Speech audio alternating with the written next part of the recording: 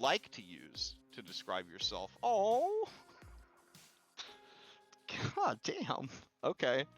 Man, what a heavy one to end on. The hard All right. hitter. Describe yourself using the first 5 words that come to mind, then list 5 words that you'd like to use to describe yourself. Oof. All right. Well, while you ruminate on that question, does anybody want to give us the last recap of the entire campaign? The last one. Can we tag team The it? last.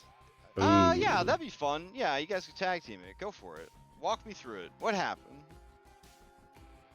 Well, you see, there's this tree. There's a Okay. big termite that wants to eat the tree and the person sleeping under it. Okay. Yeah. So we stop the termite. Okay. All right. It was now- a termite? We stopped it real good. all right, Does next person anybody jumping wanna in. Does anybody want to add on to that? or- I mean that was pretty successful to me. Okay, hold on. I think it was so 5 termite words for summons like describing evil ourselves, demonic- not the recap. Yeah, right. yeah. We start off Alright, by so, doing battle with the. Yeah. All right. Pull up yeah, all the we start arts. off with us. Yeah, we start off with us on inside the Nyx, on top of the physical place, sort of dreamscape that Thylea is sleeping on, Okay. with facing the creature that has been sort of forcing her to have nightmares and then feasting on it for eons. And so we do battle. I believe Andronikos went, jumped off in ahead and started fighting it. Ice tried to cast spells and it hurt itself to resist it. Julian focused on convincing Thylea to fight back, and Oren killed stuff.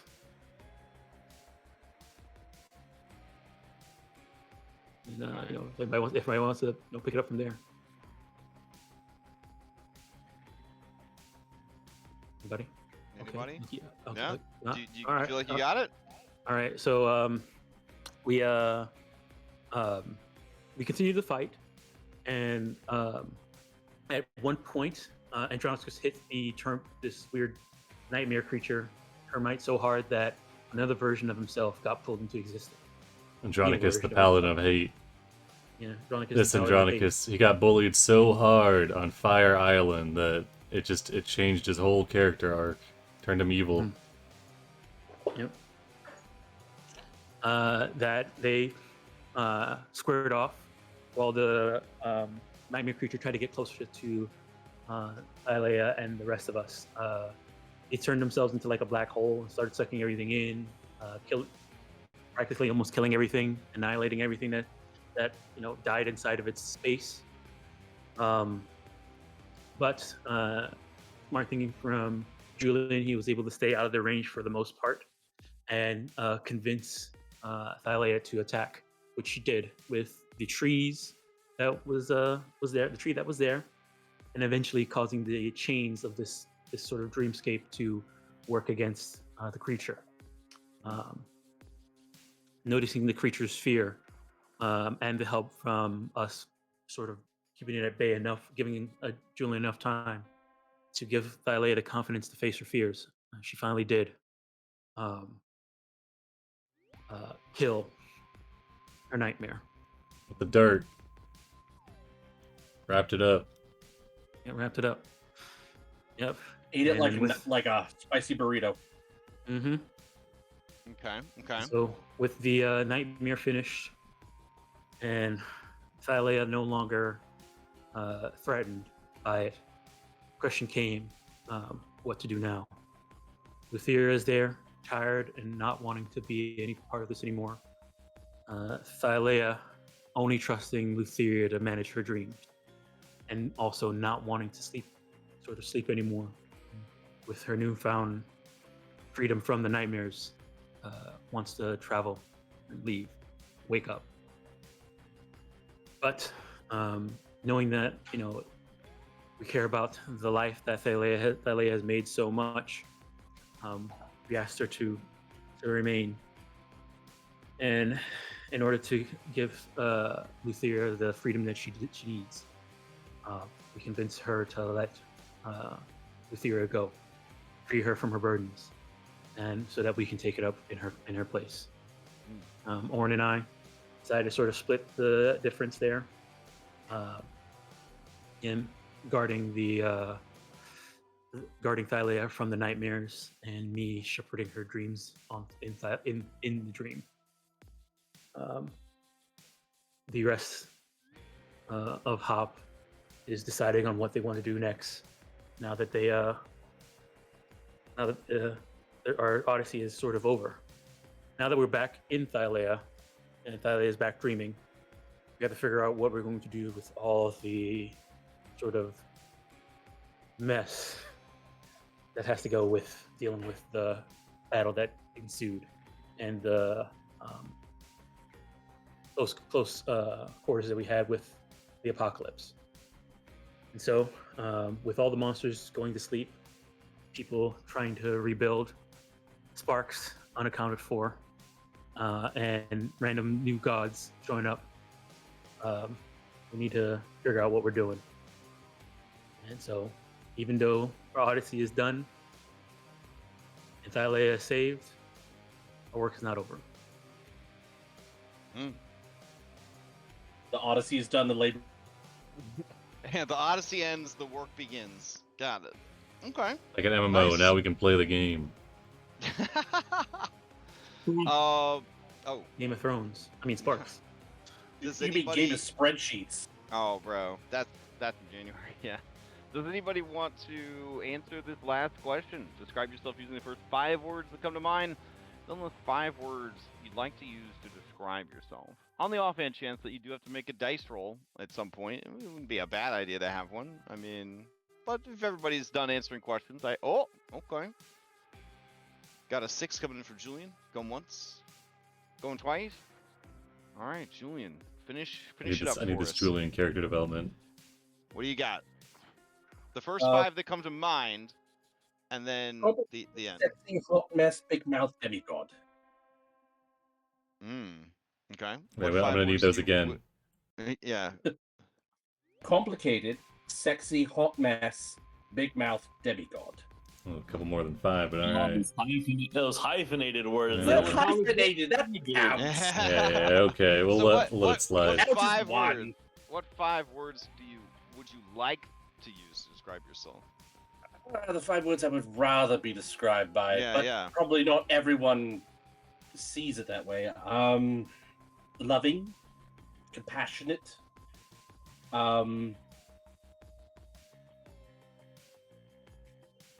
thoughtful. 2 more. That was it. 2 more.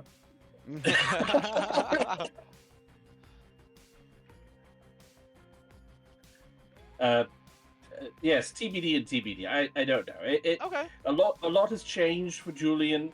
I think his initial reputation is probably trumping a lot of the work, and would probably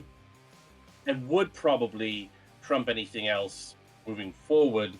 That's probably not going to be an issue for much longer. I mean, you could probably keep sexy, and then instead of demigod, you could just say god. Well, 'Cause that's that's the direction. true. Sexy god, yes, we can go with that. But it'll go from sexy and I know it to sexy and only I know it. Okay. Self-affirmations. You may ask the same question of any willing PC or any NPC you've met during your Odyssey.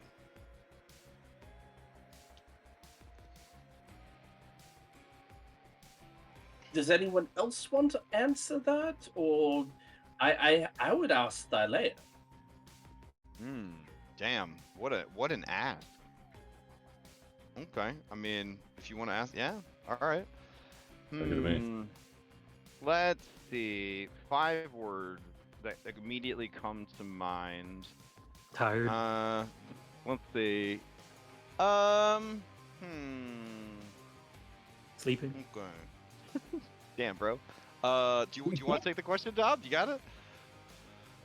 Yeah, you got it. champion Yeah. of Thylea. Yeah, go for it. No, you go for it. Go for it. Okay. Let's see. It would be goddess, creator, mother, dreamer, and Probably relieved at this uncertain. point. Uncertain would be the fifth one. Uncertain. What would she like to describe herself as? Confidence, unafraid, curious, driven, and awake. Hmm. Yeah, I like to think we had a hand in a couple of those there. yeah. So that's yeah. Mm. All right. With all of that out of the way, we had a document that we had discussed, and that document was shared with everybody. Mythic Divinity. So, did you guys wanna walk us through that situation? Passing out the sparks. I Oh, mean, we there's got also the document that Will made, and then no one looked at. Hey, Will made a Andronicus and document I too? looked at Oh, it. that's Yeah. nice. Okay. That's true. That's Wait, true. you made It's another just- document? Oh, the Yeah, the Aftercare Mythic document. Yeah. Odyssey Aftercare one. Do you want to link that document again? Okay. I found it.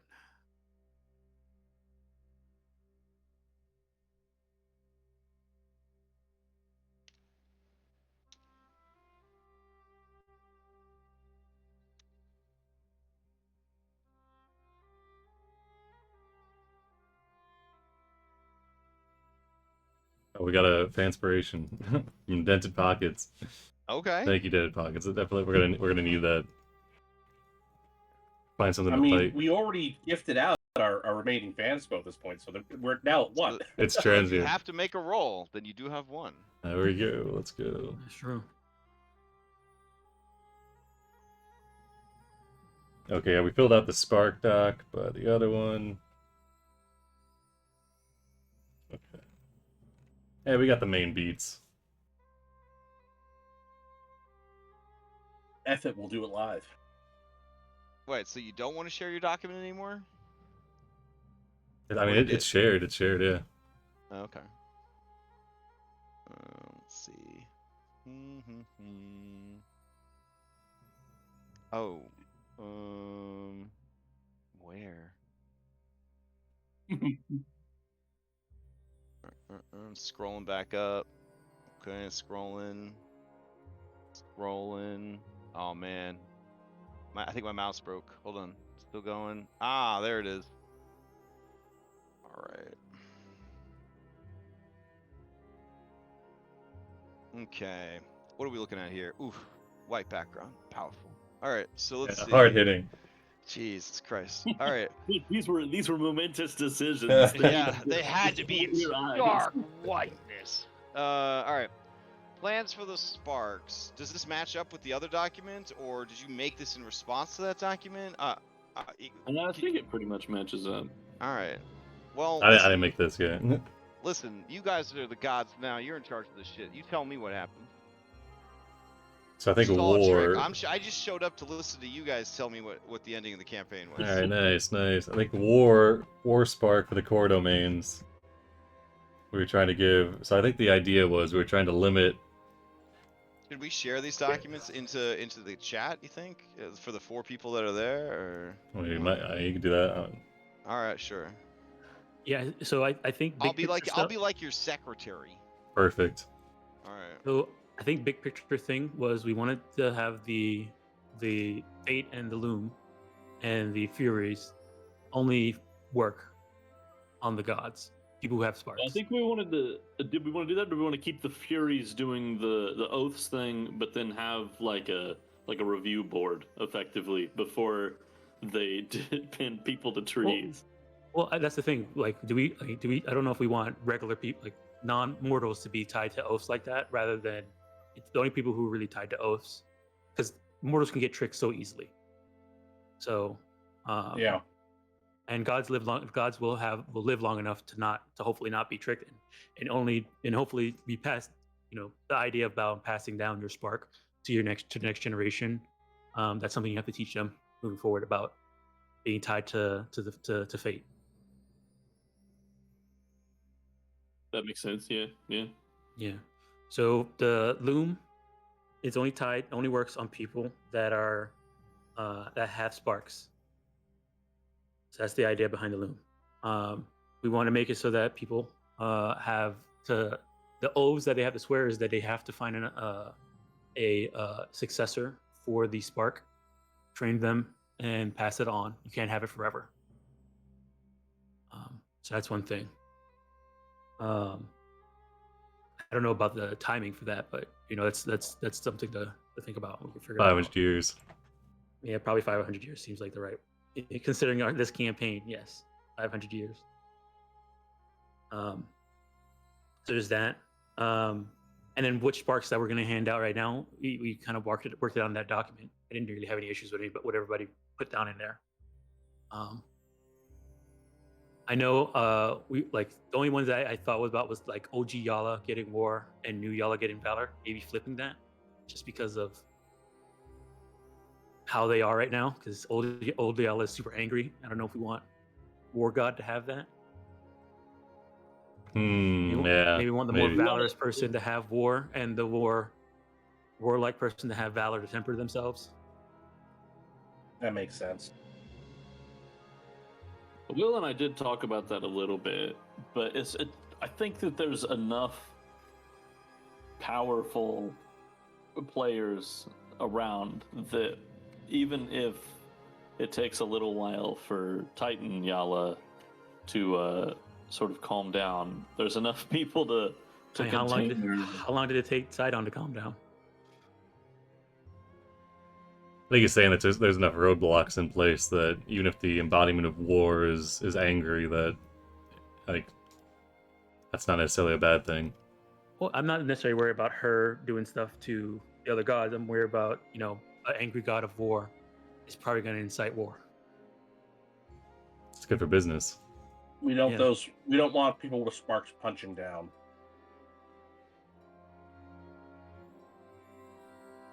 Yeah, I mean, I guess I think Titan Kid Yala has earned valor, and that was the one that she was most interested in. So I think that's the one that she should get. we could just select someone completely different for war. I mean, it'd be pretty rad if you had 3 gods competing for like a domain, especially one that's war. Like maybe they could go to war over that I domain. don't know about that. Plunging the world into an endless cycle of like death and violence as they vie for control of the war domain. So how about we give war to OG Yala, but she has to give part of it to new Yala, and new Yala is the god of valor, but she has to make a subdomain for OG Yala. So another option is we have OG Yala and OG Hergeron share it, because Hergeron used to have war, but he sort of lost his taste for it, and that's a very good balance to new Yala, who wants war and who's split it, angry about it. Okay. And it sort of gives Hergeron, who's had it in the past, has a chance to sort of temper and instruct Yala in its use, since he's had it before. Well, you might not know this, but the Lord Strategist, the god of strategy, in his youth, Boy has a spark already. He was the god of war at one point, but some shit went down that he doesn't talk about, and he is not the god of war anymore. But he did retain the domain of strategy. So I think for the lost gods, we're just saying, hey, you guys, you're allowed to hang out, but you don't get anything else. Okay. Yeah. They're being fully pantheoned, but yeah, they get to keep whatever spark their main spark is. We're thinking about maybe reassigning Divine Revelries extra, because we're trying to keep it from anybody having multiple sparks, because that hasn't gone great in the past. It's a little bit too much burden, I think, for any individual to take on. Well, I mean, the Divine Revelry is pretty crazy. Stunt. Yeah. So it could be that he had too much power and influence, or it just could be that his domain did not render him the sanest individual. Yep. So you're referring to the fact that before you guys were handed the reins, Lutheria gave the domain of wine to the revelry and the domain of Wine and- sex. Yeah. Wine being a domain of revelry, so it's not too unusual for him to have that. And then, but sex being a subdomain of life, he is kind of like stepping on some other toes there if you're trying to get more segregation going of power. Or you're just trying to distance sex from revelry. That just means that there's probably going to be less orgies in the world, like less spontaneous sex parties. It's going to be more like it's going to be like more tender romance. You're definitely going to kill the ancient Greek vibe, like hardcore. I mean, all you gotta do is have the Latin make him the god of orgies instead of god of sex. You're good. Okay. I think orgies is kind of already part of revelry. Right? Well, that's, Yeah. I mean,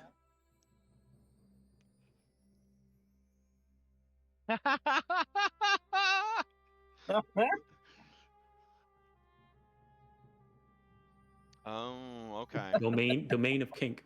The freak domain. All right, so Got that's it. what we're giving Sibo. Damn. Did he ever comment back on any interest, or was he just like he just didn't want to do The it? other one that we all thought would have fit in best is knowledge, but I think that going to Julian as sort of continuing on family tradition, Mhm. that works really well too. Okay. All right, we'll put a pin in war, and we'll go to the next one. Put a pin in war. I think we're Okay. united Yeah. on travel. I mean, much Halcyon, like OG Halcyon. nuclear launch keys, we could split up war and valor between Yeah, two gods. They have to be in consensus. I kind of like to, the really idea. do anything. We give we give new Yala valor like they wanted, and then we split war into like conflict and bloodshed or something, and then we can kind of God. Or place. murder. Yeah, I don't know. And then we can kind of Wouldn't place murder be under the death though? Battle. Murder conflict would really and be under death Isn't because battle war is under more valor, of war. though? we can have you can have battle that's without why it being I'm saying valorous. split up war and valor between the two. That way they have to be in agreement on things for stuff to get done. Oh, Just have so you're War gonna- 1 you're and gonna War 2. for- Maybe you're gonna have force them marry them together, like. Yeah, I mean, maybe that's part of the thing that's controlled by the loom. Mhm. That war and valor always have to agree. So there can only be valorous wars. Yeah. I don't know. That sounds tough. Hmm. The people getting warred That's against tough. probably aren't going to see it as valorous.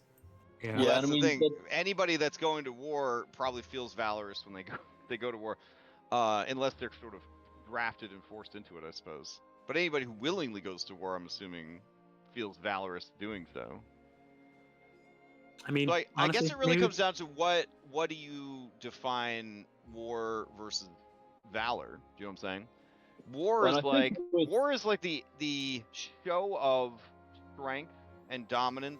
The might makes right. The strong take from the weak, right? Like war is that okay? So exerting your power over others. Hence the reason that it's tied to the strength stat. Valor is courage, endurance, defending others, like that kind of thing. So valor has a lot more 9 alignments good connotations, whereas war definitely has more selfish, often evil connotations. Even nations that have claimed to be good, they go, as you guys have seen in this campaign, right? They go to spread their culture, their religion, their ways to help everyone, right? But as you guys learned, like the native races didn't want any help, right? They didn't want any help. They didn't need any help. So while they might have thought that what they were doing was valorous, what the original Dragonlords were doing was war, right? It was conquest. It was expansionism. So it's tricky. It's tricky, but they are very clearly defined. Like you guys saw that Pythor at least hopefully you kind of took this away at the end. Many times, right, he may have seemed like a coward, a cuck, a loser, right? But there was a temperance there that you certainly didn't see in Sidon.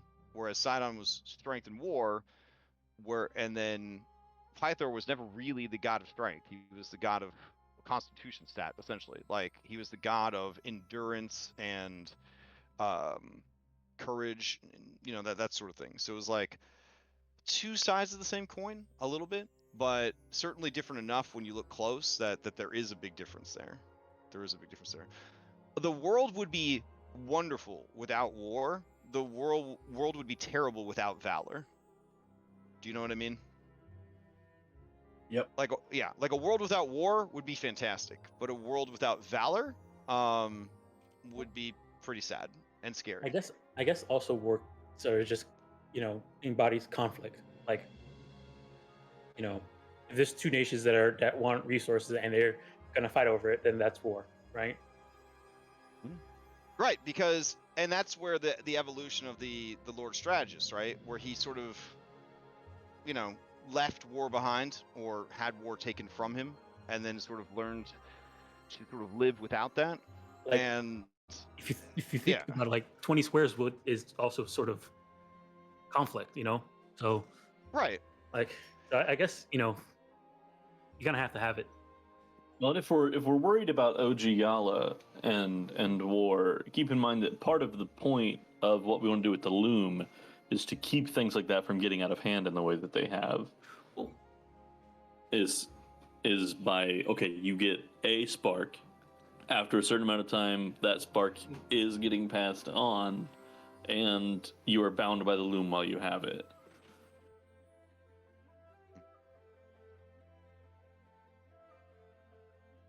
Okay, I mean, y'all is just angry, but yeah, she's pretty mad. And she's mad about what Lutheria and Sidon did to her, right? Yeah, and she wants to basically, anybody who feels angry like her, she wants to grant them the strength to punish those who have upset them or wronged them. If anything, she's leaning more towards like vengeance, more than war. You know what I'm saying? Like, Yeah. the god of Batman's. You know what I'm saying? Mhm, Like, is kind of the direction she's going. With your insight and Julian's insight, you guys would definitely get the vibe that she would be a righteous god of war and would instigate war constantly. Like, she would take the job very seriously. You also get the vibe that the Lord Strategist, despite his softer, more intellectual demeanor, would definitely be okay with returning to a more genocidal way of doing things if it needed doing. In that case, do we want to just try to convince OG Hergeron to take it back up and be like, you are perfect for this because you do not want it to be used? Ooh, well then for that, I definitely would need a dice roll. Hmm. Because he definitely does not Maybe want from to do Julian. Mr. Advantage against anything God related. that. All right, Okay. I can do a persuasion check. All right. So what is your thing here? Hergeron, you're the best one for the job because you understand the dangers of war and the horrors of war, and you with your sightless eyes can see what others cannot, and that is that war should be kept up on a high shelf unless it's absolutely needed. Yeah. I mean, it's the age-old. He who seeks power is least suited to wield it. Right. So for someone who is like, I don't want this responsibility, he will do everything to avoid utilizing that power. And what's a We measly want a 500 reluctant years? god of war. Oh, is it 400 now or is it 500? 500. Yeah, Oh, 500 okay. years, and you get to pass it on to your successor.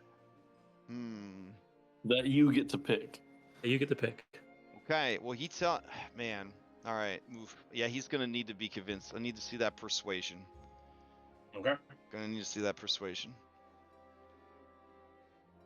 We have a guest appearance here for a second, Barrett. Oh, it was a Hey, guest Ba- appearance. What's Hey, Barry, going how on? you doing, buddy? Hey, what's up, man?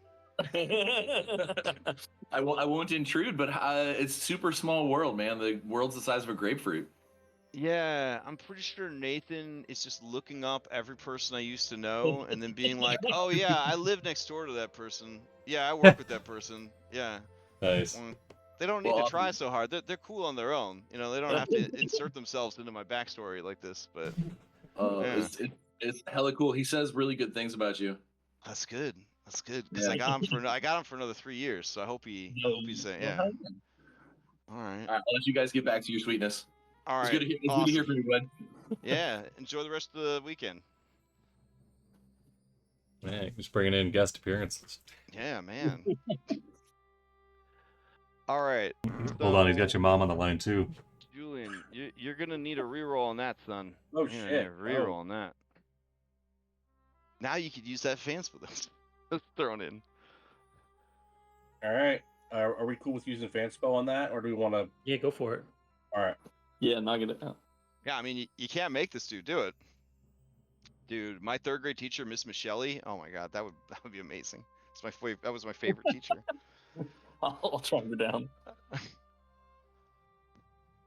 Oh, that's pretty good. That's pretty good. I mean, that's pretty convincing to most people. Give your Most flash. Can you flash the genius All yourself? right. Yeah, he can flash Yeah. genius himself. Yeah, flash the genius yourself. Fucking queens, Remember, whatever it's called. Artificers allowed to do whatever they want. Artificers allowed to do Yeah, whatever that's they want. true. That's Yeah. true. They're like the He Pathfinder didn't, fighter. he didn't have to It's earn just, it. it's just a like plus Philly 40. did. Yeah. Yeah. What's your intelligence now that you're the you have the spark of Well, I knowledge? haven't taken on the mantle quite yet. It hasn't Okay. taken the manual. Okay. All right. So with a 32, Hergeron lets out a low, hollow sigh, and says, "Your words are wise. I will take back up the domain of strength and war, but you will be disappointed, for the world will know a true 5 centuries of peace while I hold the domain."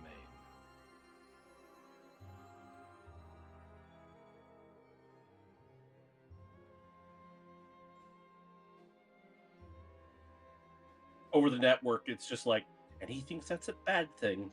Peace is good. He definitely thinks he got you there. He's like, haha, you're not gonna get any war out of me, bitch. I'll take the job. I'm never showing up to work. Great. Oh, man, and he's like guaranteed it for 500 years too. I want that job. Right? Literally gets hired for a job, says, "I'm not coming to work for 500 years." His new employer's like, Excellent. Okay. Yeah. That's exactly what we wanted. Here, let's set up your direct deposit. It's a bi-weekly pay cycle. Yeah. Okay. Well, there you go. Thanks to the power of dented pockets, you guys have sorted out war and created 5 centuries of peace. Fletch.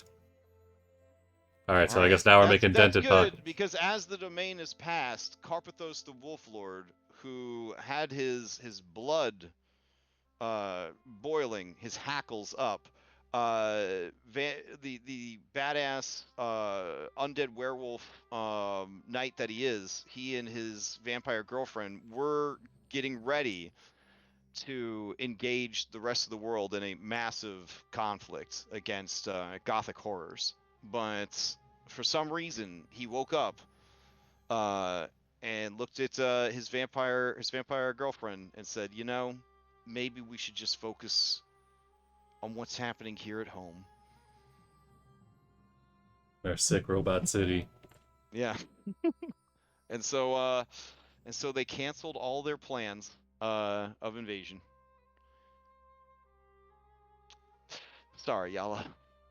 Sorry. You tried, girl. You tried. He definitely was going to go after Narcissus for sure. He's definitely going after Narcissus. Alright. Still mad at Narcissus about what happened. Spark of Can't have travel. that, then there'd be less beauty in the world. Spark of Travel, OG Halcyon. No plans to change that. Okay, Well, so that except that OG Halcyon also has Forge, and so if we want to try to keep one-on-one, we're gonna like you get to pick which one of these you want. technically in we- this timeline, Kyra promised her that she would return the domain of swiftness when everything was it's over. been returned at this point. Yeah. And now that we're all there saying, okay, you have these. Uh-huh. You need to pick one. Oh man. But she earned fire herself. It was a gift from her mother. Like you would take that from her? No, we're not taking anything. We're letting her choose which one to give up. She's gonna donate it, so we don't. man. She's gonna donate it, so we don't have to worry about her going We've crazy. seen where multiple sparks, like we've seen where multiple domains leads the world. Like this is not. You don't want fast fire? Oh my god, this is ridiculous. No, we don't. Okay, she's gonna have to be convinced. She's not gonna give up either one. One was her birthright, and one was a gift from her mother. So I don't know what to tell you. I mean, no, that's fair. Wanting Yeah. to be convinced of that. Now, I will say this: your nerd squad, led by Sibo, featuring Chandras, Zamrox, and all the other beautiful, sexy nerds that were collected during your Odyssey, including calculus. They do show you the math. So a a goddess of swift fire would lead to global warming and increased volcanic activity. Yeah, I don't think we want that. Yeah, that doesn't sound like the best thing necessarily. But this could finally be a chance for the world to have seasons. You could have summer and extreme summer. Nice. Yeah. And then a couple of weeks of like insane snowstorms, and then a couple of weeks of insane sea storms, and that would be like your spring and your fall. Or sorry, your winter, spring / fall. Anyways, it would definitely change the year-round Mediterranean climate situation of the world.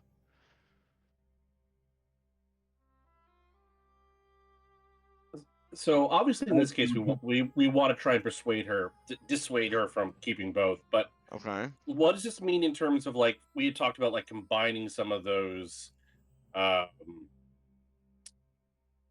sparks, like Well, it's if something is a the domain of a subdomains core that one.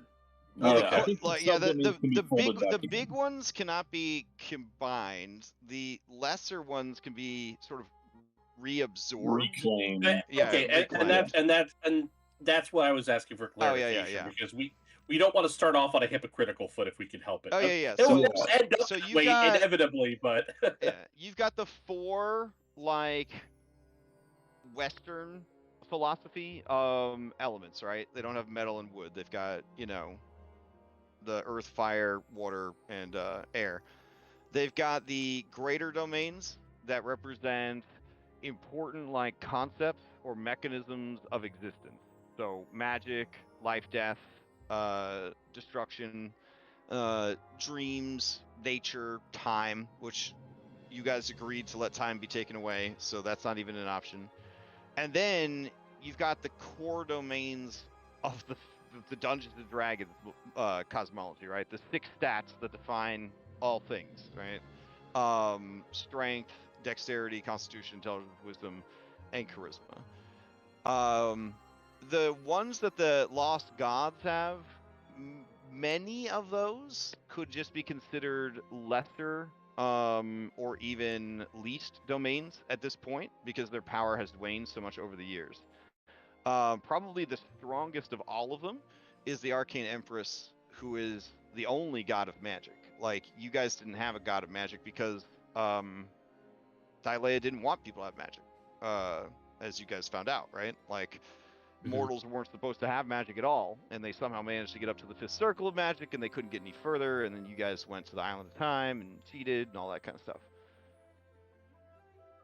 And then the lost gods, if we're reintroducing them to the pantheon, their power like the power of their sparks will grow over time, effectively. Yeah, exactly. As their worship is more widespread. as they gain more petitioners and more widespread recognition and that sort of thing.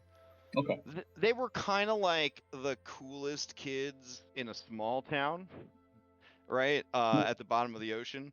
But now they're actually like entering like the world, right? And you know, this is their debut, as it were. Okay. Well, Julian would sit down with Halcyon and Mm-hmm. try and explain what we're trying to Mhm. achieve. That Sure. we want to, as much as we understand where she's coming from, the concern is we don't want another side-on situation where we're trying to make things fair and equitable, and we can all move together as a pantheon. And look out for what's best for the people, those people that worship us and give us our power. And it doesn't do for us to harm them, even inadvertently, which is what would probably happen if we were to have her doing fast fire things. And we did give her the spark back as promised. Now we're just coming at you logically, saying, "Okay, we honored our part of the deal, but now we want you to hear our side." Okay, so she understands that you have returned to her what was rightfully hers by birth, that was stolen from her by your ally, who she still holds a great deal of grievance and hatred towards, that you allowed to leave before she could get her revenge. So she's like, we're done with that one. But then the fire thing, she does explain to you that her own siblings betrayed her, tried to murder her. When she fled into the earth, they pursued her, and then they trapped her there, where she burned for thousands of years, alive, until her cries finally reached her sleeping mother, who granted her the domain of fire so that at least the pain would stop. Then she was worshipped for hundreds of years, if not thousands of years, by the native lizard folk and turtles, regaining her divinity on her own while imprisoned, like Tony Stark building the fucking Iron Man suit in a cave. But you feel that she should give that away. Either one. If she can give up travel, or she can give up that. Oof. What if she refuses? Those people on that island gave her back divinity. Like, they are responsible for her being divine again. If she is these two things, she will kill them. It is a volcanic island. Oh, okay. Strong argument. Okay. And 2 sparks, she's gonna end up like Lutheria. Yeah, And, all right. And both Lutheria and Sidon have gone insane because they held too many sparks. Okay. All right. OG Halcyon closes the third eye. She looks upon all the beautiful lizard folk and turtles, including Stephanie. And she sees the future where her power, moving too swiftly, moving too quickly, would wipe them out.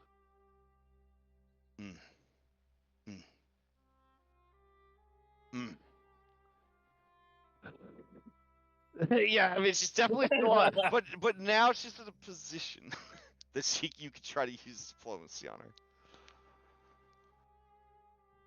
her. All right. So persuasion. Yep. Or are you gonna intimidate her? Are you gonna be like, bitch, we're not allowed to have a war because we just shut down that avenue? But ooh, that's rough, bro. That's rough. Only an 18 at level 20 play against the god.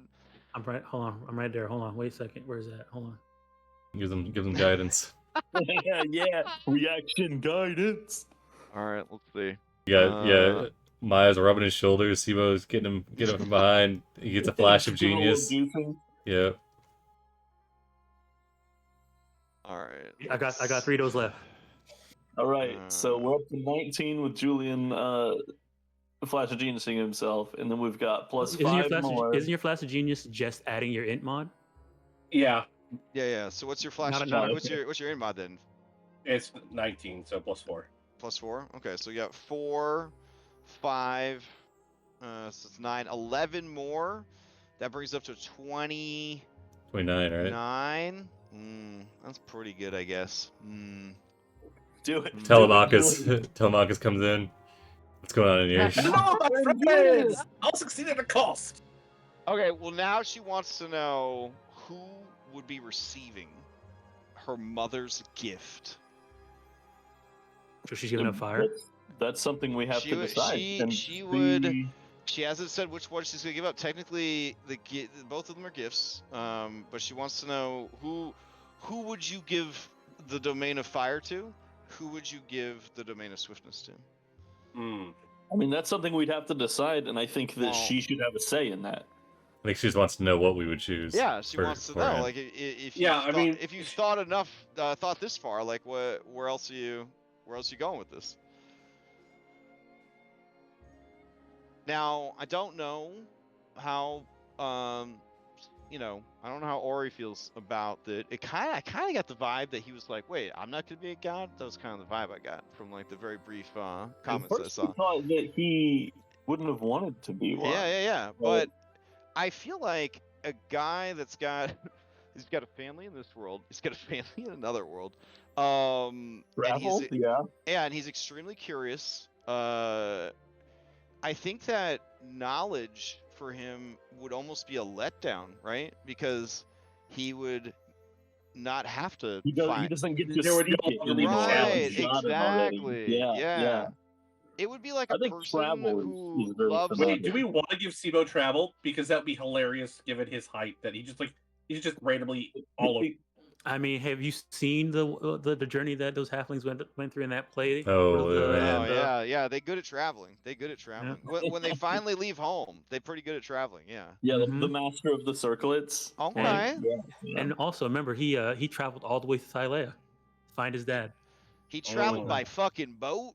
Then Yeah. he Mhm. banished himself home. Then he found a way back after 50 years or something. Something So I crazy, mean, yeah. okay. I mean, he said he says he's willing to do it. He'll take swiftness. Okay, well, we'll give Swift to Sibo. Now we just got to figure out the fire side. Well, then if you're doing swiftness to Sibo and she likes that, then she'll just keep fire for herself. Because you Yeah, did that hit upon her weakness when she was abandoned. There were still the lizard folk and turtles and salamanders who paid her homage, respect, and gave her the love and nourishment that she needed, so that she got to look like a hot anime girl from a gacha game, while her sister looks like this. So like her brother's a fucking statue, her other brother's a mountain. So yeah, you know what? Fortunately, Goran's got the best stats. That's fine. Swiftest to Sibo. She will stay and nourish Fire Island, and use her powers of heat and flame and fire to aid other nations as well. Well, But here's but the lizard folk and turtles will always remain her chosen people. Nice. I'm not saying we don't give it to Sibo, but we allow him to maybe pass it on sooner than the others, because he's a god, and all the rest of his family, his wives and kids, mortal. Yeah. Well, you don't have to hold it. You're free to like give out Yeah, subdomains. you don't have to hold Okay, it. okay. I'm just, Oh, yeah, I'm yeah. just thinking along the lines of, he's a super intelligent guy. He's very curious, but at the same time, he's gonna have to watch all of his loved ones and family die, and he sticks around for another 400 years after that. You know? I feel like a legitimately curiosity-driven individual would 100% make that sacrifice. Okay. Yeah. Okay. I just Yeah. wanted to, I You think that's one of the like tropes, like the negative consequences of the trope of having too curious of a mind, right? Is that you end up sort of losing track of those more simple things that you already have in pursuit of mystery. Something you don't. Right? Yeah. And then of course you eventually reach a point where you're like, oh, it's time to experience the greatest mystery of all, death, blah blah blah, that kind of thing. But And I I think that 500 yeah. years isn't. You have to give it away at exactly 500 years. I think that's your time limit. right? So if it gets to a point where you're like, okay, I've had enough of this, and it's only been So within 3 centuries. 500 years, you must find a successor. Yep. Yeah. Well, what And happens? at What happens if 500 they you haven't. don't? What if It they just- don't? It goes to a new person the same way it does if someone who has a spark dies. Oh wow! So the juice is loose. The spark gets to decide. Okay. Shit, that's gonna be wild. All right. Fair enough. Do they have to have their choice vetted by a council, or can they just pick anybody? Could Sibo fall in love with like a cocktail waitress in Las Vegas and be like, "Girl, I gave it up. there you go." Sibo, where's your spark? You only had it a week. He's like, Yeah.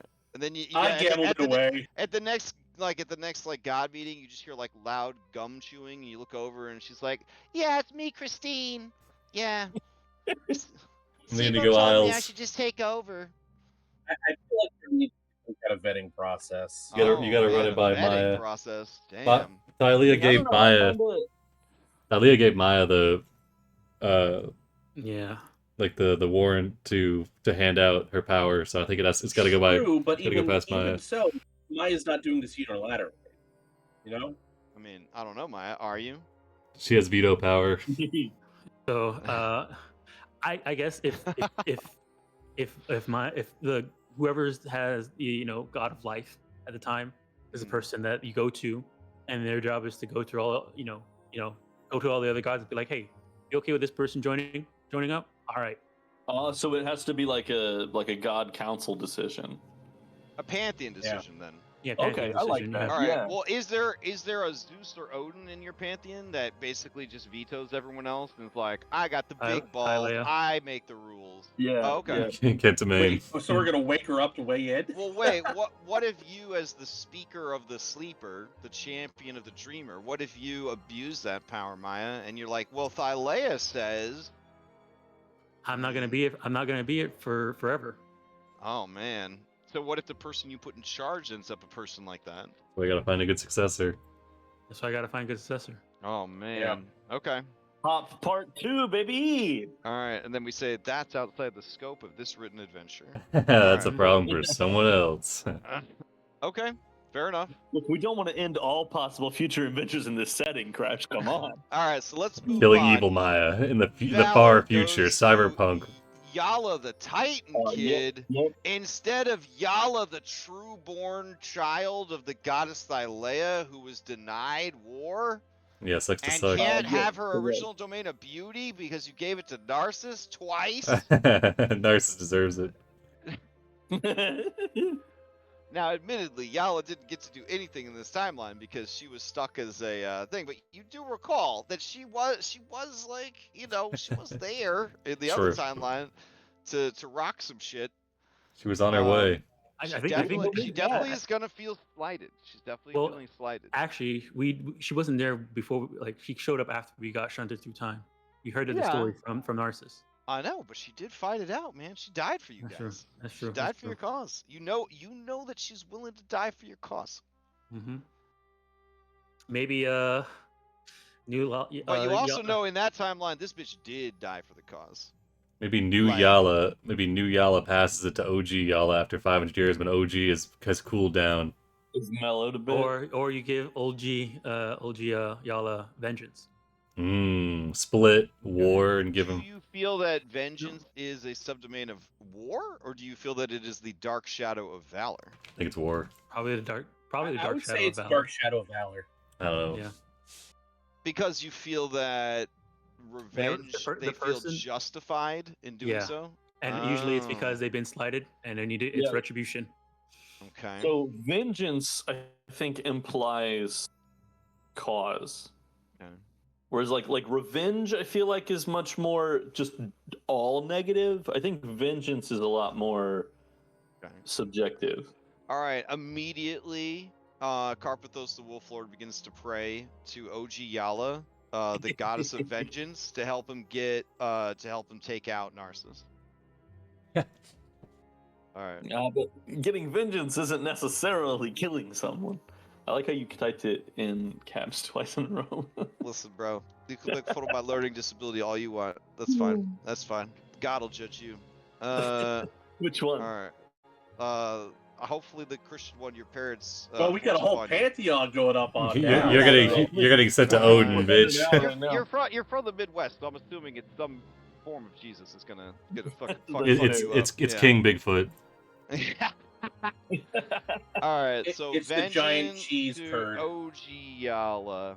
Okay, OG Yala still feels really bitter and upset about this. So you now have a violent, angry, bitter Titaness in charge of vengeance in a world that's not allowed to have war. Understood. All right. Send it. She'll take it. Gotta set some plot Well, hooks I up. mean, it makes any physical conflicts much more personal and keeps the general populace out of it. The the world has become a John Wick movie. Hell yeah! Okay, got it. You stepped on my I toe. mean, Did you run over my dog with your chariot? Music Ah, starts playing. shit. Intense music starts playing. All right. It's That not brings us that to- you ran a dog over with your chariot; it's whose dog you ran over with the chariot. Then knowledge goes to Julian.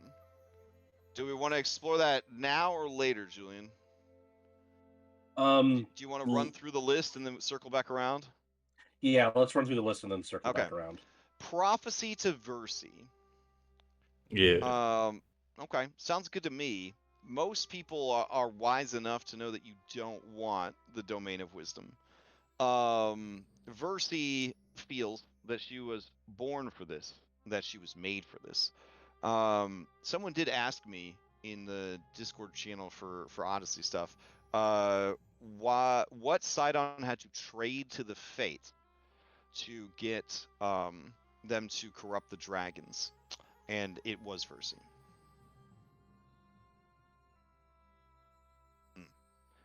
All right. So yeah, Versi will take it, but she will not be a Fate anymore.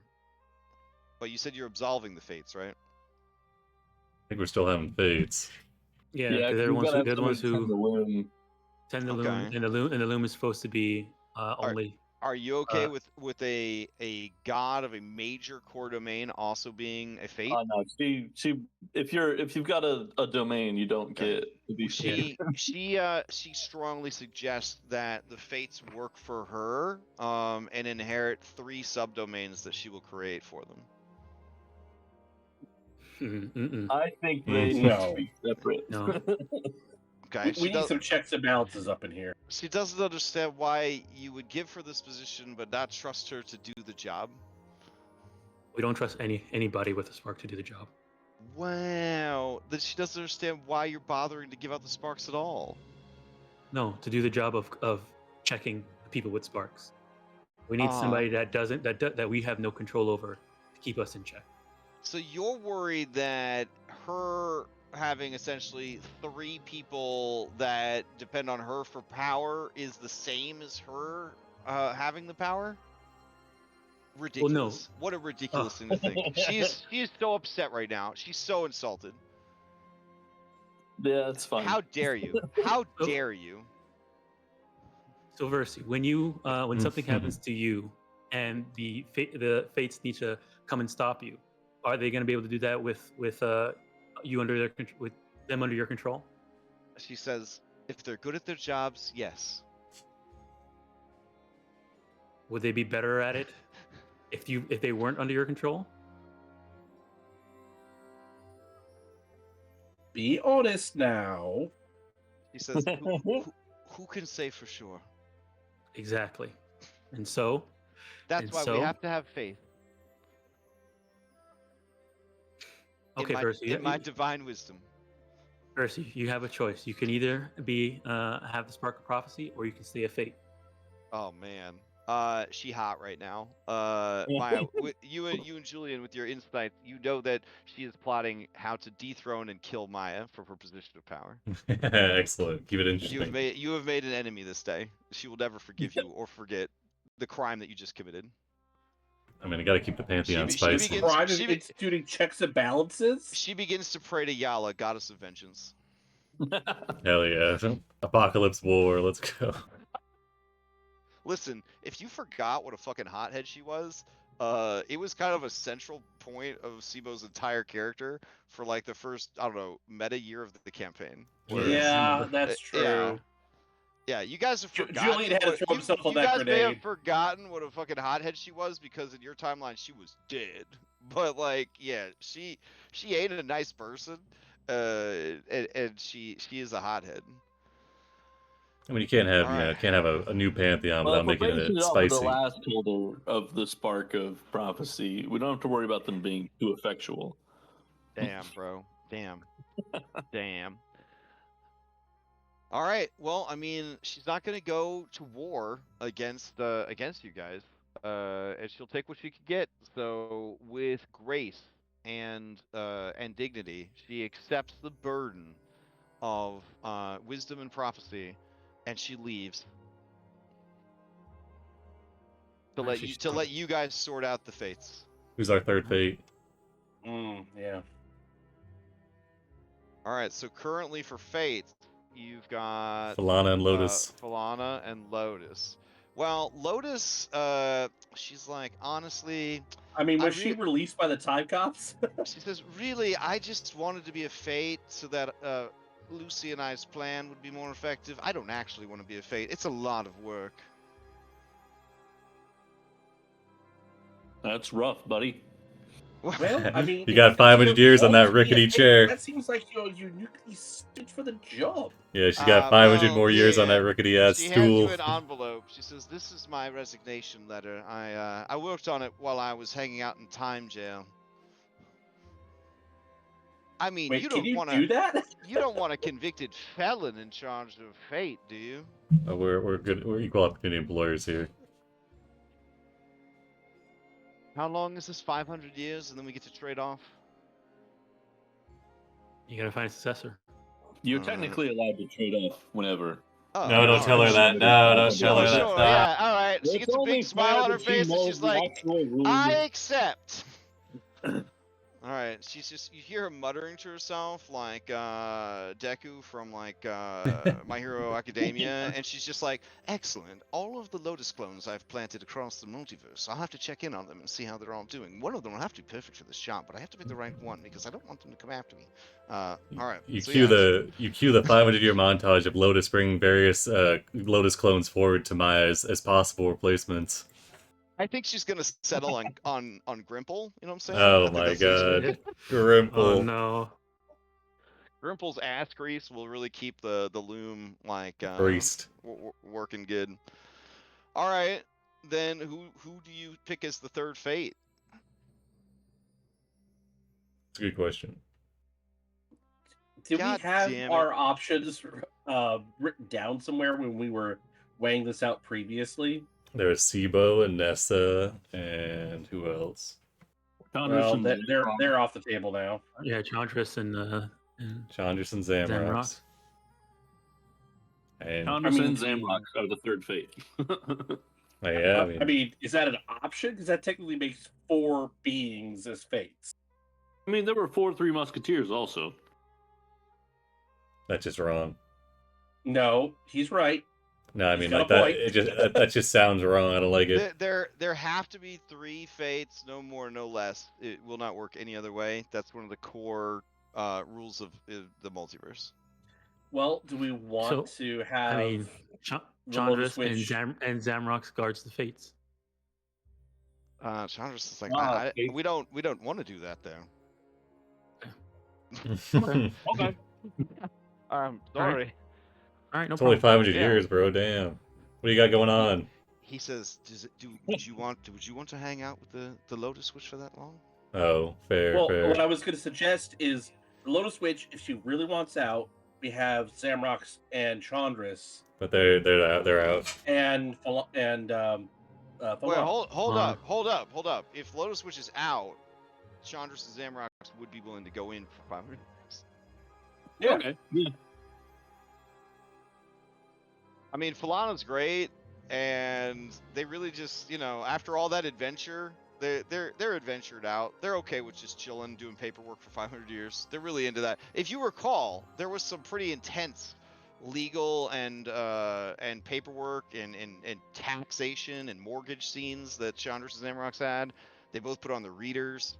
Anybody Mhm. remember when they got back and Did my Andronicus I remember house that for 'em? because Okay, because all right. Andronicus was like, I want my house back. Yeah, all right. Okay, yeah. Lowe's would fucking high fives them bros on the way out.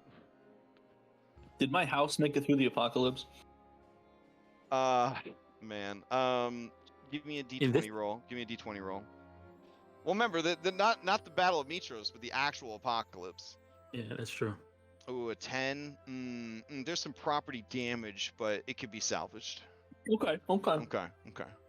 Like there's just a big old Tarrasque like toe print that took out like half the house.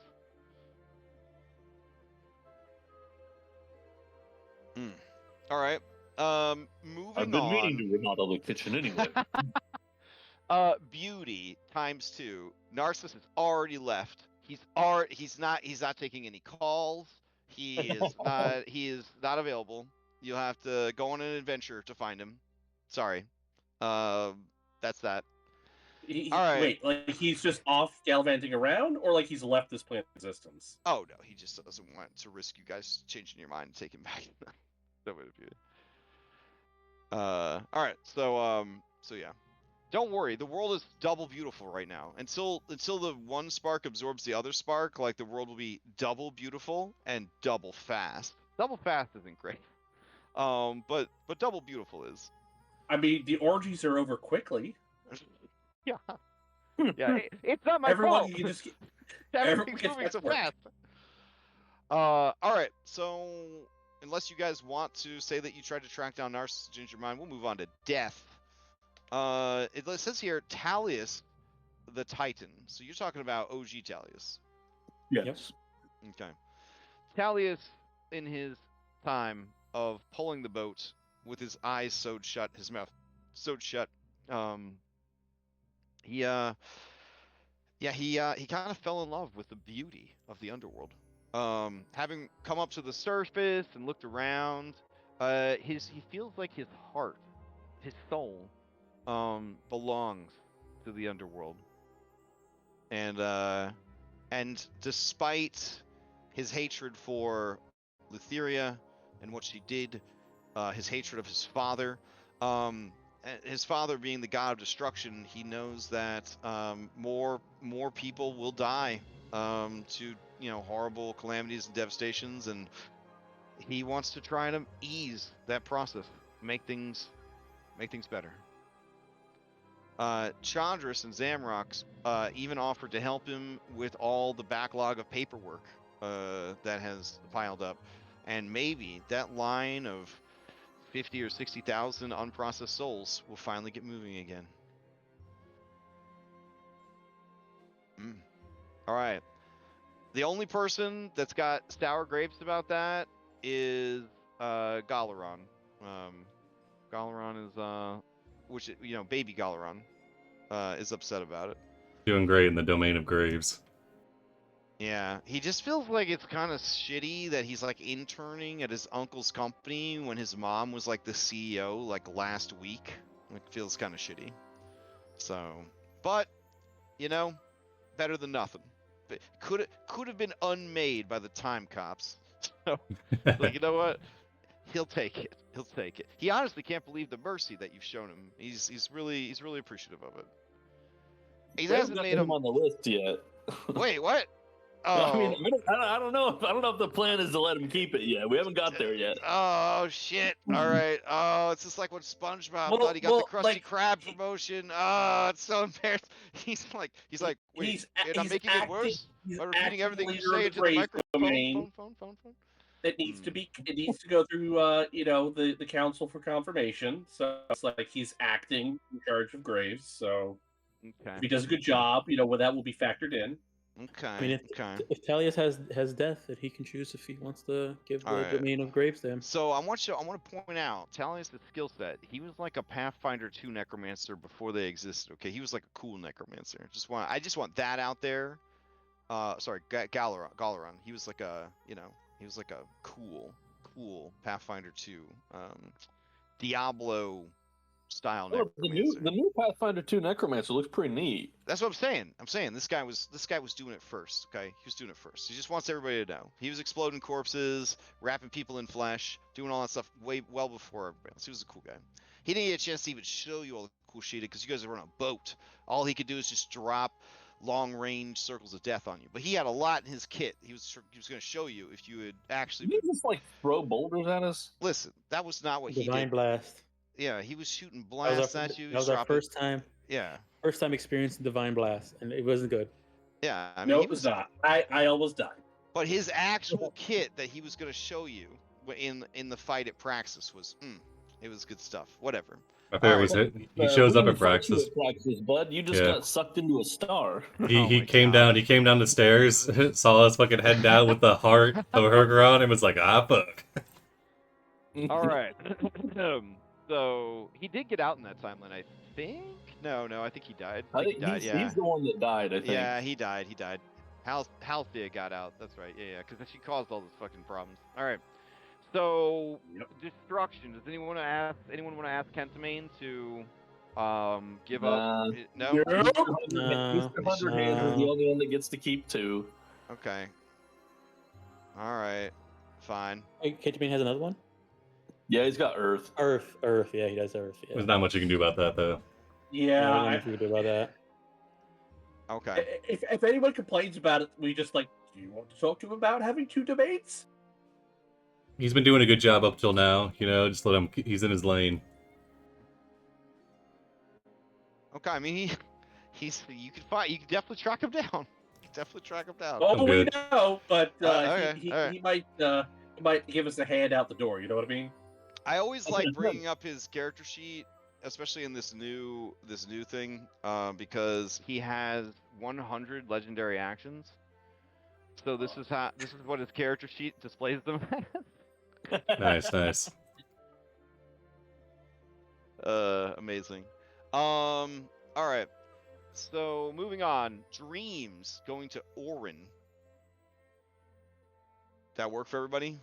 I mean, he is the Dream Walker. Okay, fair enough. I feel like that got firmly established last week. All right, Maya for life.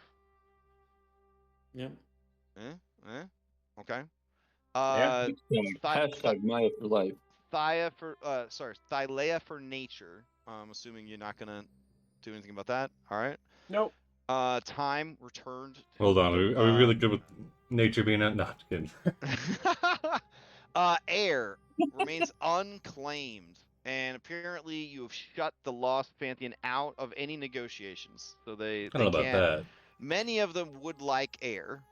If they want to give up the other spark that they Exactly. have for air. I mean, they can't Maybe. really give those up because those are part of who they are. You know what I'm saying? Well, Do we think those sparks? This would essentially strengthen her existing domain. Like, so she wouldn't have 2 domains. She would just become a much stronger god if she had it. In the same way that if you had given war to the Lord Strategist, he would have kept strategy as part of war. So they would absorb it into the domain they already have. There wouldn't be 2 domains. They would just strengthen the domain they already have. So she is currently the domain of Safe Harbor. And what that means is all that she does is travel by air and sea to keep it safe. It's a very minor domain. I mean, do we want to do that just so there's a home for it? Sounds like if she's not, if it's rolled into one domain and she's not double sparked up and at risk of going insane, and she's also agreeing to the 500-year stipulation, I wouldn't be vehemently opposed to it. Yeah, if you guys chat up other members of the Lost Pantheon, they might reveal to you a bit more information about the other gods because they love to gossip. So the only real new sparks then that the Lost Gods bring is going to be Arcane, Discord, which basically is going to replace the Trickery spark that Lutheria took with her, and That looks like maybe it. Like the rest would be absorbed into Well, like existing for sparks, right? example, Mother of Science, the Spark of Safe Harbor is just essentially a subdomain of air. Spark of Strategy is a subdomain of war. Marine life is a subdomain of nature more so than water. Don't tell the Fish King; he'll be really upset. Well, I was gonna ask if it was Yeah. a subdomain of just straight life. Yeah. Then we've got nature. I mean, she liked to have she like to have all the aminals, the plants and animals. Okay, You know what I'm okay. saying? Yeah. Life is more like the experience and less of like the creatures themselves. Like life is more like the experience of coming into the consciousness of being and then leaving the consciousness of being is death. You know what I'm saying? So it's like the journey that you take. But yeah, Being it'd be ripped from the really void. he'd be super sad to find out that he's a subdomain of nature. That'd be really disappointing for him. Like if anything, he thinks that if he could convince you guys for water, then he would be the ultimate Fish King. Let's see. Discord is technically its own type of domain, but if it had a core domain, right, it would be trickery, deception, deceit, that sort of thing. It was just becoming the new spark that Lutheria took with her, effectively. Like since Right. that's been removed from this ecosystem. Yeah. Spark of the Hunt. Again, they'd be probably disappointed to hear this. Maybe not, but hunting is actually a subdomain of nature because you're hunting animals. Animals hunt things. People are animals. They hunt. Hunting is a part of the natural order, as opposed to straight up murder, which is for no real purpose, no purpose that makes sense, essentially. I think the goddess of vengeance would disagree. Revelry is what is revelry? Revelry, honestly, to me, feels like a subdomain of life, right? Because it's a celebration of Yeah. life, and yeah. And then passages is a subdomain of swiftness and travel and all that. But because these guys are bringing these in on their own, they are maintaining separate power. So there could be a difference of opinion between overlapping domains, right?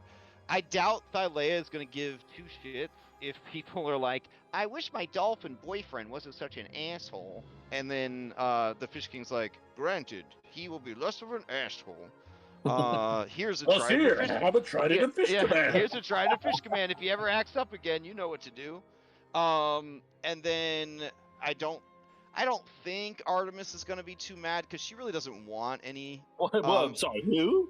Oh, sorry. I meant the Great The Hunter. Great Hunter? Yeah, I don't think the Great Hunter is going to be too bummed to have to do less god work. She's never really been into being a god, having followers, showing up for work.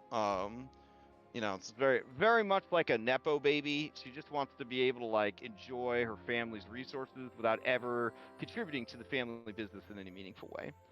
Sorry, I'm just calling her out right now. I mean, that also keeps her from doing the thing that some of the other gods do, of dragging the family business down to the ground. Oh, yeah. No, if anything, she definitely feels like her father should have maybe stepped down from the position long before he, drove the family business into bankruptcy. But hey, whatever. Yeah. So obviously you're gonna have some issues with Lord Strategist because old habits die hard. You know what I'm saying? But for now, he definitely doesn't mind playing the mind games, playing the manipulation, like that sort of thing. If anything, strategy is almost like the love child of strength and intellect, right? Because it's sort of leveraging your intellect in a warlike fashion. When you think about it. So yeah, that's sort of the situation there. And as far as like the Pathfinder's concerned, he'd be okay. He's kind of used to being a minor god anyways. Like he was never a big deal. So I don't think he's going to be too upset.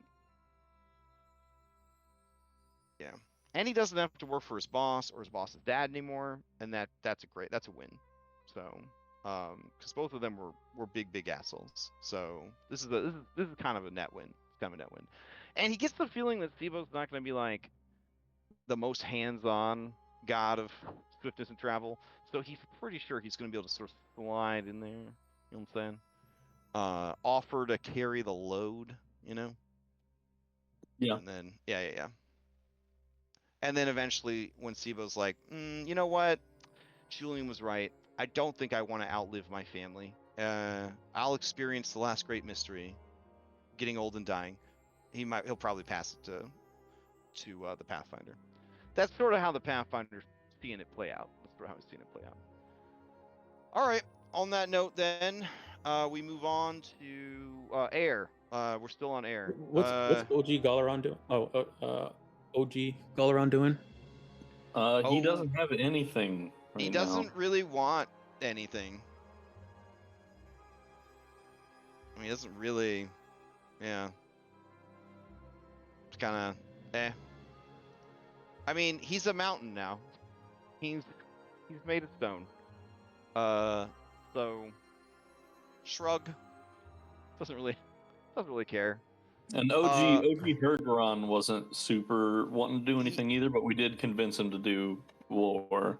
So that's all. when you Yeah, sit but down, we needed him to do war. when you sit down to Yeah. tea, with Galaron, you know, and you're asking him like, well, is there anything that does interest you? You know what I mean? Like you're trying to get your kid to go off to college. You're like, well, there's got to be something you want to do, right? Like, you know, what about I don't know, computers, right? You play those video games.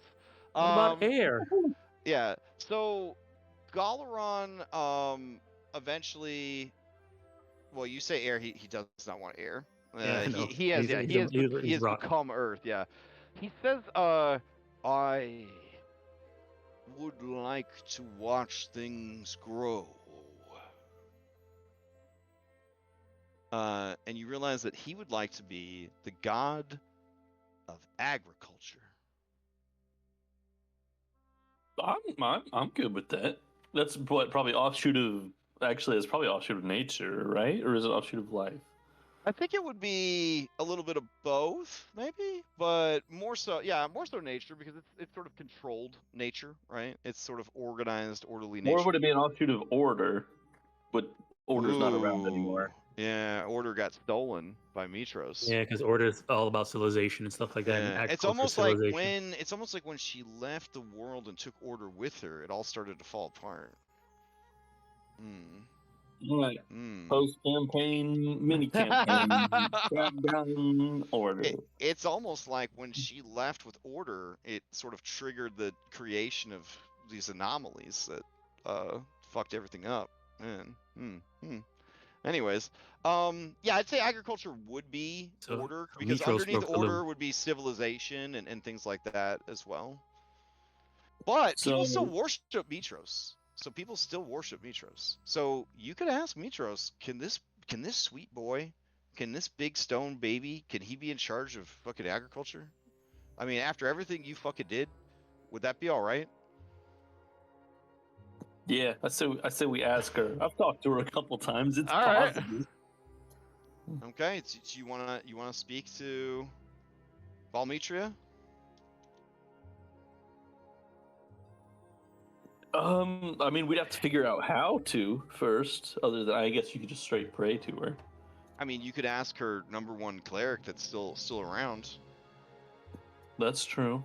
That's Mhm. true. Yeah, let's go talk to her. Okay. Who do you feel her #1 cleric that's still around is?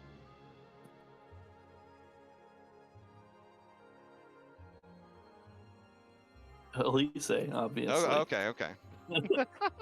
I mean, I'm assuming there's actually probably still temples to Mitros around Uh-huh. somewhere, but they didn't accompany us for the 3.8 meta years. Okay. Like Yeah, Elise full did. circle. All right. So you try. First session so to you last ask session. Khaleesi if she can sort of reach out to Mitros, who has ascended beyond the physical realm of gods here in Thylea, and sort of, ascended to a heavenly state. What do you want to ask her? we would like the subdomain of agriculture to be granted to the Titan Galaron. Okay, so with that, she goes and she prays at the temple for 3 days without food or drink, without stopping.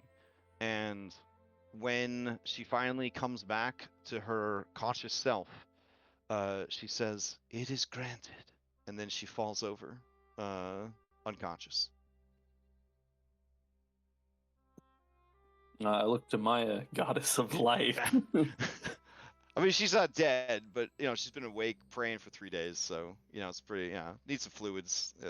Yeah, I look to Some Orin, god of At least they greed. became, Oh, they she's became getting a great dream. became a high enough cleric to use a divine intervention. All right, Oh, so 3 days So of with the rolls. blessing of Mitros, the god of order and civilization, and the blessing of Maya, who is the speaker of the sleeper and the champion of the dreamer, the god of nature, and herself the god of life, you there impart the subdomain of agriculture to OG Galaran. All right. Speaking of Galarons, was everything you said earlier about Koopa Kid Galaron still stand?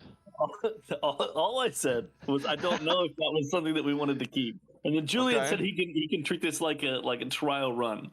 And so Like an I'm fine internship. with Like, that. I'm fine with that. this is some bullshit because his mom has had him in the Death God internship since he was born. So There was an it do- acquisition in the company and your records. They didn't transfer. it do feel like being passed up for a promotion, like in the worst way. But I mean, I'm pretty sure Talius was holding that bolt before he was born. yeah. Look, we were kind of putting to him like, have you been pulling your mom's boat around the underworld? Huh? I see. Let's keep going. Speaking of Talius, Koopa Kid Talius, who is still alive in this timeline and never caused you any trouble, he does not seek you guys out. He thinks that you guys want to kill him because he's a surviving son of Sidon, and so he just sails around on. We let him come onto the boat with us at the end of the last one. We're like, no, you're good. Okay, you're good. Well, that was in the other timeline. I'm saying in this timeline, We're looking to like, assign alcohol, Talius. Are you looking? oh, wait, you're gonna give him alcohol? Oh shit! All right. So when you guys finally track him down on his party boat, he's doing just lines of god cocaine, basically just powdered gold apple. He's just doing these lines of powdered gold apple off the perfect ass cheeks of nymphs. They all look like Squirrel Girl. And I guess he's got a type. yeah, he's just out of his mind. And he sees you guys. He reaches for, his divine blast to try to defend himself. No. Become a piece. I didn't have anything to do with my father's vengeance. I just wanted to sail around on my boat. Fuck nymphs. We understand. That's part of the reason why we're here. We have an opportunity we want to discuss. Okay. We cool? We good? I hope so. All right, let's all sit down. Let's not reach for any divine blast. Let's just talk this out like normal, people with extraordinary powers. How did you even find me? That Triton merchant I ran into on the Dragon Turtle Island told me that this amulet would protect me from ever being found. And he shows you the amulet, and it's just like a strange material, like a white ceramic, but like it's not ceramic. It feels unnatural in a way. And it has weird runes carved on it that sort of spell out tile.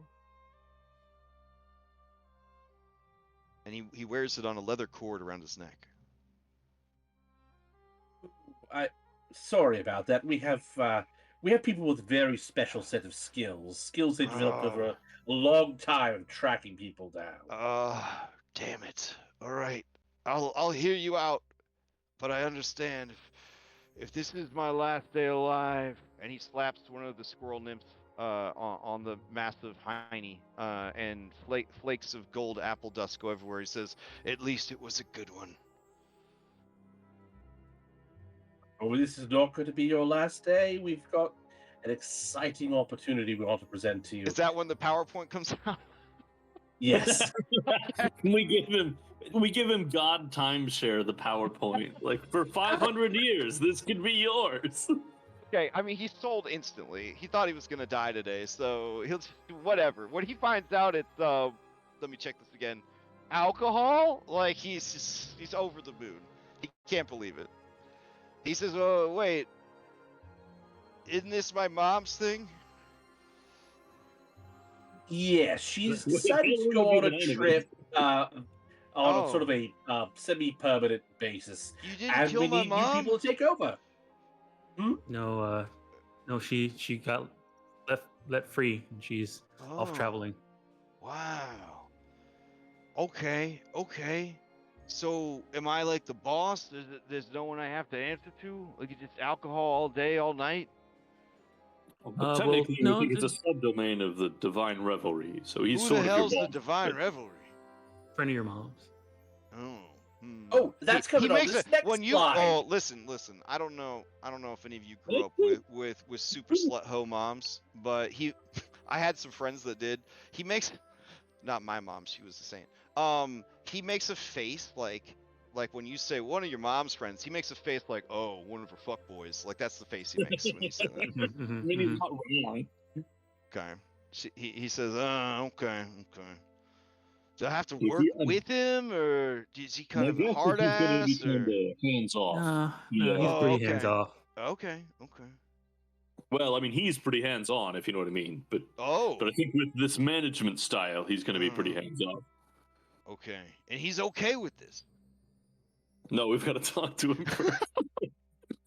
Well, he's not the kind of guy who would fly into a vengeful fury and ruin another man's life over a small, seemingly insignificant slight, is he? I don't know. I mean, he's not depicted that way in the mythology that my players heard of. I mean, he's a pretty handsy guy. I think his hands might be kind of full at the moment, so he may not be particularly caring one way or the other. I think he probably would be happy to have somebody to revel with him. Honestly. Yeah, I think that's the angle we take. Yeah, I mean, OOC, he's done some pretty terrible shit. But, you guys wouldn't know that. And I feel like even dishing on each other, they would have each other's backs on that regard. Like, I don't think they would ever, especially seeing how soft-hearted you guys are, I don't think that the Lost Pantheon would ever reveal to you guys some of the darkest shit they've done. I don't think that They would ever only happen. discuss misdemeanors, not felonies. Absolutely. But to remind you guys, there was this guy named Pentheus, and Pentheus disrespected him, and then he drove Pentheus's mom and sisters into a frenzy, and they literally dismembered him with their hands. God damn. Yeah, he's not. Yeah, and that's not getting into the real dark stuff. Like he's definitely not a good dude.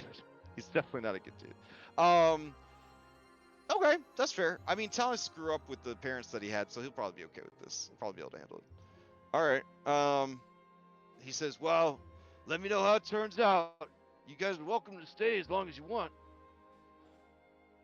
What are we doing about air and art? You're doing arts? I don't know. Air and art. Well, yeah, you didn't. You guys kept skipping over our air. Oh yeah, air. Are we good with letting Hera take that? Or- Actually, that is not Hera. That is Oh, not really? Hera. Yeah. Since we're in the last session, I can tell you who it is if you'd like. Sure. Okay. Hephaestion?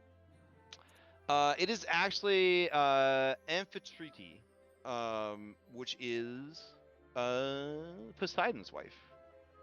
Ah, Poseidon. Does she like horror too? Poseidon was not a nice guy. In case you guys didn't know. So when the opportunity came to leave, she was down for that. Also, Poseidon sort of got really heavy into like this Cthulhu guy and all of his friends, and something about he was still mad about what happened with like Atlantis and Zeus and like all that, and then I guess they were mistreating the ocean real bad, and so he's basically planning to destroy their homeworld. He just didn't want any part of that. So, yeah. And basically nepotism, as was brought up before, right? That you could just give domains to your family so your family could live longer. She was given the domain of safe passage from Poseidon because Poseidon really didn't care if people made it anywhere in a boat. Like he didn't give a shit about that. So she actually handled all of the prayers and paperwork for safe passage. She basically got tired of doing all of his good work and getting no credit for it. And then when the opportunity came to leave the Pantheon, she went with everybody else. Yeah. So she is very qualified. She's like the quiet housewife who ran like a perfect home, never got any credit for it, and then in her 40s she decided she was like getting a divorce and moving out on her own, and she was gonna make a new life for herself. That's kind of this like the Stella got her groove back of Greek gods. So and unanimously she do have the respect of all of the other lost Pantheon deities. So you feel that if she was given a powerful domain like that, they would not be upset. Okay, they'd be a little upset because they're Greek gods, but they wouldn't be like they wouldn't be vengefully upset. Which is disappointing for new for OG Yala, because she wants lots of people to be vengeful. So she's waiting for him. Just waiting for him. But it's up to you. It's up to you. But she definitely has the least is the least evil of any of the Lost Pantheon that came over. Yeah, I'm good with that. Yeah, I have no problem with it then. Send Okay. it. So that air would then combine with safe harbor. So we'll go up here and we'll move air to the top of your list. So it's air and safe harbor. Okay. All right. Fair enough. Okay. So that brings us to arts. Now, isn't arts a subdomain? Yeah. Okay. So arts is a subdomain of intelligence and knowledge. Knowledge. Yeah. So the story behind that is Vulcan gave the subdomain of arts to Kyra because Kyra felt like she had the worst domain and nobody cared about swiftness. And you couldn't really do a lot of traveling with Gentamane, like destroying your boat if you tried to leave Thylea. So he gave her crafts so that she would have something to do, so she would have hobbies essentially to keep her distracted. So it could be reabsorbed into knowledge, and that would just kind of save you some time, or you could give it to someone else.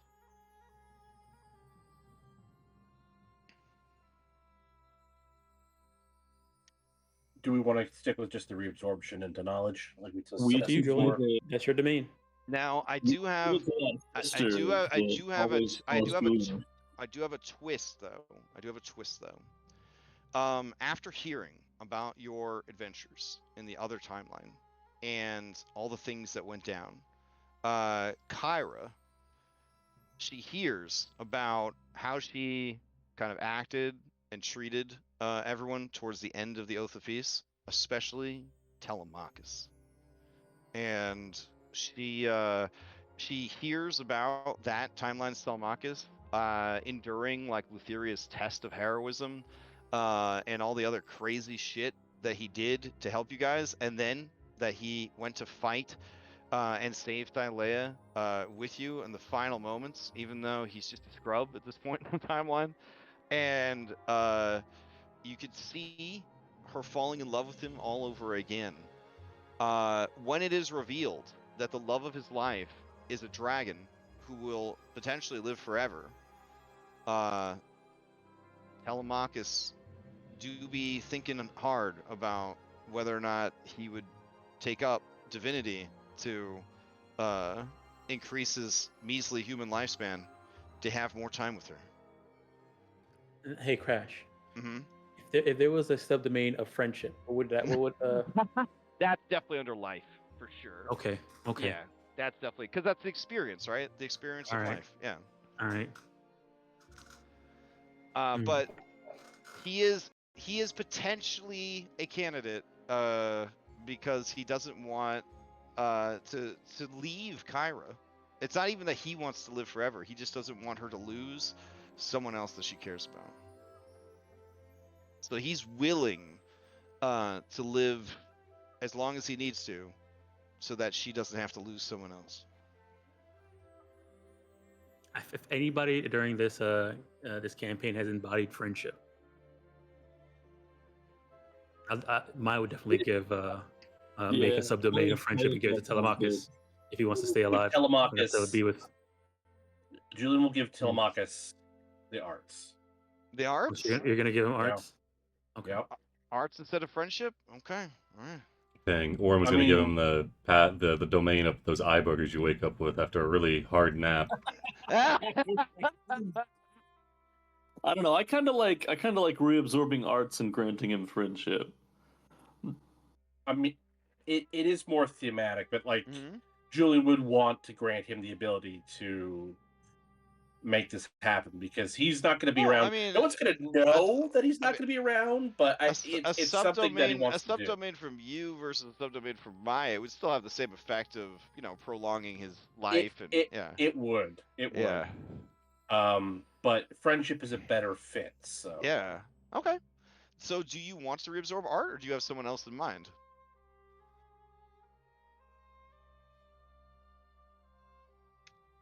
I don't really have anybody else in mind. Julian's not really that artistic, but I mean, does Listen, does bro, anyone else? You owe me. You owe me. I'm just I mean, hey, the word art is an artificer, you know. It Ooh, is. that's true. That's It true. is. That's Creating and it's an art to create new things. Oh man. I'm sold. I'm keeping it. You're gonna keep it? Okay, all the artificers were lining up, Maya. They thought you were heading in that direction. Alright. Alright, so art reabsorbed. Okay. Yep. And then- Friendship passed out to a very deserving man. Alright, reabsorbed by knowledge. Alright, and then up here under life, Maya's gonna poop out another domain, friendship. And that's gonna go to Telemachus. Alright. It's at this time that the saying "friends let other friends succeed at a cost" starts making the round. Oh damn. Yeah. Yeah, this is gonna become the world's gonna become a lot more anime, I think. With a god of friendship like Telemachus for sure. Like they're gonna be like, "How did you break your arm?" And it's like, "Well, I saw that my friend was going to trip, and I had to stop him. Like, so I jumped in front of them, but then I fell in front of a cart and it ran over my arm." It's like, oh my god. Yep, friendship. And then oh no, and that friend's gonna get upset at the other person for run over his friend's arm, and then y'all's gonna come in. And there's gonna be vengeance for my friend. Oh my god. All right, moving on. We've handled order. Hey, it'll unle- distract her from the bigger thing. unless you plan to travel to Mount Celestia and beat up a god dragon on her home turf, she ain't giving back order. So, I don't know if you want to add that to one of your epilogues, but bitch ain't handed it back. She worked too hard for that shit. All right. Alcohol handled. Reassigned to Lotus. There. Dude, it's not that kind of woman. All right, let's see. Alcohol, Divine Revelry assigned to Baby Talius. You tell her this kid. All right, sex. reabsorbed by Revelry? He'll So, take yeah, it. well, Revelry, Oh. he was given it by Lutheria, Right. and that's one that we need to I mean, technically, if sex was a subdomain of Revelry, and he was given Revelry, and Revelry's going to be reabsorbed by his Revelry. You said earlier sex was something of life. Well, yeah. I'm saying you guys said you were going to reassign it, right? Like Maya was going to be like, hey, listen, Thylea, maybe sex should be about. Oh, I see what you're saying. Yeah. So it is going to stay life then? Is that? Are you good with that, Maya? Yeah, sure. Maya will take it, and Okay. she'll. So boring. I mean, Oh my god. he could make a subdomain of orgies. Maya's like the most asexual character in the campaign. She's Yeah, retarded. it really is. It's ridiculous.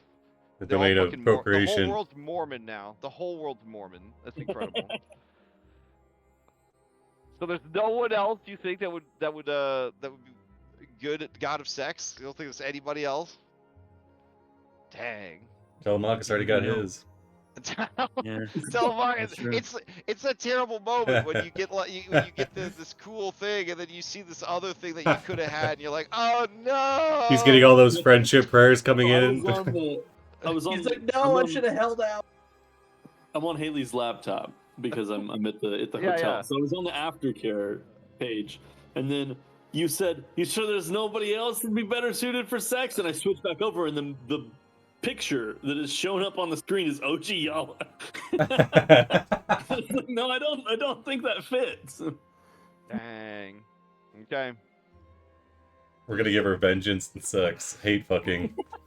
She's the god of hate sex. The only way people can procreate is with people they hate. Oh man. Sheesh, we're gonna fuck this place up. So Maya, is it really what happens to this beautiful Greek setting? Is they all have Mormon missionary sex now, just to make babies? Like there's no more sex So, for fun.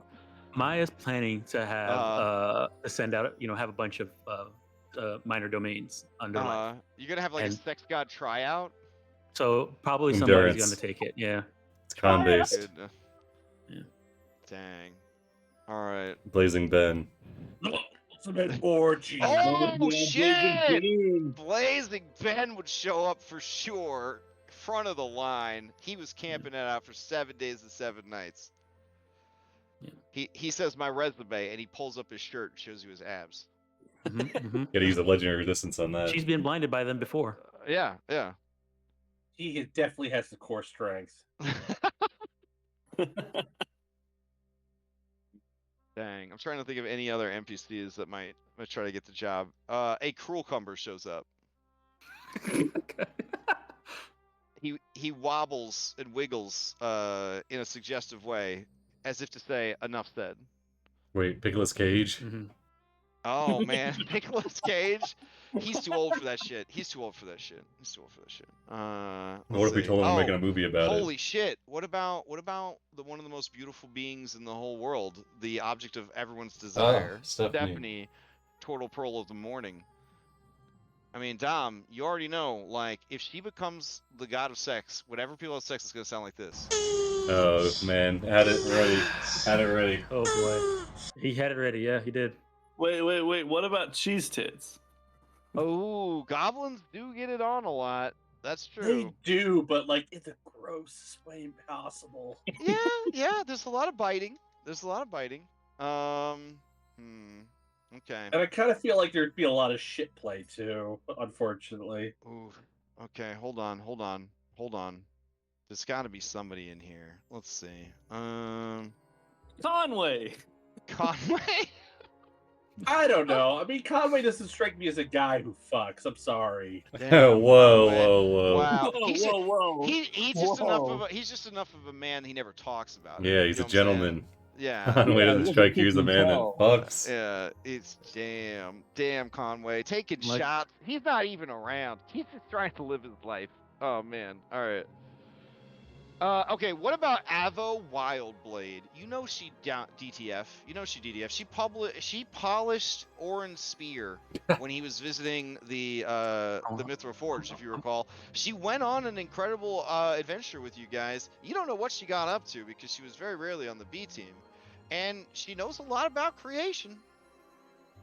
I mean, that's a solid argument, and she did start. It says here in her bio, an adventurous dwarvensmith passionate about minerals and new experiences. So maybe it's a new custom that you present like a diamond ring to somebody when you want to like get married or whatever. Hey, also, Perfect adventurous materials when it comes to You know sex what? stories. Would Nessa want it? Ooh, well now that Steve-O's a god, yeah, man, for sure. Mm-hmm. Okay. Yeah. Yeah. But the question is, she qualified though? I The think answer so. is yes. The answer is yes. Two major Yes, qualifications. I think she's got a couple of great certifications to display. Her degree in psychology and human resources. And she knows about consent. Yeah, that's true. Yeah. Wow. Okay. So, man, all problematic sex is removed from the world for the next 500 years. Great. Damn. Hell yeah. Also, everyone's there's no more kink shaming and there's no more embarrassment about nudity. There's a lot of public nudity over the next 500 years. A lot of public nudity. All right, fair enough. It's settled. All right, Divine Reveille reassigned to Life, and then to Nessa. Man. One might say we have satisfied the situation. All right, the goddess of trickery is Thylea, but she quote unquote is gone. Winky face. Unless that's a trick. In her I guess the question then is, like, is there a random spark running around? Absolutely not. She kept it for herself. In her absence though, trickery, betrayal, scheming. Scheming will be handled by the Lord Strategist, and just general fuckery will be handled by Discord. Unless you guys go after the Lost Pantheon, they'll go ahead and fill those roles. No, yeah, I think that's fair. So then we handled the Fates. So Versi is not a Fate. It is going to be Falana. And then it's going to be Chandris and Zamrox. Okay. Plan for the loom, similar used to now, but only for domain holders. The mortals will not be held accountable for oaths. Only deities. Yep. Okay. What about deity adjacent creatures? If you have a divine spark, you're beholden. What if you have legendary actions and resistances? Are you okay? Did you get that from a spark? They declined to answer. I mean, if you got it from a spark, you're They're on it. They're on the poster board. Okay. All right. You take their fingerprints. All right. This definitely causes an outrage amongst the established gods when you pass this bill into effect. I'm not saying there's like an insurrection on the Capitol, but I mean they're pretty upset about it. Like, they were already on the loom before, right? Yeah, but before the mortals were also on the loom, and the mortals were terrible at it, so they could always like abuse the mortals. Now it's gonna be anymore. Well, now it's gonna be harder to abuse the mortals. Exactly. Oh my god. It'll be a fun game abusing the mortals. Can you at least see why they're upset though, Maya? Yes, I can see why they're upset, but look, look what happened last time you guys took over, and we did this. Oh my god, the Moon Maiden's like, what's next? Free healthcare? This is ridiculous. God of life, Maya. Would you rather Sidon still be around and in charge and shitting on all of you? You know what? Free healthcare. That's some good points. What idea? Good thing. Thank you for letting us know about that, Moon Maiden. Oh no, she's so upset. Okay, we'll continue. We gotta go back up and address wealth. Wealth, Midas ain't giving it up, so. Oh yeah, we're definitely. If you scroll down farther, yeah, plans for speed running. Scotric, if Crash will let us. Oh, you have plans for speed running that? Oh yeah, down here. If plans for speed running, Titan's Bane, the Hydra, Themis, and Midas. Those are. Oh wow, so you guys are gonna roll up a Midas with your full god power and just be like, "It's dunzos, bro. We're not messing around this time. There's no round 2. We're just it's over." Yeah, we'll do the doors- thing we doors did aren't last time stopping. where we try to convince him. we tipped off the golden lions. We brought a whole Uh-huh. army of these motherfuckers with us this I'm time. gonna be honest, he's the god of greed. I don't think he's gonna be okay with this. But if you do explain that Lutheria's gone and Yeah. that she ain't mad at him anymore. I mean, we can tell him about. I mean, we convinced him to sacrifice himself last time to Thylea to end his suffering. Okay, he will compromise. He would like the subdomain of greed, if but he will allow someone else to have wealth. Only if they will give him the subdomain of greed. He doesn't. He can't let go. He can't let go. Mm. That's the thing, though, is we're kind of breaking a previously set rule if we let him keep it. Mm-hmm. we Wait, let him are you keep- are you Wait, letting what? breaking a rule? Why? He Hey, made what- this what- domain what- himself, bro. No, not really He a pulled rule. himself up by his sandal straps. Yeah, We what already would that? No. It's not a rule, but like a guideline we were going by. Like people that like were really wanting the job, we kind of have to like scrutinize. Why do we Well, no, really, not really, necessarily. really want the job? Because Yella really wanted Valor, and we gave her the Valor. I mean, I'll be honest. No one else wants wealth. Well, it's more like the greed aspect of it. Like, and greed can be pretty destructive. Yeah, I mean, I see here that you have generosity in there. That is a part of wealth. Prosperity is also a part of wealth, right? Like, there's a lot of good parts to it. Come on, Rob Lowe, he ain't giving this shit up. He ain't giving it up, bro. Like, he'd sooner die. Damn, that is Rob Lowe. I think you will have to kill him, honestly. I don't think he would give it up. I don't think he could give it up. Do you know what I'm saying? Because Yeah, he's too greedy. yeah, like he manifested it with his own avarice. You know what I mean? Like he can't give it up. Maybe we can get him to focus less on the greed aspect and open him up to the entire. Okay. So you call in life coach Scottrick to teach him about generosity, maybe not turning people into living gold, maybe not. Teaching him how to make gold. Oh, okay. Where's Rumpelstiltskin when you need him? Okay. All right. He is open to the idea of rejoining the world now that Lutheria is gone, if you promise to protect him from her wrath. You remember, you have to sign up for the loom Okay.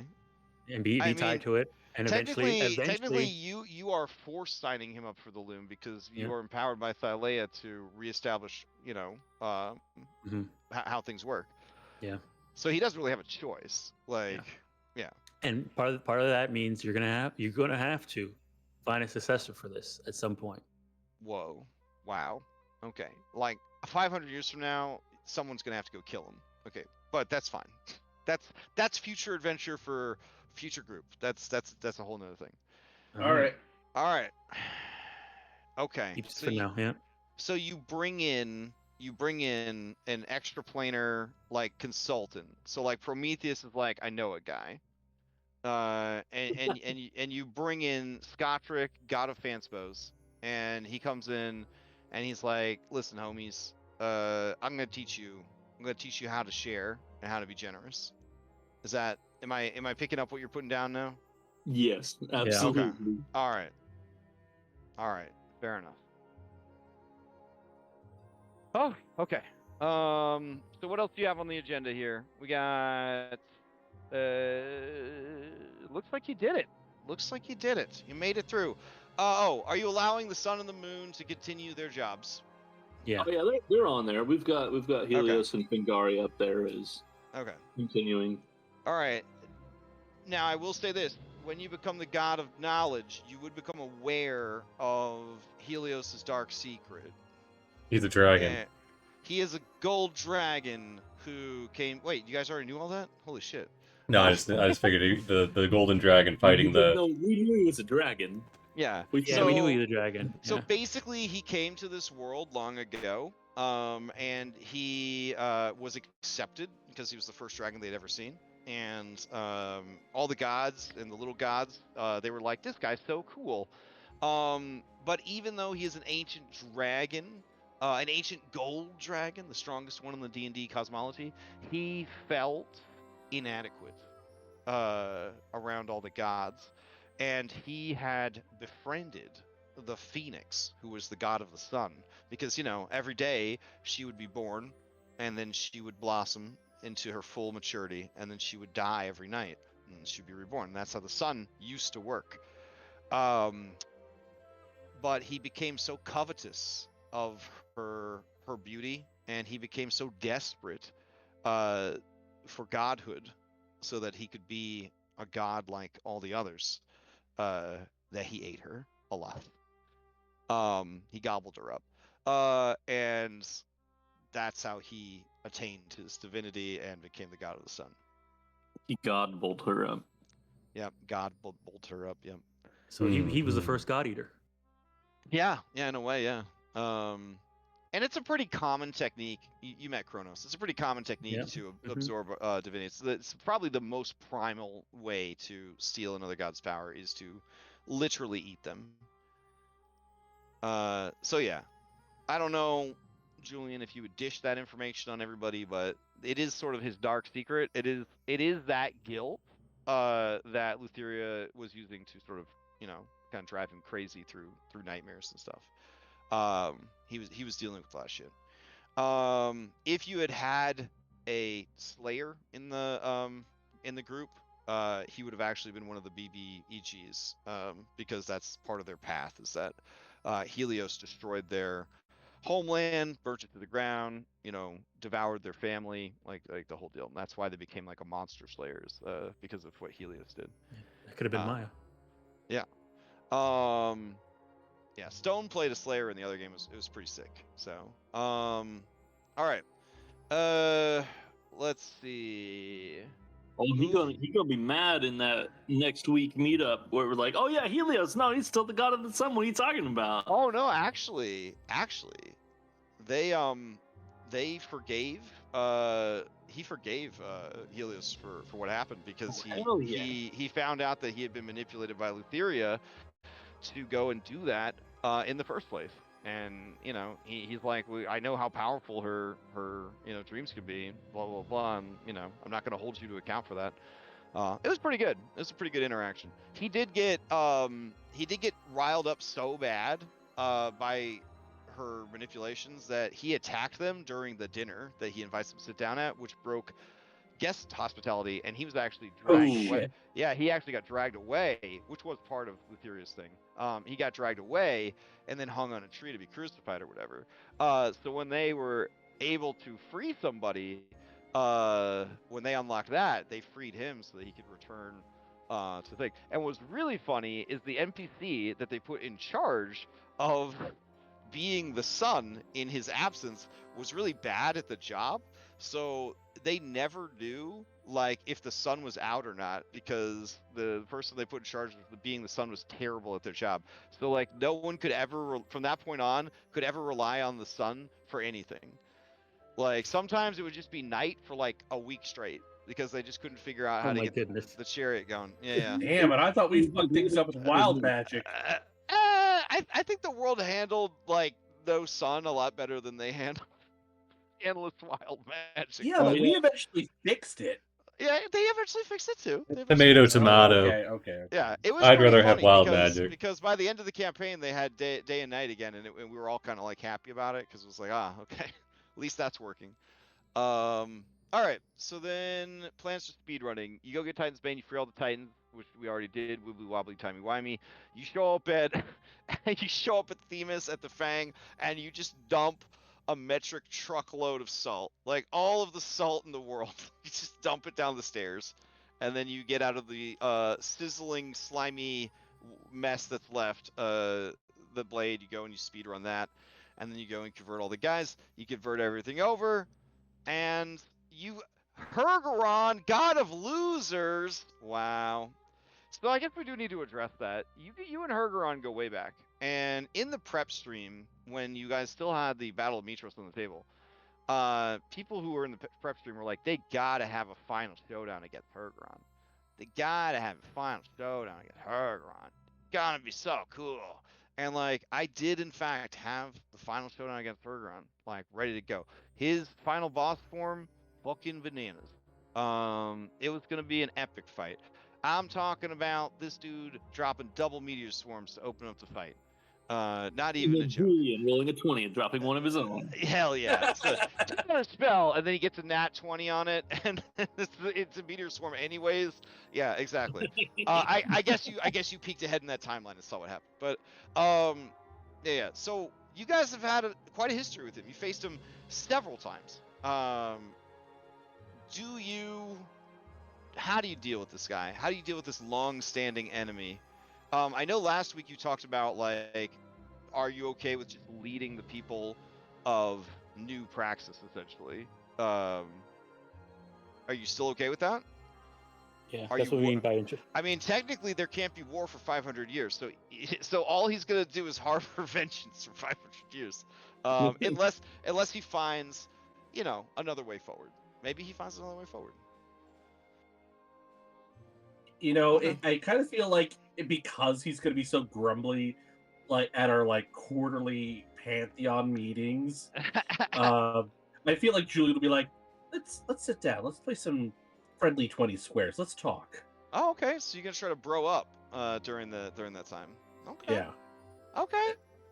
So, like, there Julian's were- going to there were use his times unique when her realm position was cool. to. Wait, what? I just heard like Swedish Chef in the background. What was that? I said there were times where her realm was cool. Yeah, for sure. All right. So I kind of feel like Julie would use his insight and understanding and along with Maya to like try and make peace with those who are kind of disgruntled about situations. well, this is what you pick up. Try. This is what you would pick up from Koopa Kid Hergeron. Koopa Kid Hergeron worshipped his father. He thought his dad was the fucking coolest guy in the entire world. He would have done anything for him. He also thought his mom was the greatest in the whole world. But when his mom left his father, he definitely felt that vibe like he had to choose. And he did not want to risk losing his father's love for a second. And so he turned on Lutheria, like disavowed her, the whole deal, rededicated himself to whatever Sidon wanted. I'm talking about blind loyalty. And in a way, he sort of lost himself, or perhaps never found himself, because he was always living in worship of his father.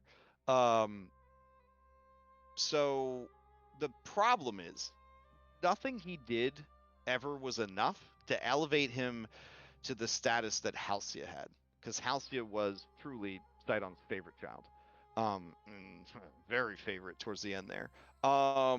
And there was he just felt like he was never enough. Like he was never enough.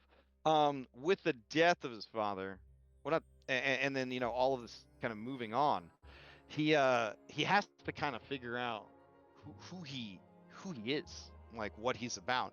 And you do see that this is an opportunity to sort of guide this man child, essentially, this very talented, very very intelligent, very capable leader. He is definitely like this lump of clay at this point that could be guided in a particular direction. Can we eventually give him like subdomain of accomplishment? I mean, I guess, yeah. Well, I mean, we can use this time. Accomplishment This is a golden opportunity for him. Like if he was so on board with Sidon's plans, like that was it. So this is an opportunity for him to kind of find himself and find out what he feels he's passionate about, and see if he can't like prove himself to be a worthy successor to like one of the other domains. Like a 500-year probationary period. Right. I mean, my prediction for him is that he would be all right, because again, these are immortals, right? So he would be fine, like spending 500 years trying to find himself and sort of move out from the shadow of his father and sister and family, and just kind of like have an opportunity to figure out who Hergeron is. I think that'd be Another great thing for too about him is that with his father's gone, and he was also somebody who had blind faith toward his father. all the people that followed Sidon probably sort of also had the same thing, and they're probably going to look to him now, right? And Oh yeah, and for sure. I think he probably relates to those people the most, and probably could be a good leader for them. So he will definitely be like the king of New Praxis. Like he will Yeah. definitely elected by the people sort of situation. Mhm. Be their immortal king. He definitely has an aptitude for civilization domain, order domain, knowledge domain, magic domain. Like he would be bang up at all those.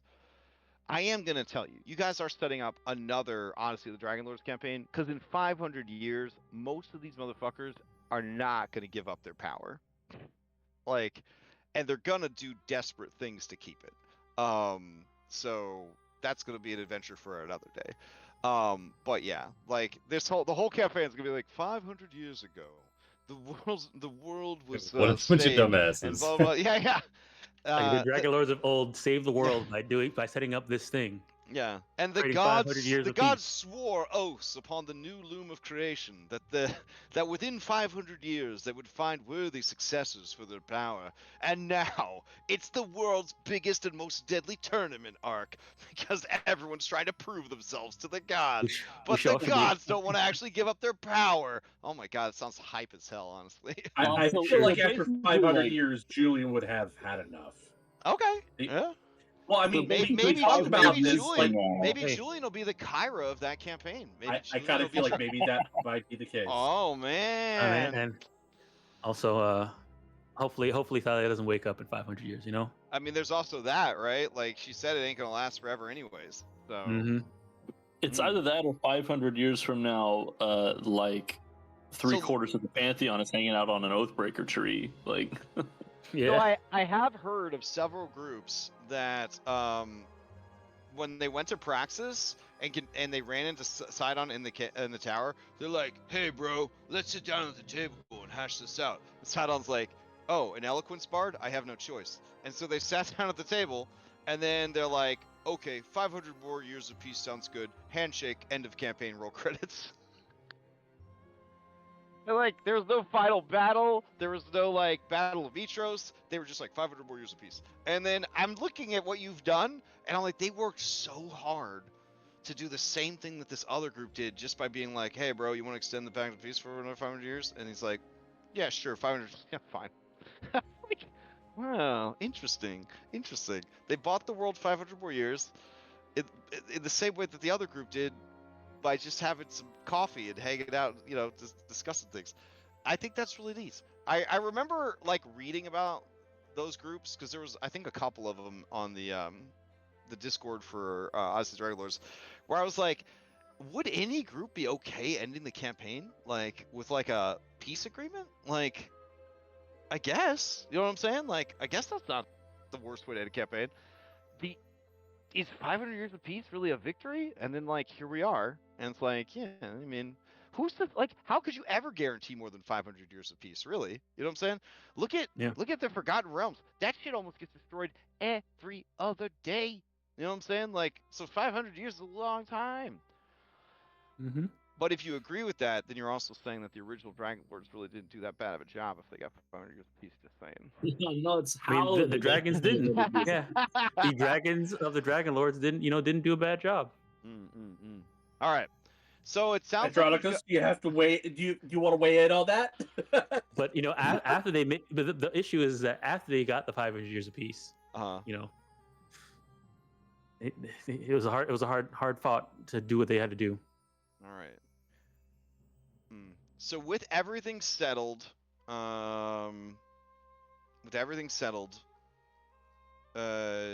divinity-wise, there are still a few things that need to be discussed. All right. So Andronicos, the city beneath the sea. What is the fate of that city? For it is said in their belief system and all that you will raise the city up from the seas. Do you leave it at the bottom of the ocean? Or... So Andronicus takes up the domain of water, Okay. And after he does that, he raises the city of Agartha, but it's in three pieces basically. There you've got the section where the palace was. You've got the section where the I'm gonna call them the trench because that's what they're called in Aquaman, but that's not what they're actually called in this. Marrow. Yeah, the marrow. Yeah. And then you've got the section where the temples were. Mhm. So a lot of that has been destroyed by Cthulhu and Giant Monkey Man. Mhm. But he's going to raise the city back up. 1/3 of it is going to stay below water for those that want to okay. stay with the form that they had before. Mhm. 1/3 of it is going to become an island. Mhm. For those that want to sort of live in between the two, and then 1/3 of it is going to ascend back into the air. Okay. For those that want to reclaim what they used to be. Okay.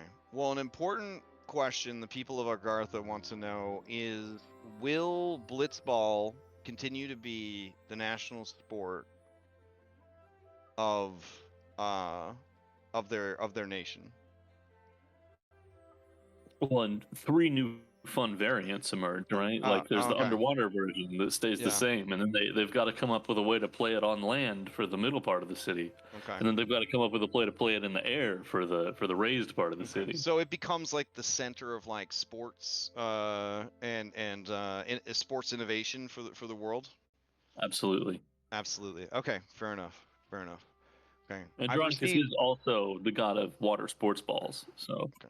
I received an God anonymous of water sports, huh? direct message. It said, will they be creating a coliseum named after Orin of Mitros? I feel like it's that thing where like every country has an Alexandria, like every city has an arena, and it's always named after Orin in some way. The man. branding Oh, like Bill Cosby Middle School. Got it. All right. goes way back. Yeah. All right. Fair enough. Okay. It's just all different names of Orin, like Green Marker Stadium. Trying to think if I had any The more rope dome. outstanding questions. I like the needed rope you guys dome. to answer. The rope dome. Yeah. What is the fate? What is the fate of Rope Snake? What happens to Rope Snake, Orin? Rope Snake's dead. I know. I know. That's No, what I who- want to who- know. Do you get a new one? Do they stay dead? Do you build a monument to Rope Snake? Like, is Rope Snake revived as like the mightiest sea serpent or land Lenorm of all time? Like, what's the situation here? You got me rewriting. Could I not thought- you I make thought- another rope snake? I thought Rope Snake was what you were using to use the chariot. Use the chariot. He's the reins on the chariot. His dead body. No, you got made into a belt. No, I guess. I mean, he'd probably go into. I don't know. He'd probably go talk to Rope Snake in the line in the deadline. See how he's feeling. If he wants to come back or not. So I guess the real question is, can we split the domain of craft into one domain of rope and make Rope Snake Ooh, Rope the god Snake. of rope? Rope Snake doesn't need divinity. They'll settle for a friend. Oh, nice. All right. Yeah. Orin's here to talk to the Rope Snake about the Heroes of Thylea initiative. Fighting untold horrors. We're going to need that DC 15 dexterity saving throw. So did you get Rope Snake as a Christmas present from someone that was an extra got life? Snake Is that as a Christmas present? Yeah. I gave it to Orin after we met him for a while. We went through a lot. man. Went through a lot with Rope Snake. incredible? Okay. I think It he sounds died like. trying to hold down the Chimera Queen. Oh, that's right. Damn. Okay. Whew. All right. I think that settles that for me. As far as questions I had about the world, before we move to epilogues, did you guys have any questions about the world that you wanted to answer for before you presented your epilogues? And do you want the NPCs to go first before you guys give your epilogues? I think NPCs yes, first? the NPCs first. Okay. I mean, if unless- you guys go first, the NPCs could, will adapt to what you guys say. Whereas if they go first, that's you might true. have to like Ace Attorney be like, objection, That's my wife. You know, that kind of thing. I don't mind That's going true. first It would be or fun going to after have them NPCs. go after. What do I go after? You want to go after the NPCs? Okay, well we can mix it. We can mix and match it then. Or if you just have particular NPCs that you are like, these particular NPCs feature into my epilogue, then you just let me know. Then we'll save those. All right. Yeah, sure. Okay. Then, do you have any questions that have not been addressed before we begin the epilogues? Was there ever anything special about that 20 square set, or was it just fancy? Which one? The one that you could have won? No, the one that Julian did win. Oh, did you ever? You didn't use it when you played 20 squares? I felt like I did. Oh. Maybe I didn't. Oh. I I think mean, every time you played 20 squares, you were the challenger, and somebody else. You were playing against somebody else. oh. I think we're using theirs.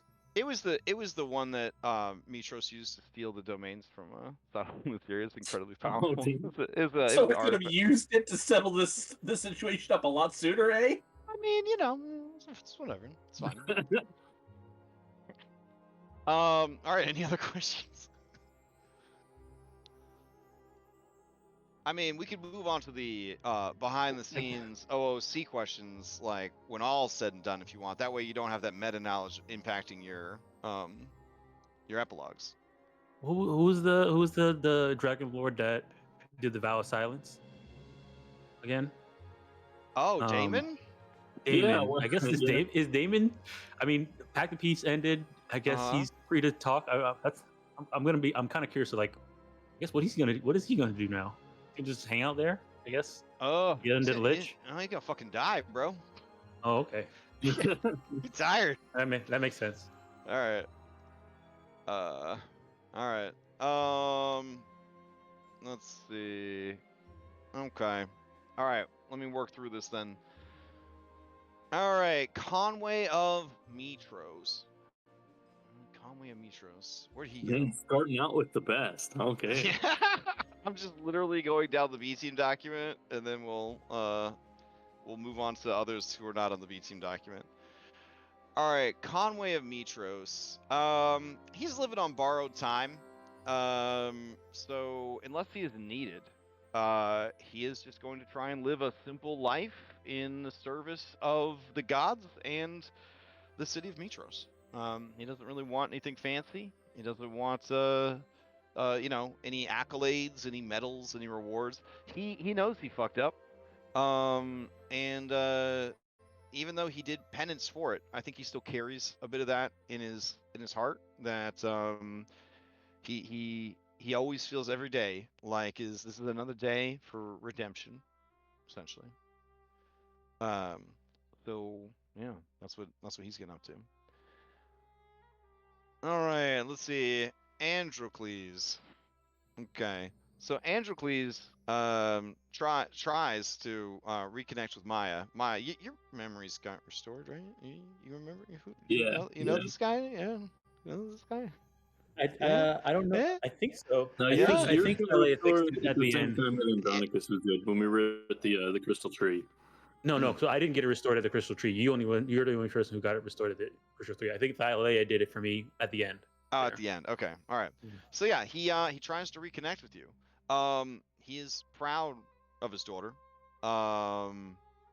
And he will do whatever she needs done here in the mortal realms. And if the kingdom of Themis will keep him on as a mage and an advisor, then he will fulfill that role. If not, he will find some other way to be of service.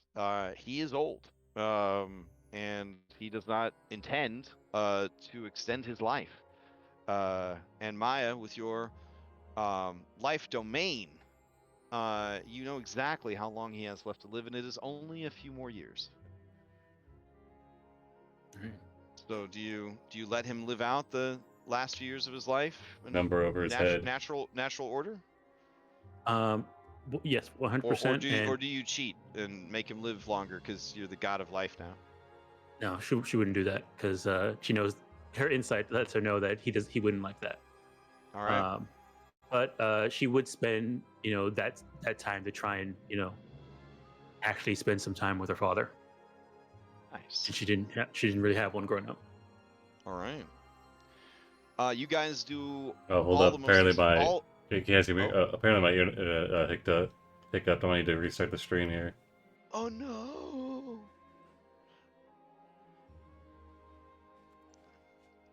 Mm-mm.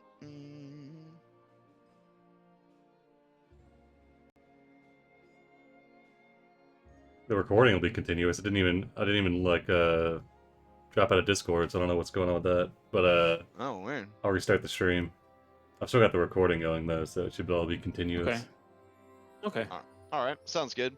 All right. So yeah, you guys do all of the most exciting things. Like you go on a bird watching expedition across Thylea. Riveting stuff. Mhm. Yeah. You guys collect and ancient recipes. He's actually kind of into baking. So he wants to bake like some of the oldest recipes in the history of Thylea. Right. Yeah. Maya tells him that she's somewhat of a chef. Oh. She did a lot. She did a lot of cooking during the adventures. Yeah, Maya's Okay. cooking, All right. pulling us Which together. I think now, right? Like you might be decent at cooking, right? I mean, is it finally come around? Or... I have a plus 6. Okay, yeah, well, that's pretty good. Half the time it's edible. Yeah, that's good. All right. So yeah, that's his vibe. Is he spends the last few years of his natural life with his daughter, and if you just want to spend it like with him, like you could probably convince him that that is enough. Like he has done enough. Like the best thing he could do is to just enjoy his life and spend time with you, and he'll do that. Yep. All right, Avo Wildblade, a bit disappointed that she didn't become the god of sex. That's okay. That's okay. Let's see. Avo Wildblade, she just can't go back to the Mythical Forge. Life underground, constantly like making stuff in industry. It's no good. It's no good. She's seen too much. She's experienced too much. The adventure has never left her heart. And so she starts her own adventuring party, and then they go around the world on adventures, doing dope shit, and generally having a great time. So, delving. Imagine if Tomb Raider was like a dwarf, but also had like an adventuring party. That's kind of the vibe. All right, Blazing Ben, disappointed that he did not get the job of God of Sex, even though he showed off his abs. I don't know. He basically just like spends the rest of his life, which as a nymph is like a really long time, sort of like living off of the notoriety of being one of the heroes of prophecy. It's got those vibes of like a guy that was famous for like one thing and he just uses that for the rest of his life.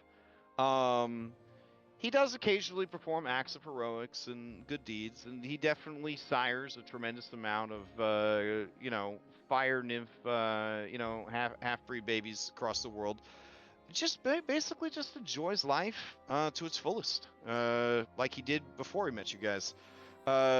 If anything, Blazing Ben is the least changed by the Odyssey. He was a super cool guy and dangerously handsome, and he's still a super cool guy and dangerously handsome. Nothing changed there. Brianna becomes the most sought after foreign diplomat in the world. And there is actually a bidding war between Hexonia and Mitros for her services. Themis is in that bidding war too. Oh shit. Okay. Man, I don't know how she would choose. I think she opts to become an independent contractor called in to mediate. Right. Yeah. So she becomes an international mediation specialist at a at the highest levels of government. because she fulfilled all of her side quests and met so many kings and queens during her journey. Challenger's and Zamrox, as you know, they spent 500 years cleaning up Lutheria's sloppy paperwork and eating delicious toast and hanging out with the third fate and just generally vibing.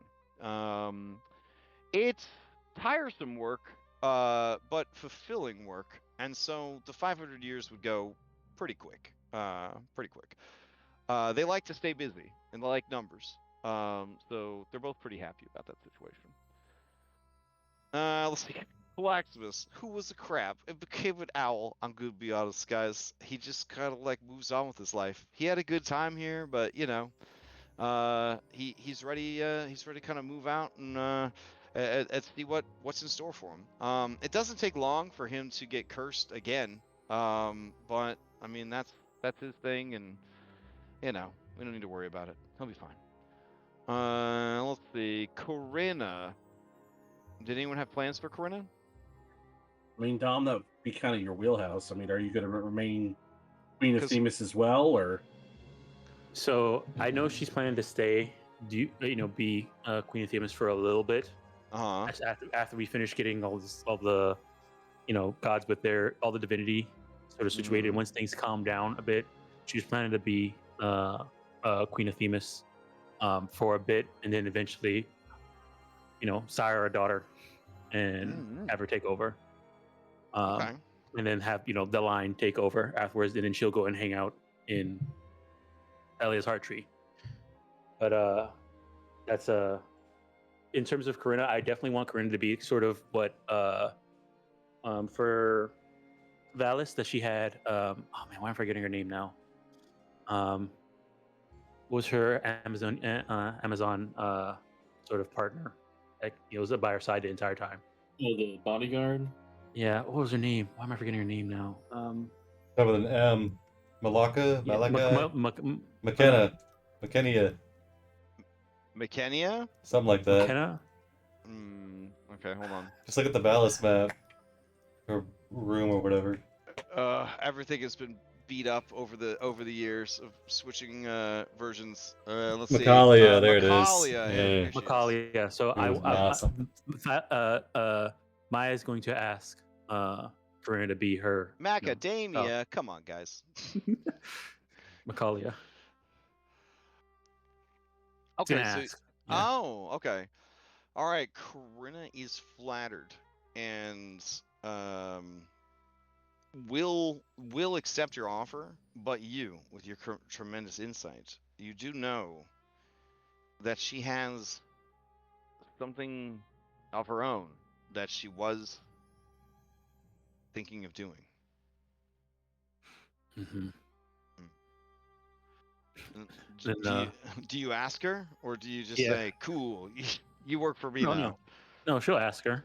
Okay. And Maya will say, is it Skyhold? She nods. She would like to go and basically establish a new order of the Dragonlords, and this time around, do it right.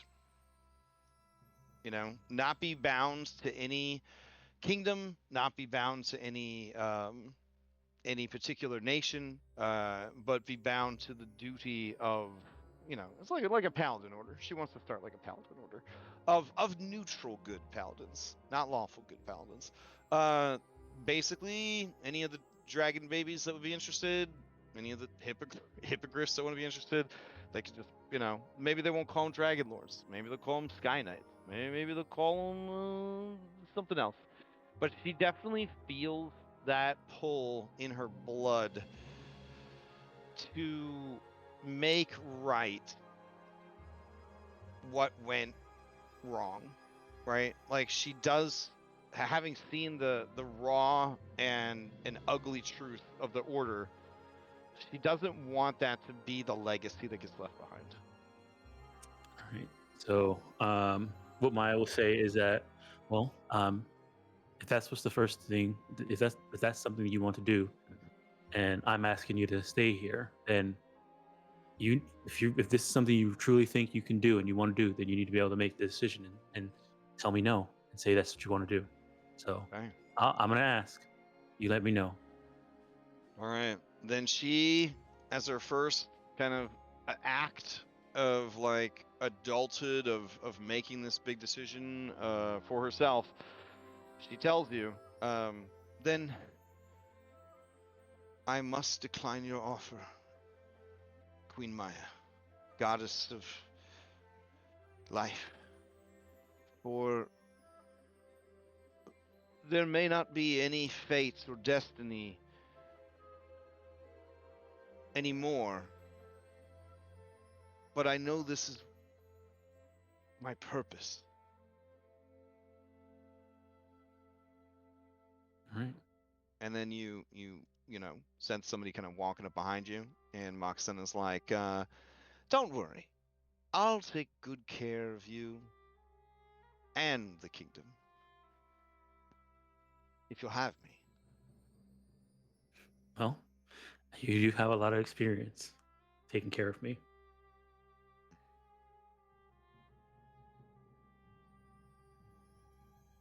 And you could tell with your high insight, when she look at you, she is so overwhelmed with love and pride, regret, guilt, relief, and just sort of like this almost exhausted triumph that it did all in the end work out.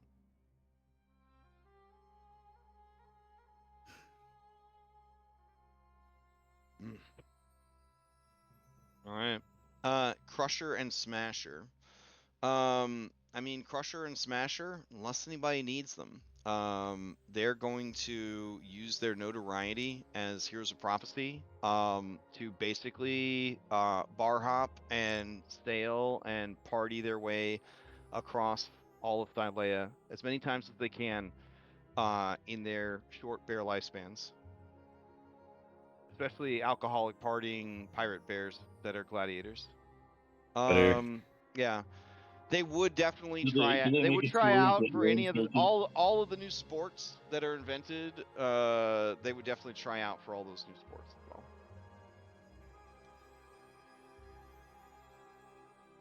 well. Yeah, I mean, you know, they live about 40 years. You know what I'm saying? That's a long time for bears to get out there and make it happen. So long as Alright. they don't get hit by cars, yeah. Edicus is a demon from the Nether Seas sent to protect and watch over the Dreamwalker in too many forms. I mean, he can't not do his job, so. Sorry, bud. You're coming to the outer reaches of Thylea with me. Well, that's the Uh, thing, though, is like since you're not having to like constantly save Sibo or the rest of us, I feel like Edicus could just like hang out in the chariot with you. Yeah, I mean, this could be an Aladdin genie or free situation, but I mean, what? he is bound to you by your mother's power to protect you and serve you. So Yeah, ask me again in 500 years, bud. listen, Yugolos, like they understand how the world works. Okay, it's a business arrangement. He's definitely not your friend. You guys aren't friends. Even when you give him the scritches behind the ears and his leg thump, that's not anything. That's It's just work platonic. stuff. Okay, yeah, exactly. It's nothing. Friends? Not really. That's crazy. That's alright. Orin doesn't need friends, he needs soldiers. As you walk away, Edicus looks to the camera crew and says, "We're friends. He's my friend." All right, Falana. Falana does her job as a fate, but never really takes to it. She is overwhelmed and tired by the work. Even though they are only monitoring the gods, she finds the gods' sordid lives and sinful ways to be disgusting. She becomes quickly disillusioned. She already was, but she becomes further disillusioned with divinity and sees it as a farce. When eventually released from her service as a fate, she would definitely probably become a patron of some adventurers who she would then convince they should probably go kill the gods. See the sequel campaigns at 500 years from now. All right. Let's see. So I guess she'll be the patron of either the anti-party, or if the party plays as the anti-party, she'll be the party patron of the main party. But yeah, she would definitely be There's- anti-god in that. There's the Julian side of the book, and then there's the Falana side of the book. Oh, beautiful. And it's published like, so like when you flip the book over and the anti-heroes are upside down version of the printing. Oh man, that's tight. That'd be such an expensive product to make. All right. Let's see. Gillig's Bright Coin. Hell yeah, bro. You never had to go on a single Fucking mission. canoe. You're like Asterion if he got left at camp the entire campaign. Just vibing, just staying in his own lane, having a good time. Yeah, he uses the notoriety from what happened and the political upheaval of new pantheons, new gods, new nations. He actually mints a new coin, a new currency that exists outside of any of the nations, and a lot of people buy into it. Yeah, he calls them Gillig Gold, and a lot of people get Not really. Bright Coin. He could have called them bright coins, and he calls Listen. them Gillig Gold. Gillig Gold sounds cooler, okay? So he sells Gillig Gold, and everybody gets really into it. It sort of causes a lot of disruption for all of the economies in the world, because they don't have control now over their local economy because he is like screwing this up. It's later revealed that his patron deity Midas had something to do with it, and then there's a whole like economic collapse for a few centuries. No one goes to war over it, but many people do swear vengeance.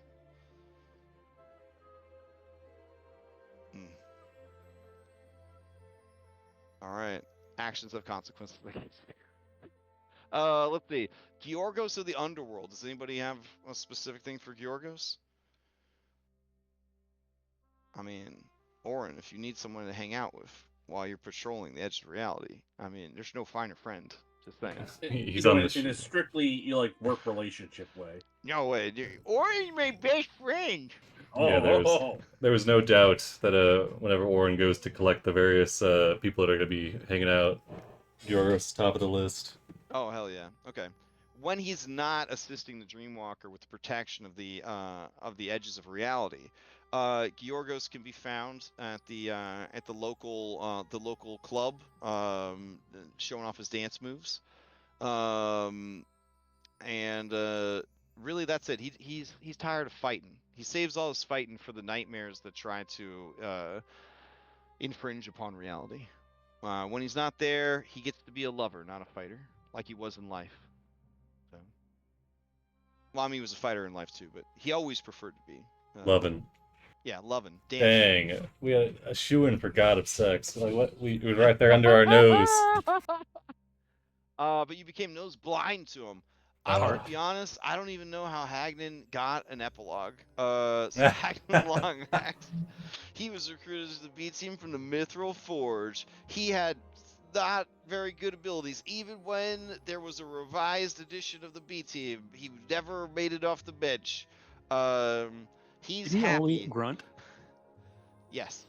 He's happy that he was never called to duty, and all he had to do was fix the god's damn ship whenever they would get it damaged. After all this is over, he also realizes that he's seen too much. He likes the sky too much. He doesn't want to go back to the Mithril Forge, and he becomes a shipwright, one of the best in the world. All right, let's see. Halise's faith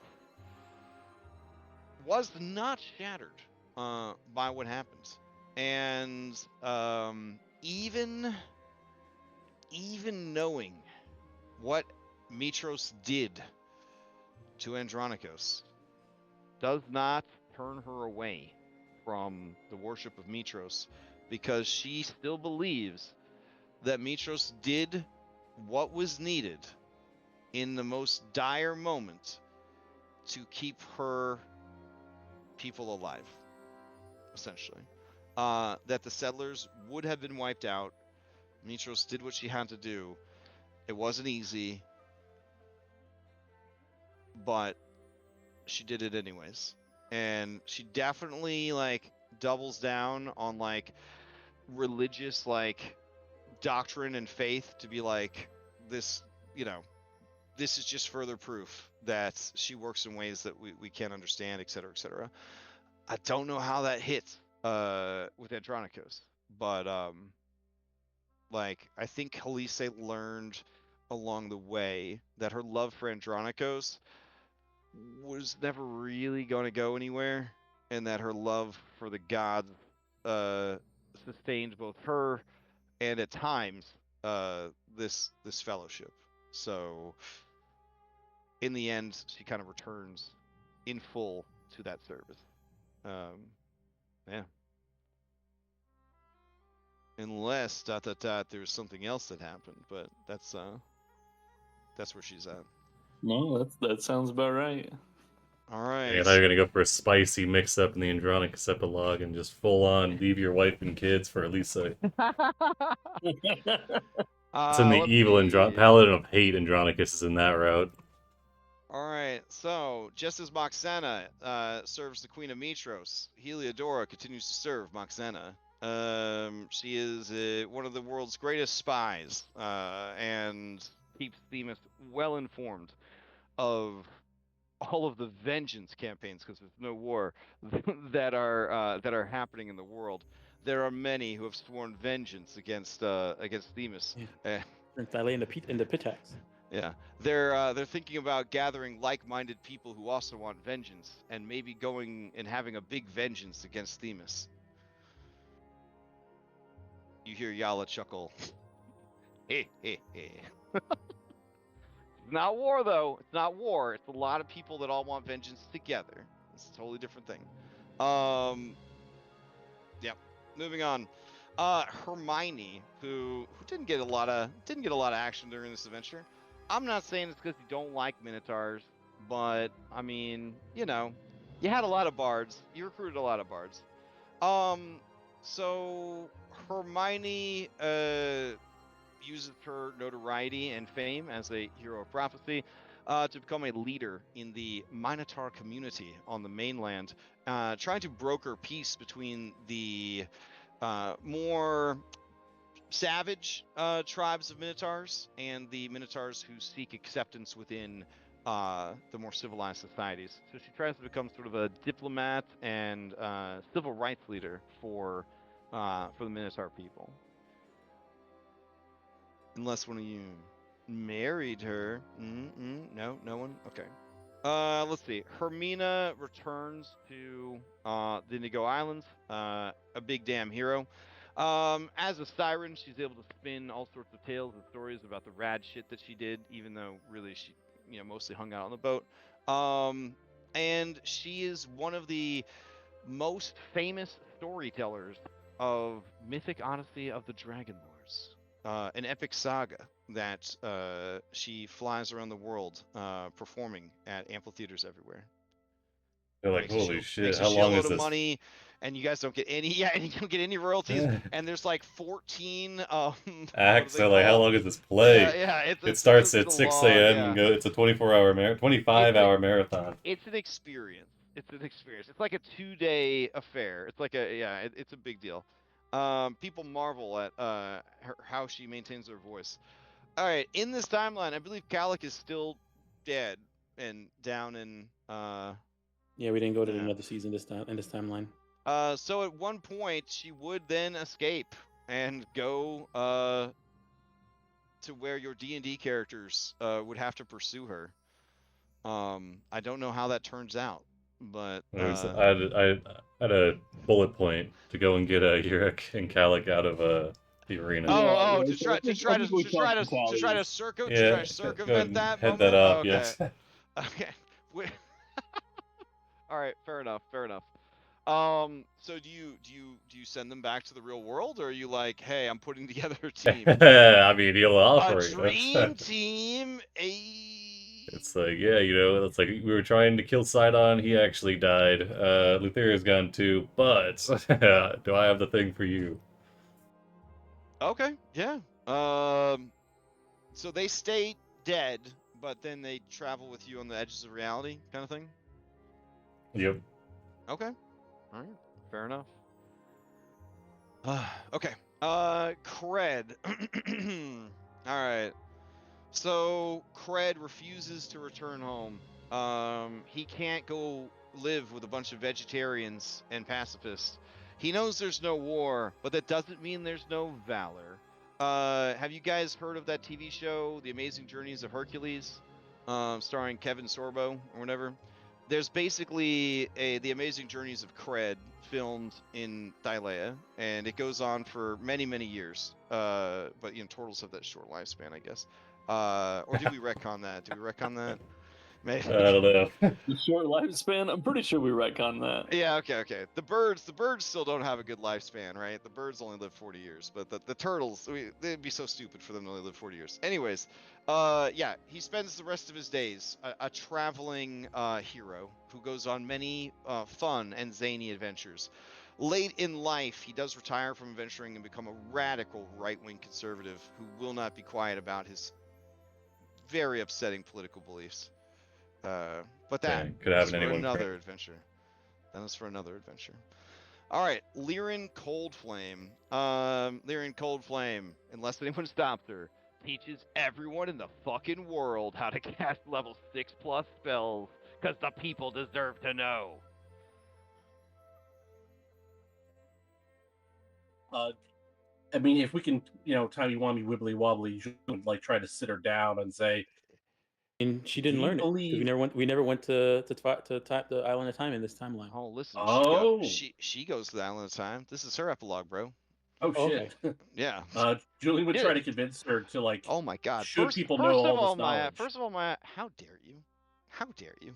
Do you think I need you to take me to the Island of Time? Anybody's boat can get there. The only thing special about your boat is that Sidon couldn't sink it. That's it. That was the only thing that was special about it. I could just go there anytime I want. Okay. Okay.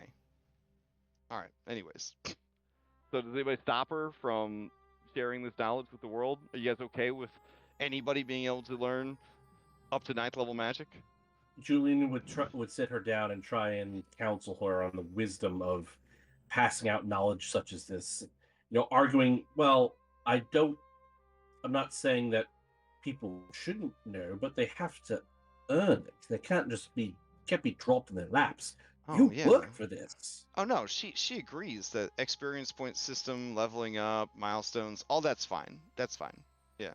She feels that milestones lean a little too hard into nepotism. She does request that as the god of knowledge, you switch the whole world over to experience points.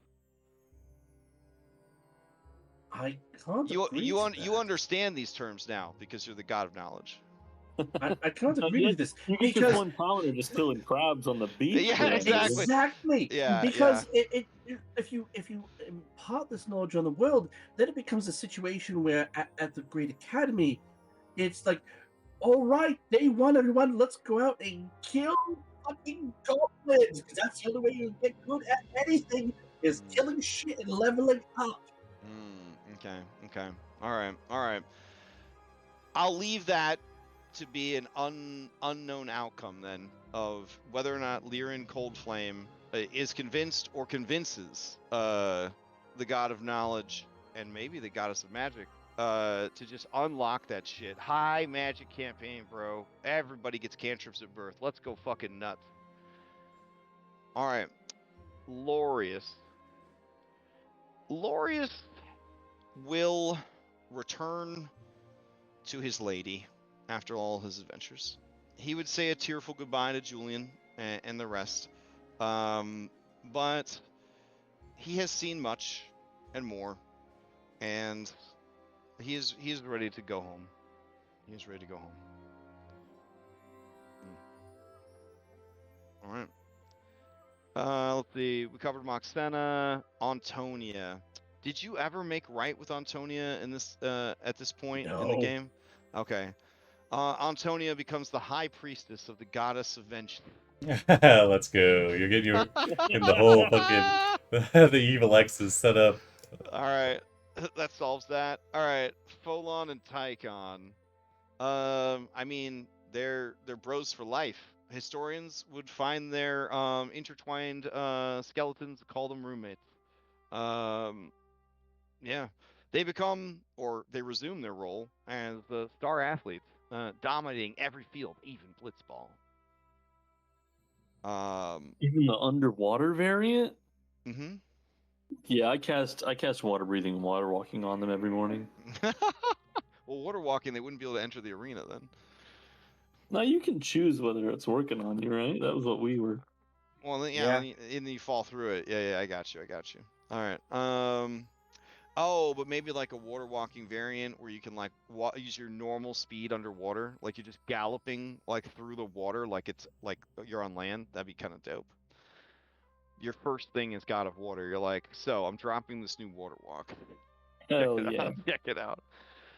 Porcelain, the pig of legend. If it's okay with everyone, she likes to go live with Pythor.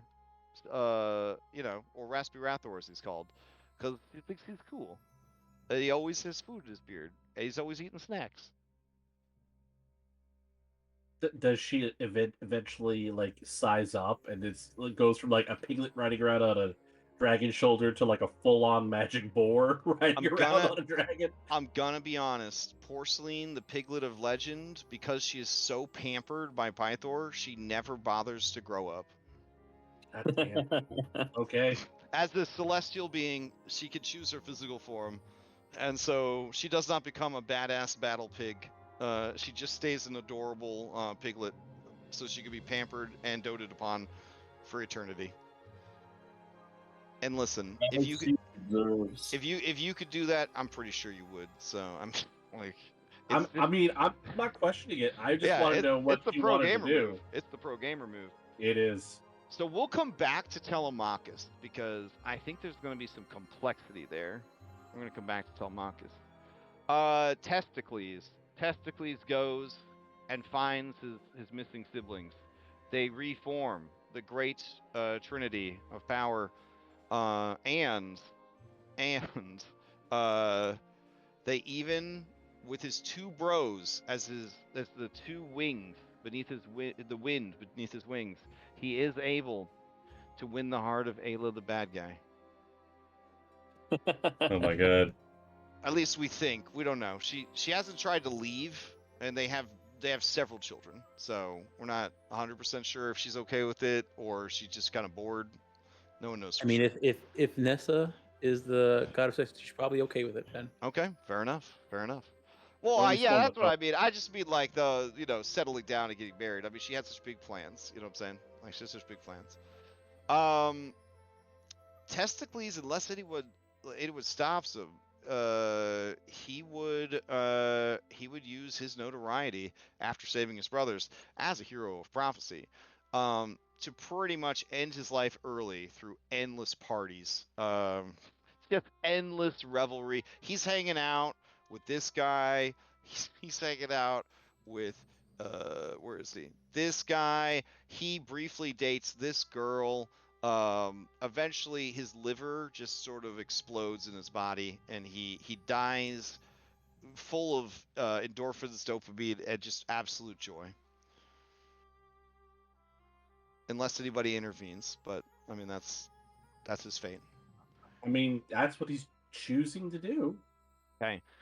NASA, as the goddess of sex, they have she and Sibo get busy, and they populate the world with Haponis, who all have +1 intelligence bonus. A new species is born in the world, one that some begin to question whether or not it should ever have happened, and that is the second edition Haponi. And it's all your fault. I feel accomplished. Maya's just sitting back. I made new life. Life finds a way. Yep, there it is. There they are. There they are. Look at that. +3 with bows and slings. +2 save versus spell and poison. This is kind of the master race. Hey. Yeah. Speaking about weird centaur combinations, there was a monster that I fought in Path of Exile that was a centaur. It was like a null hyena centaur. Oh, I like that. I Mhm. love that. Love the Weemic. I wish the Weemic had made a comeback in 5th Age of Magic. All these furries they added to the game, they missed out on bringing the Weemic back, but it's okay. I think I have the Weemic in our world patch document, because I love it so much. I threw the Weemic in there, and I don't think anyone's ever even noticed or tried to play one. All right. Steros. Steros will go to live in New Praxis, and help his people rebuild. As one of the rare Jankans that were hunted to extinction by the Dragonlords, he is sort of like the high elf, you know what I'm saying, of their people, the ancient high elf, and he dedicates the rest of his life to trying to improve conditions there and help them rebuild their fallen kingdom. Endis refuses to accept the death of Queen Helen, and unless somebody stops her, she begins to pray to the goddess of vengeance. Hell yeah. And she forms a squad, a vengeance squad, and they make it the point of their lives to give this guy a hard time while he's trying to give this guy a hard time. Steros caught in the middle. I'm just going off what art I've got pulled up. Oh, jeez. Okay. King Stavros. King Stavros, with the destruction of the loom of creation and the abolishment of humans and mortals being bound by oaths, realizes that all the people of Exile Island are now free. He goes to them, not as their king, not as their savior, but as a man who only wants to help them find, build, reclaim, or create lives for themselves. He does this for about 20 years before he dies of a heart attack.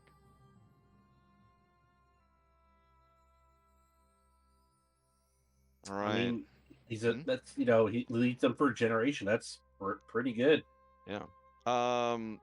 During those 20 years, he popularizes his hat. It becomes one of the most popular and iconic fashions in the entire world. I'm sorry. All right. Calculus.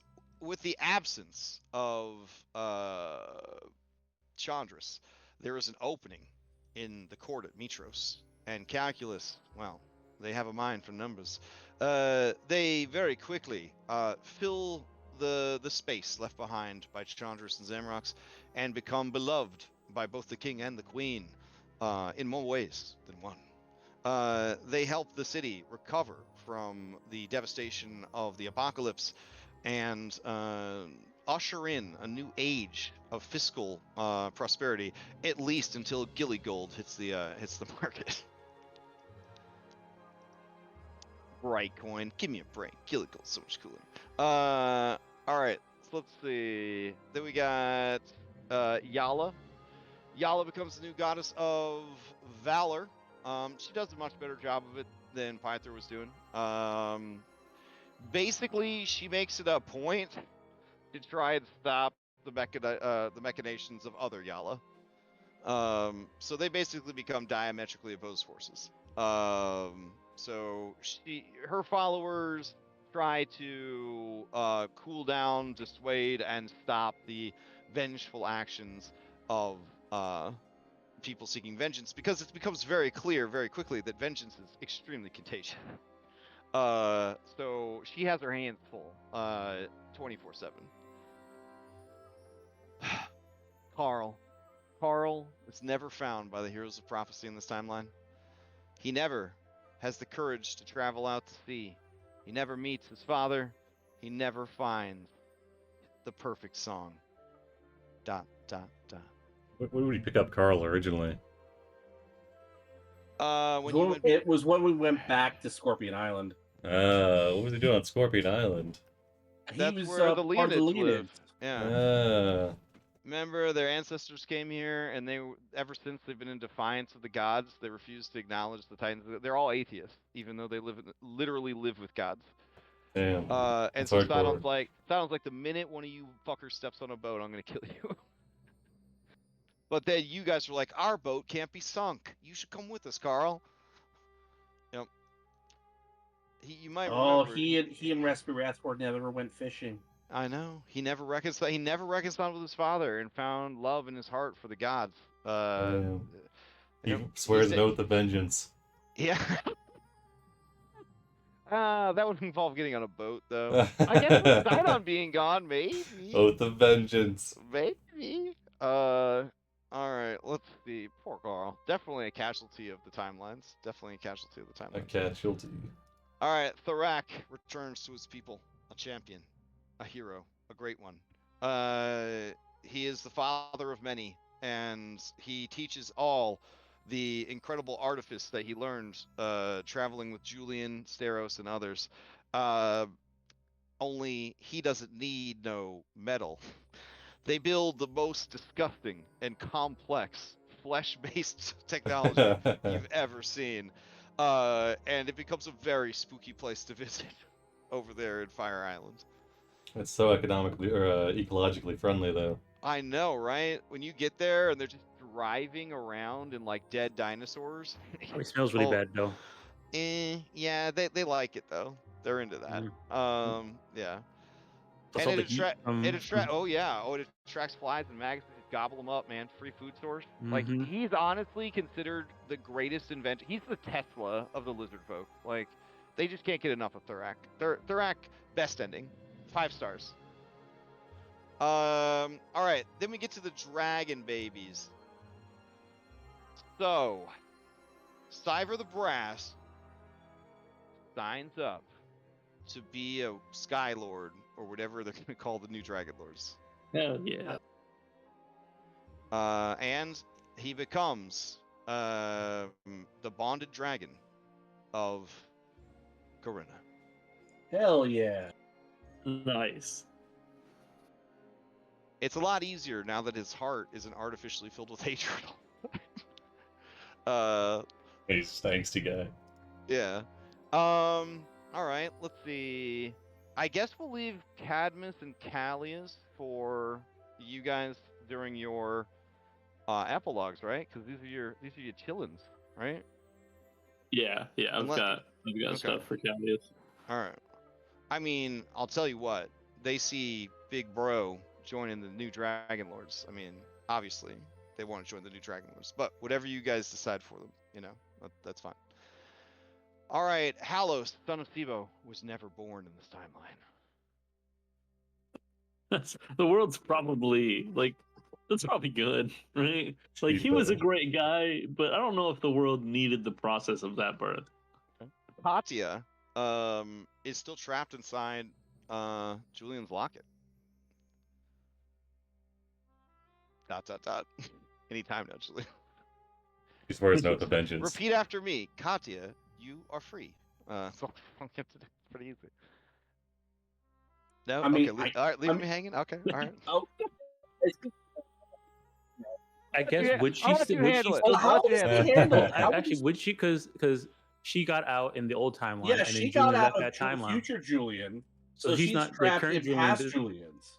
And past Julian didn't rejoin with this Julian. So That's what I'm saying. Yeah, like that Katya is still this timeline's Katya is still trapped in the necklace. Yeah. I don't know what is past Julian doing. I don't know. He's both Julians. That's why I said Julian. What's going on? All right. Petios didn't die in this timeline. Yeah. But he dies anyways trying to save his daughter. Sorry. He tried.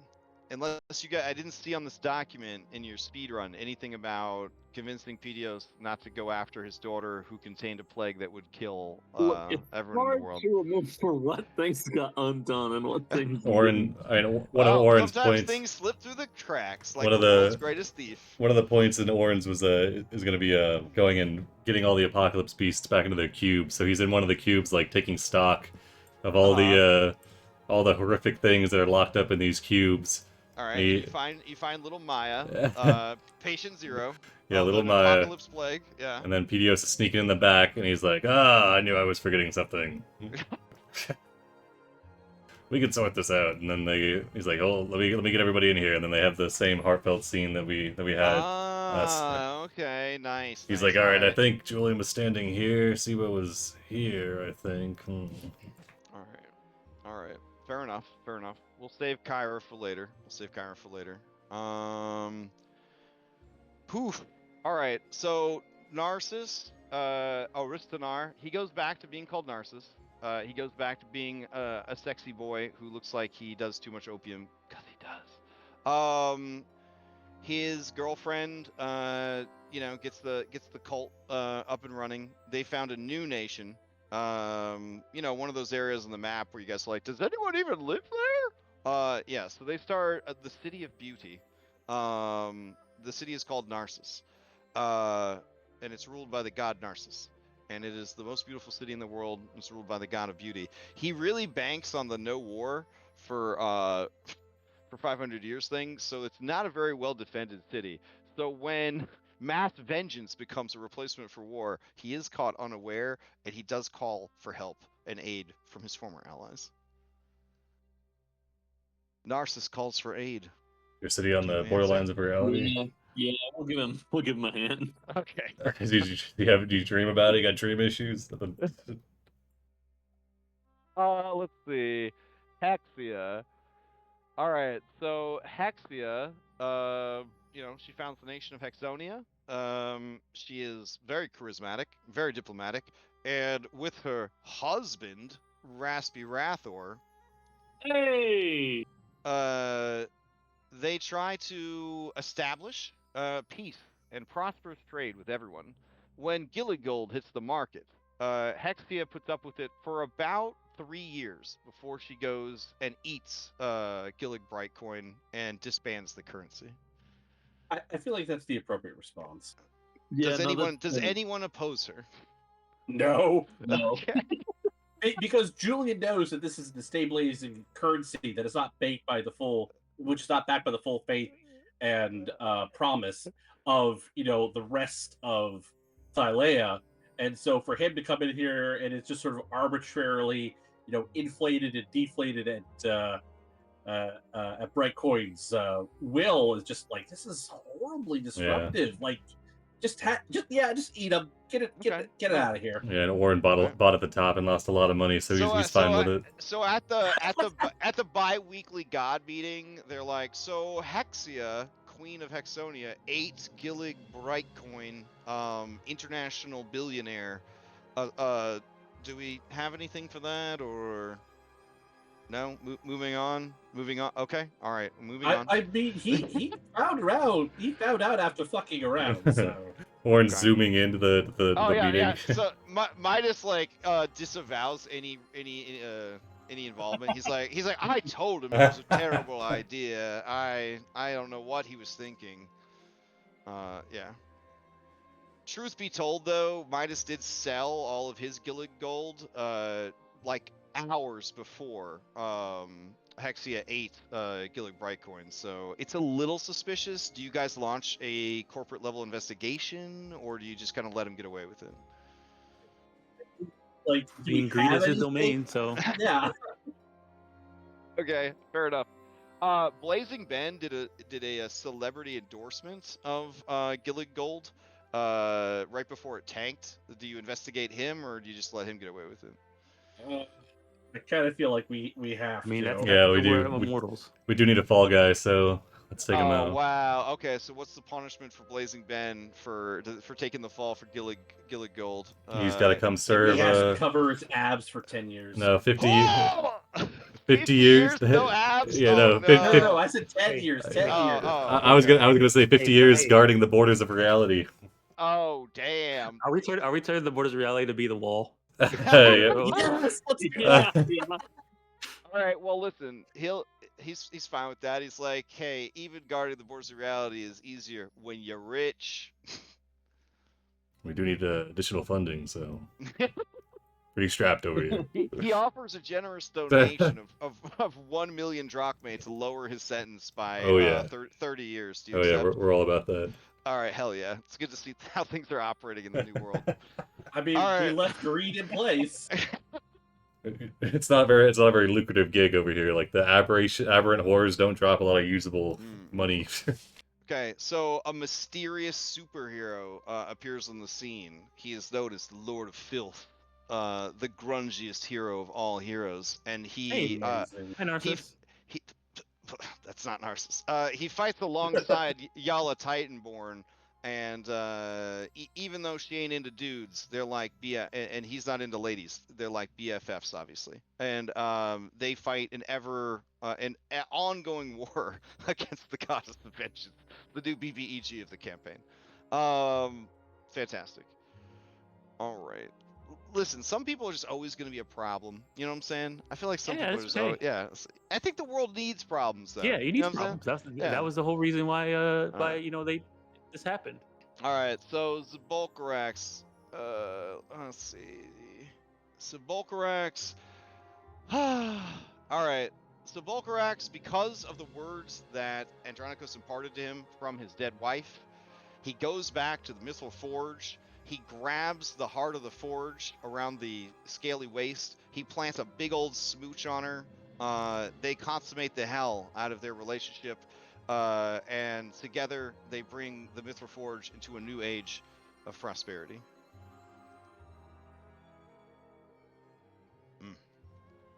Red adamantine Good for dragons. him. Yep. Yeah. Yeah. So he learns to love again. He learns to love again. He's still grumpy, but he's a lot less grumpy. He's a lot less grumpy. He is finally learned not to set his grief down, but to live with his grief. To live with his grief. Tisaful has also learned to live with her grief, because of the wise words that were imparted to her by Andronicos from her dead mother's memories. She doesn't keep her draconic heritage a secret. She do show it off from time to time to the citizens of Mitros. She and her hubby finally sire some heirs, some dope-ass silver dragonborn.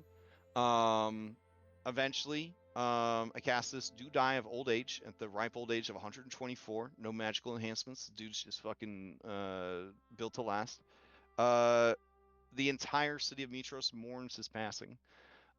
For they never got to see the crucified king who set aside his foolish beliefs in Sidon in favor of his people, but they didn't need to, for he had always had their love. What he lacked was love for himself. He saw Sidon's sacrifice, saw Sidon set down his anger and rage, saw the heroes of prophecy and Sidon working together, and then of course when suddenly war wasn't a big deal anymore, he was like, yeah, all right. And he did, almost like Christmas Carol style, become a better king and a better man. And he listened to his wife a lot more, because when he found out that she was not only a god, but an ancient silver dragon, it changed something in him. I've heard that's what He's happens. into that. Yeah, I've heard that's what happens. Baddragon.com, # not sponsored.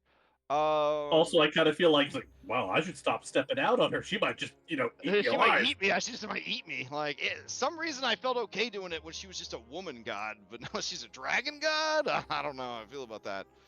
And that is all the NPCs that I thinking about. I mean, I got nothing for Esther. Like, both Esthers are just trapped in their respective prisons. So, Yeah, really well, not much to do with that. So, but I will address that. Okay, fair enough. Lord Viron, he would like to become a ambassador between his city and the rest of the world.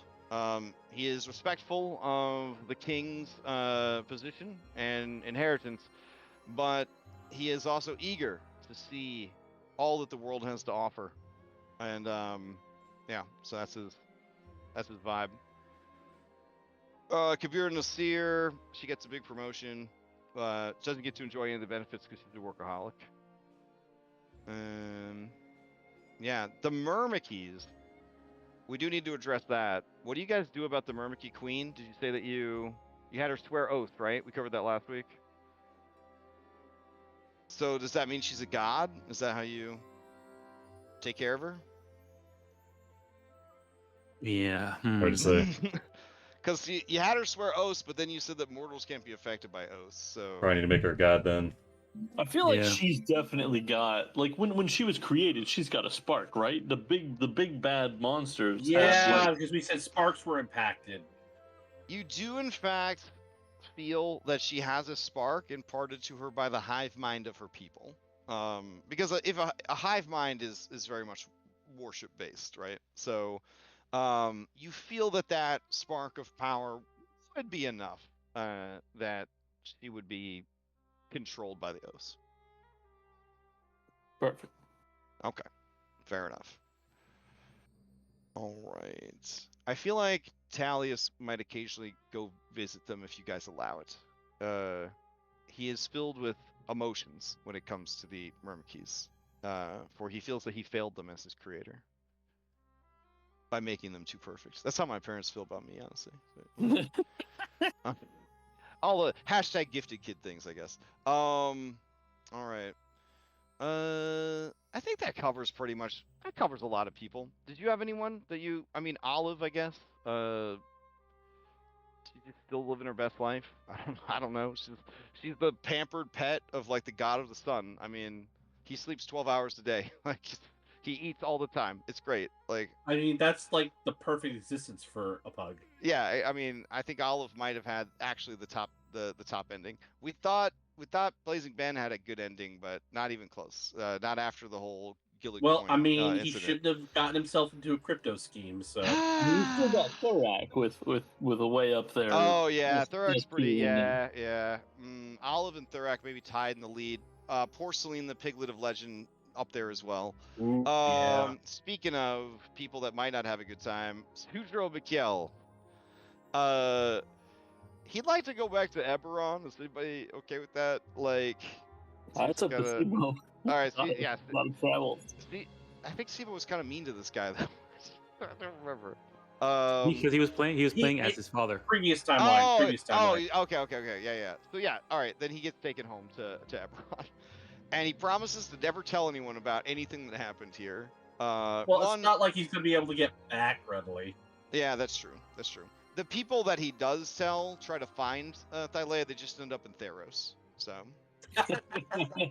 yeah.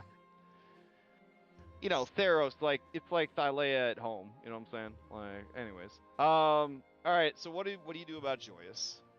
Because I'm gonna be honest, I think the God of Travel might have this guy accidentally walk through a portal into a volcano.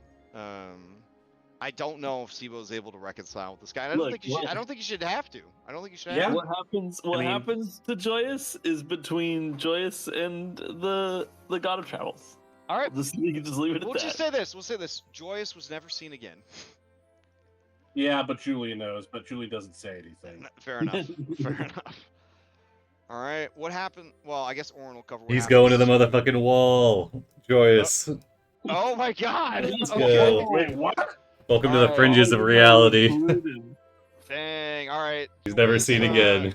Joyous gets into that real Eldritch horror like artifice shit to help you build some real fucked up stuff. I'm talking about you guys are piloting like Evangelion. So you're saying we've made got out of your mom's corpses over there. in the mech, Oren.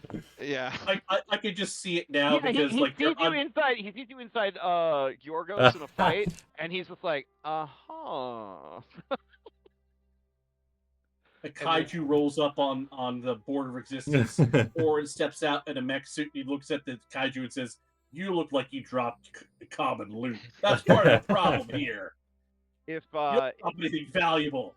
If your Lancer game ain't themed to ancient Greece, I don't know what you're doing. I don't know what you're Gonna be doing. I'm just saying. All right.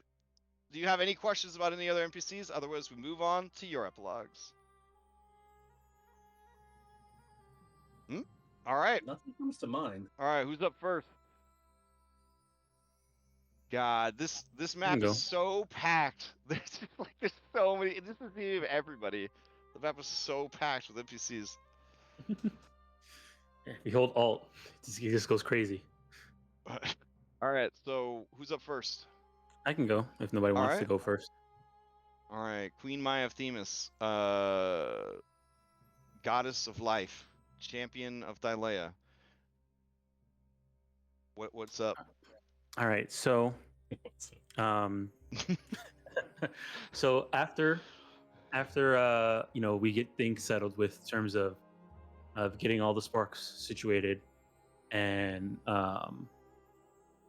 things are sort of now just processing, and we kind of see how things are going. Maya will definitely go ahead and actually go to Themis and live, a few years as actual queen. Try and learn as much as she can about the process, and sort of establish pretty much what her work is sort of establishing a more less antagonistic relationship between men and women on Themis, but still keep Themis is supposed to be a sanctuary and a place where women rule. So she's going to keep it be a keep that culture, but just making sure that it's less antagonistic between the two. Mhm. And as you learned in your Odyssey, there are plenty of men that do want to be bossed around by women. Yes. So yeah. So, And so just extending that open invitation to men who want to be bossed around by women really solves a lot of the problems that they have. Yep. Yeah. Yep. And so she does that, and maybe for like the first probably like 20 years, she'll be living as queen. She does try and find a partner to sire a daughter, and being the god of life, she maybe has some type of control over whether she gets a daughter or a son or something like that. Mm-hmm. And so she does sire a daughter so that she can take over for her as the next queen of. As the goddess of life, do you pull a Lutheria with Orin? You just make your own baby, or do you take a partner for that? Take a partner. Okay, fair enough. Yeah. Can do it the proper way. Okay. Anybody we know? I don't know about the proper way. It's the typical way. I mean, you're the goddess of life. You could take any partner you want and just make it work, essentially. Yeah, true. Maya's gonna live like 700 years, so. Yeah, they have that. With Nessa, the goddess of sex. I mean, there's they do have everything's that, okay. They do have that special spring on Themis where you can grow a wiener if you need to. So yeah. Well, I don't. Well, hold on. Let me think. Hold on. There was a what was it? Magic Kid from Beach. Okay. I don't know. Maybe him. Okay, nice. Yeah. No one knows for sure. Sort of like your father's situation, right? Like nobody knows for sure. Okay. Yeah, no one knows for sure. All right. But yeah, he ends up having a daughter, and sort of. Magic Head is very handsome, though. I can see you guys hitting it off real good. You just meet up for like grapes and cheese or whatever, and then just see what happens. Okay. So that happens, and she has a daughter, and then once she succeeds the throne to her daughter, she then leaves Themis, and moves to the Thylea's heart tree, where she's planning to live out her term as the goddess of life. There, she tries to, she does her best to find people, sort of, scrying on the world, traveling around, flying, wind walking wherever she needs to, just sort of traveling around the world and seeing people live their lives, and looking for people to see for a successor for it, to take over the role of goddess of or god of life later on. She does make sure she spreads out her domain. So with Telemachus being god of friendship, and Nessa being god of sex, and any other, maybe finding other aspects of life.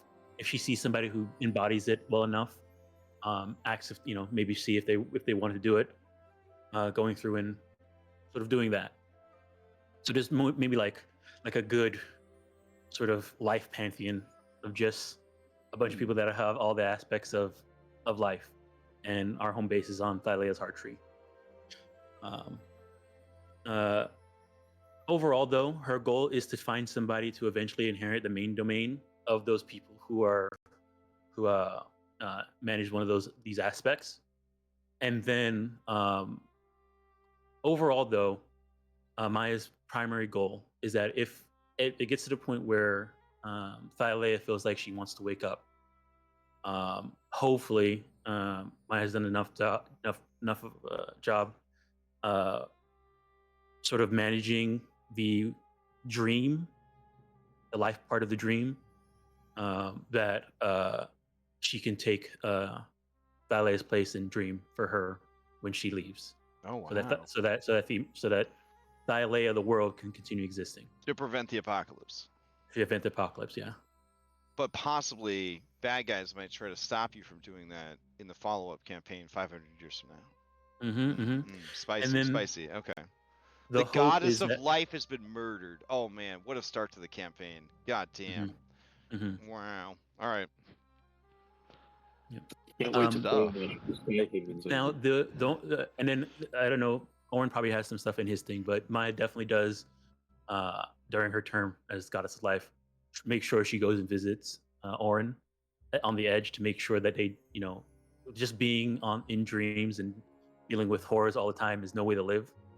So she wants to make sure use her power over life to make sure that they actually have a life while they're defending.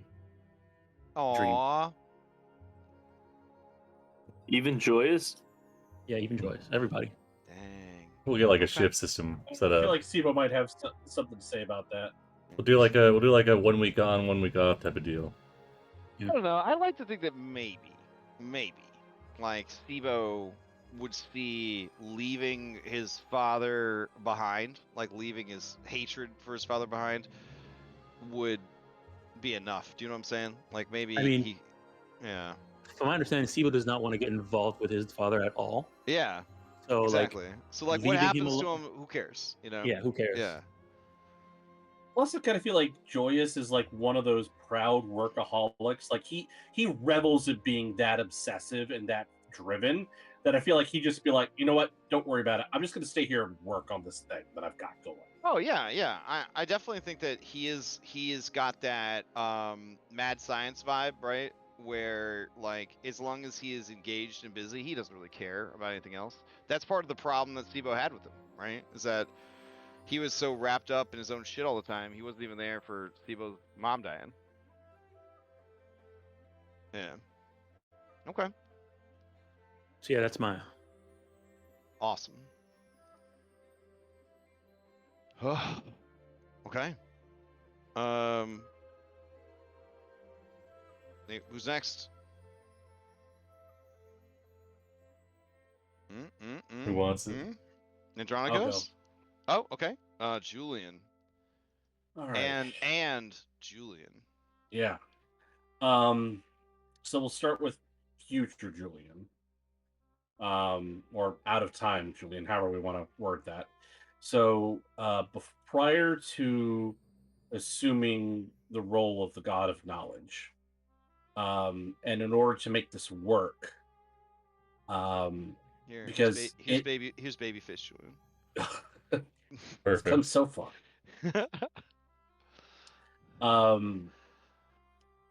Julian is going to erase knowledge of his existence from record, from Emery's memory, so that there's only one Julian, the Julian who's supposed to be of this timeline, so that this Julian can live as a complete person, have their own identity, make their own choices. Maybe there'll be some guidance and indirect influence from, the god of knowledge. Who knows? But future Julian, in order to really embody what's important and be different from what's come before, it's not about who is the God of knowledge, but that there is a God of knowledge, and that they are imparting that knowledge, not necessarily hoarding it, so that perhaps there is a chance that through knowledge people can make better decisions, they can make informed decisions, and then this, maybe there's less cause for vengeance, maybe there's less cause for hatred and bad acts. And so this Julian will go to each of the heroes of prophecy in turn and seek out his family in turn, and he will say goodbye. We'll start out, I guess. First we'll go to Andronikos, and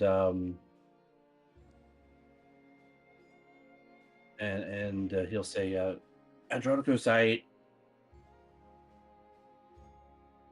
I'm not going to be around, but I will be around, but you won't know it. I need to apologize for holding so much anger towards you.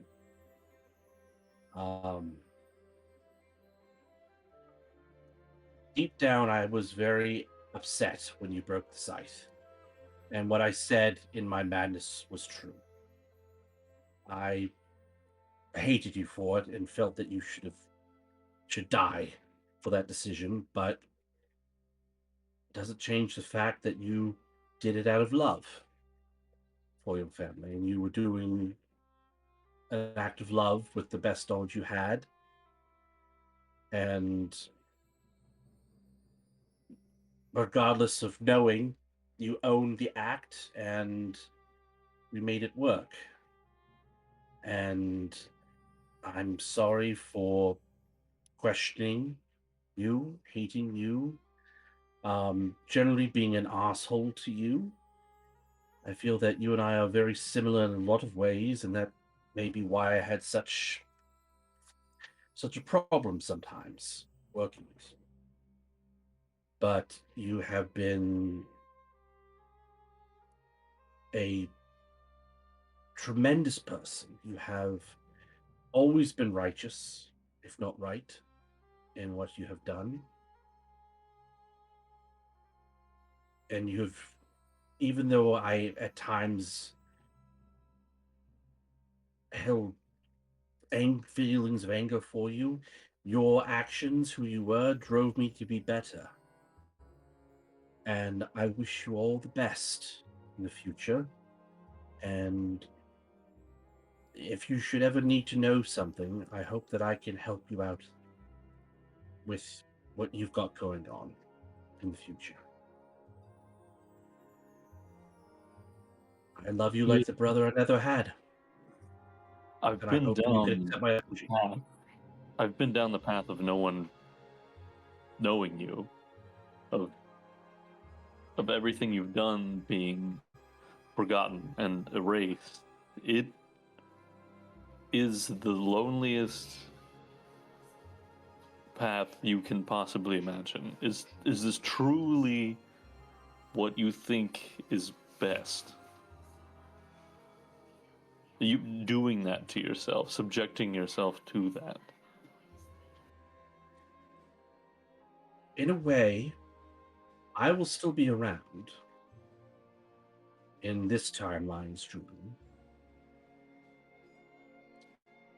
And seeing what decisions were made before, what has come before, I feel someone needs to act for the greater good.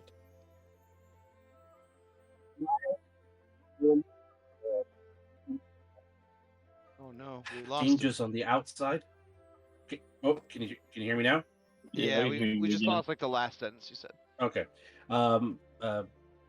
Maya and Oren are protecting us from dangers from the outside. And my hope is that by being the bearer of knowledge and not who is bearing the knowledge, I can help steer things from the inside in a productive way. And I mean, I'm not going to be that lonely. Esther will be with me, and I will use that as a means of knowing what can happen, how things can go horribly wrong, and what those outcomes can be. And I will use that as a driver to maintain the course, to stay focused. But I think it has to be done.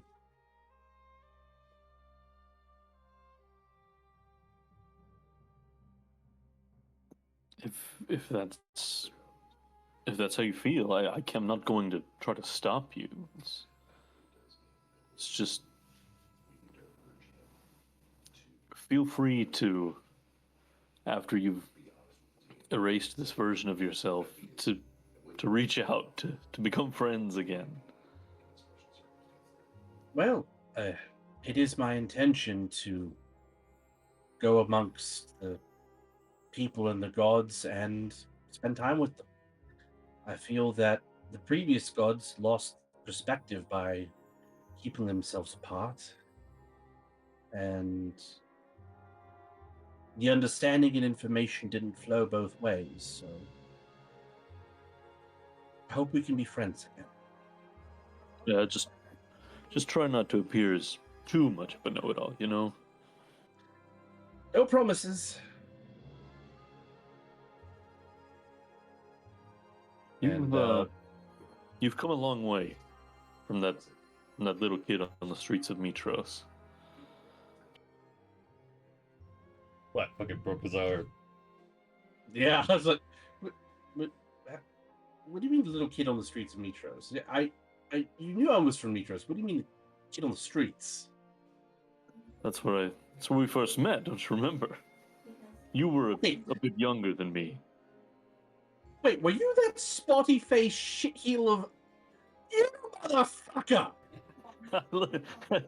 You were going to know soon anyway. You were taking up the domain of knowledge. I figure I might as well time you for it. And then you think to yourself, Julian, you know it to be true. All right. But everything I said still stands, but you arsehole, you... Feels good to let that one out. Someday down the line, whenever Andronicus goes to like take a step and his shoes are tied together, just mysteriously. All right. And then? All right. We'll go to Oren next. Okay. You find Oren in the probably below deck in the Stormbreaker. Get all his stuff together. Oh, that is a question about the Stormbreaker. Didn't you say that you would set her free at the end? That's why he's moving out. Oh, I got you. Nice. Oh, that is decommission the ship. Yeah. that is something I forgot to mention about going to making sure her tree's back alive. Ah, okay.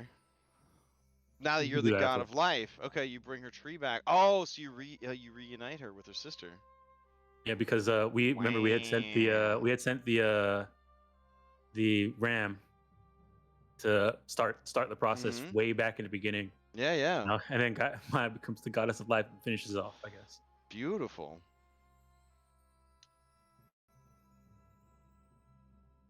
What's up, Julian? We got a lot of shit to sort out. Yeah, I know.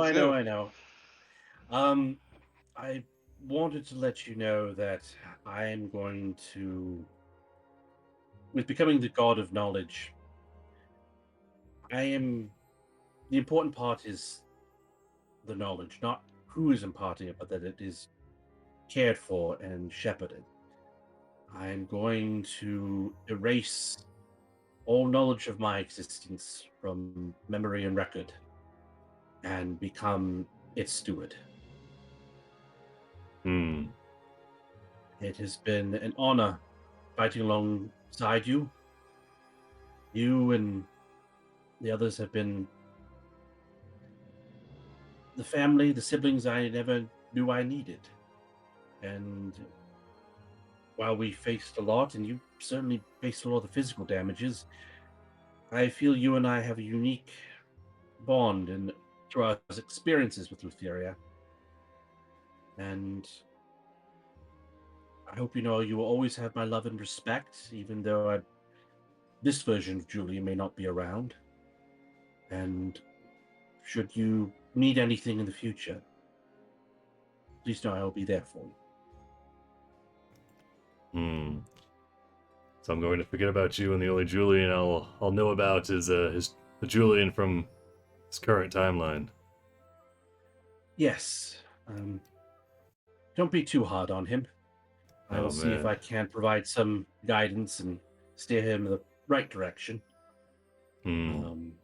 But I won't be able to. It wouldn't be appropriate to interact with him directly. Well, we're gonna have to bring him up to speed then. He hasn't had any of the early morning training sessions. Well, I hope that he will wise up and take advantage of a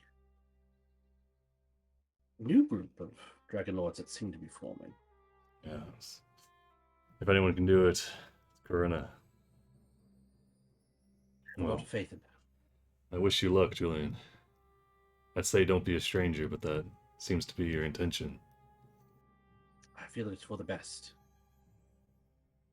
If you ever get bored, you know where to find me.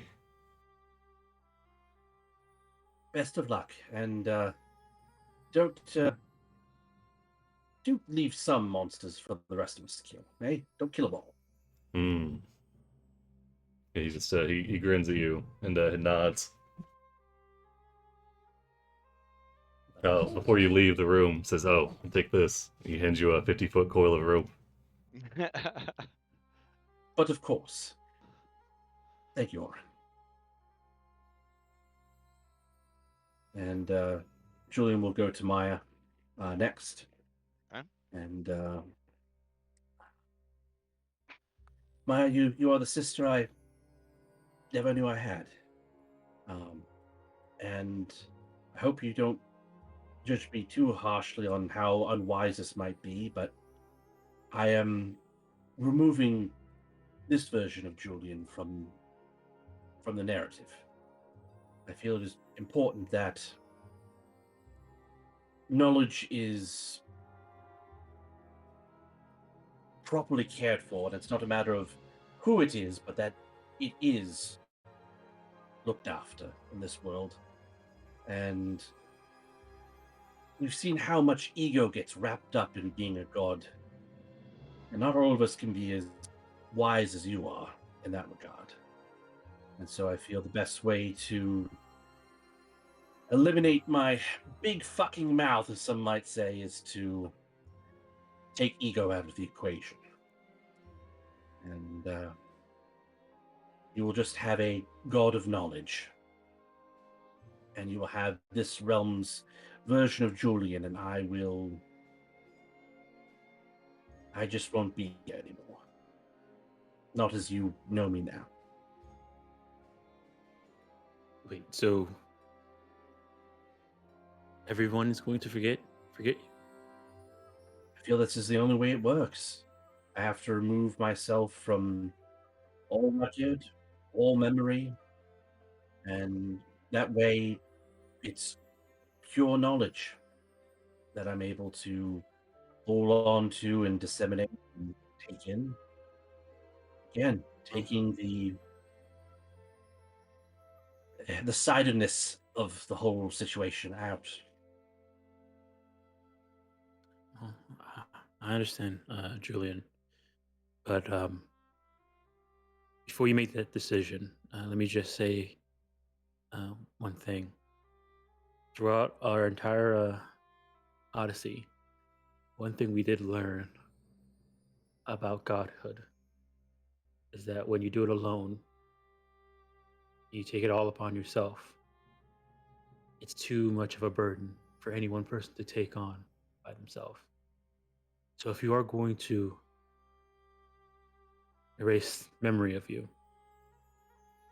only do it once, make people forget, reset, but find people to share that burden with. You can't do this alone, and you shouldn't. Going to be doing this alone. You'll be on the council, if you will. Andronicus will be there. Ohlen will be there. You just won't know that it's Julian in there. Okay.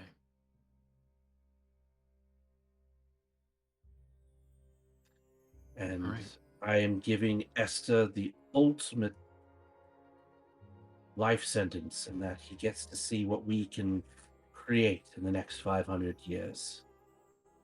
And he'll just have to be privy to the whole thing. And he will also serve as a constant reminder of how horrible people and gods can be. And that will provide me with focus.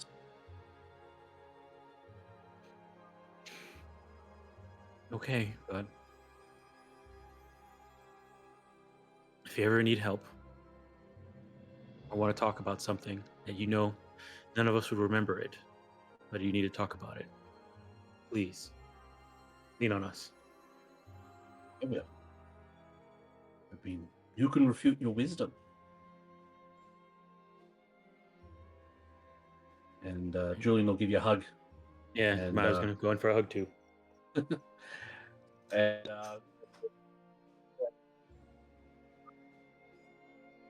We lost you. again. We lost you after the hug. Yeah, we lost them. do you hear me now? Yep. It's already Okay, happening. I'm I don't- starting to forget. No. Oh no.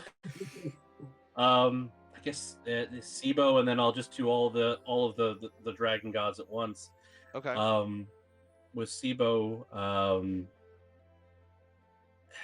I don't know. They've been through so much together, before this, and I guess it's a case of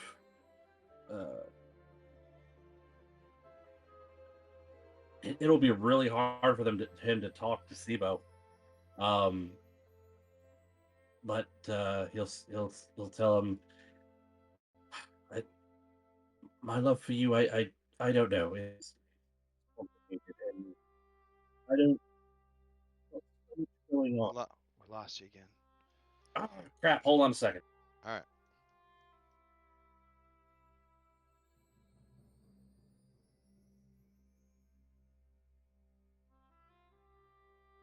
Sometimes it just takes logging out and logging back in again. I know the feeling. All right. Feelings are complicated. You've got so much going on right now. But for good or for ill, I feel that the best way that I can shepherd knowledge moving forward is to take Julian out of the equation.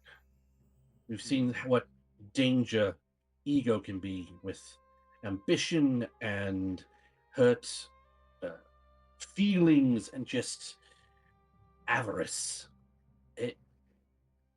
I wish to shepherd the knowledge, impart it to those who need it, take in what needs to be preserved and redistributed, and I feel that it's best done anonymously.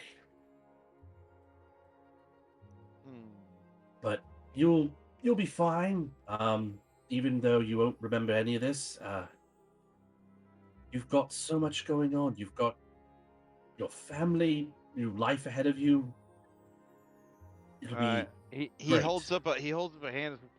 Julian, this isn't my decision to make. It's yours. But it is strange to see you choose this path after everything we saw Andronicus go through. I understand that you feel responsible for this other Julian, but don't even try to tell me that there'll still be a Julian. You're the only Julian for me. Whoever this snot-nosed kid is in this timeline, that's not my Julian. And his Sibo is gone.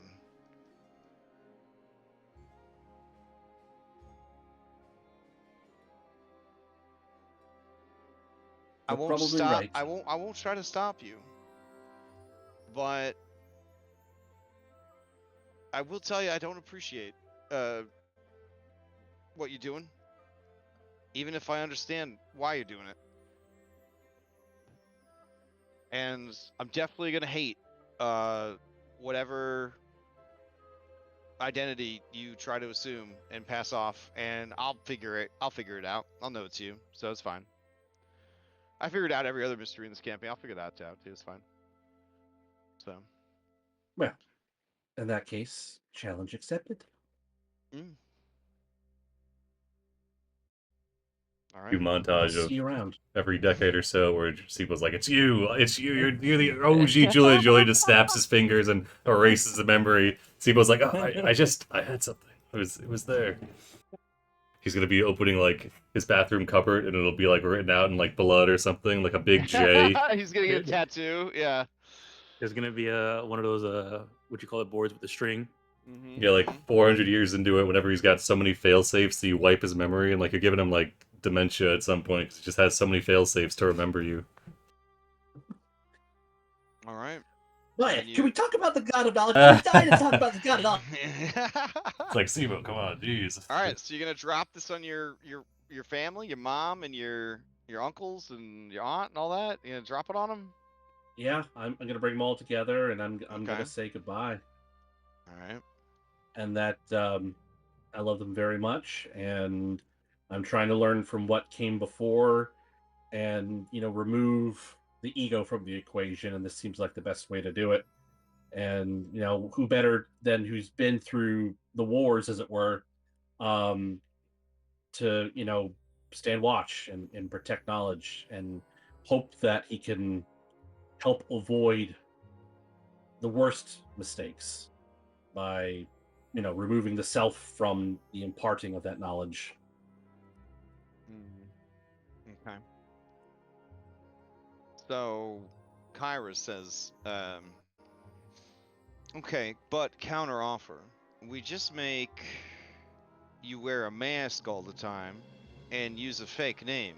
And then, no one calls you Julian, and our Julian doesn't have to know that you're Julian, that you don't actually have to erase anyone's memories, and we all just keep going, and then I got 2 sons that I can visit. Separately, obviously. The only way 2 people can keep a secret, Mommy, is if one of them is dead. It would get out. And Zabolkarak says, Kyra, you know that soon enough, time will catch up with itself, and only one of them may live.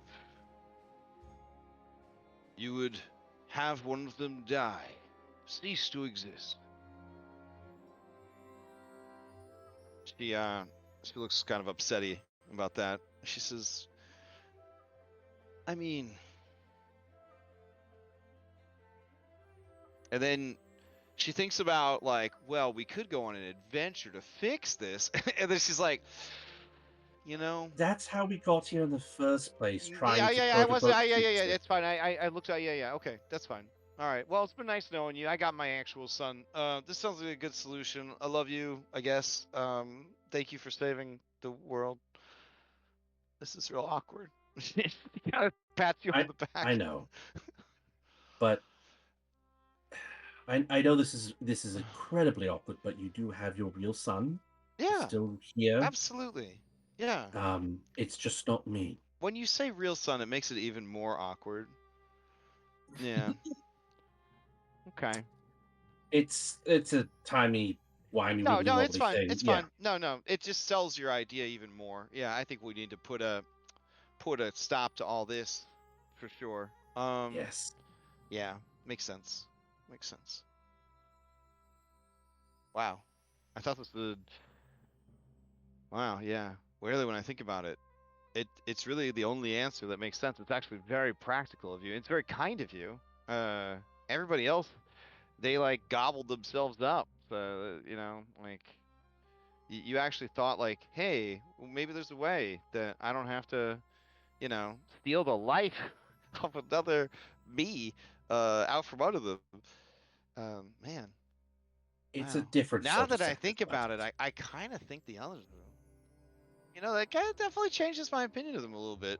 Fuck 'em. She's like, well, okay. She she gives you a firm handshake, and she says, "For the brief time that I knew you, other son, I was proud of you. And for as long as I can remember you, which might only be a couple more minutes, I will remain proud of you. I think you're doing the right thing." I do have a question though. What do we do about the two Esthers? Can you take my son's Esther with you? Can you just have two Esthers? Is that fine? I will be keeping this, Esther, and What about his Esther? We don't need two Esthers. there will only be one. Are you sure? Well, that Julian is going to have to find a way to be responsible for him, and that's part of the process. So Trust the process. you get to ditch your Esther, and my son has to No. keep his Esther? I'm keeping this one. Okay. But what happens to his Esther? He will have to keep his. So there are going to be two Esthers. You won't remember this part. Well, why can't you just take both Esthers with you? You're like a god now. God, fucking gods are so fucking useless. Unbelievable. Wow, I can't believe anybody even worships you guys. This is ridiculous. I know, right? You can't even do the simplest things. We really can't. You have to make it. Wow. Why can't you just make everybody forget about Esther, then he'll die in obscurity? Like, that seems like something a god of knowledge can do. Isn't that something that a god can do? What do you even do as the god of knowledge, now that I think about it? Like, I'm thinking on my own. You're not thinking for me. So what do I even need you for? Ridiculous. Wow. I know. Trash gods. Okay. Indeed. I heard the last ones did it better. I'm just saying. Anyways. Goodbye. And you do sense with your god senses that she's very sad as she turns away. And all Julian is thinking about is this Kyre did not end up crucified on a tree, and that's worth so much more. Fair enough. All right. Valis approaches you and says, obviously you did the right thing. It's what I would have done. And then she walks away. And then Pythor says, hey, I appreciate what you did. And, well, he leans in real close. I think you'll probably do a better job at this than my dad. And then he gives you a big hug. Says, I'll take good care of real Julian. Don't worry.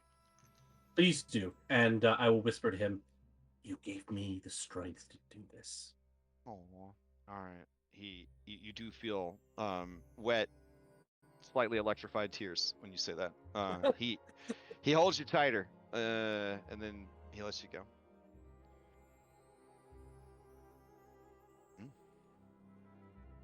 All right. All right. And I guess I give my grandfather a hug, even though I'm sure he's not really wanting one. No, he looks thoughtful and he says, aye, it was a good idea. Well played. Well played. Takes a big brain to outthink them time cops.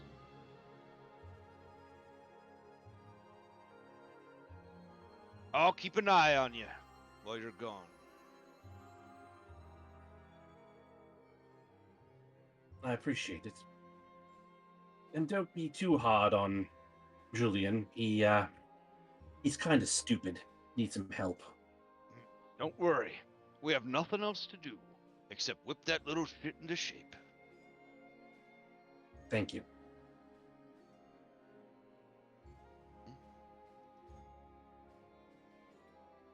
All right. And Julian of this timeline, because I mean, I guess after he gets let out of Yeah. solitary confinement, he would sign up for the new round of Odyssey of the new batch Dragonlords or Skylords or whatever we want to call Oh, ourselves. nice. Okay. Is there like a scene where like Corinna's at like a fucking desk and you like taking applications or whatever and you like walk up to the desk like and then you guys lock eyes kind of thing? Yeah. Okay. I heard you're looking for volunteers. Okay. Her I face come with my own dragon. her face lights up when she sees you two. She leaps over the desk and embraces you. And you talk about how the other heroes of prophecy went off to that final confrontation against Lutheria. But that you remained. Apparently, the you from the future didn't make it. They came here without him. And so when the opportunity was offered to go and join them, you felt like it wasn't your fight or your place anymore.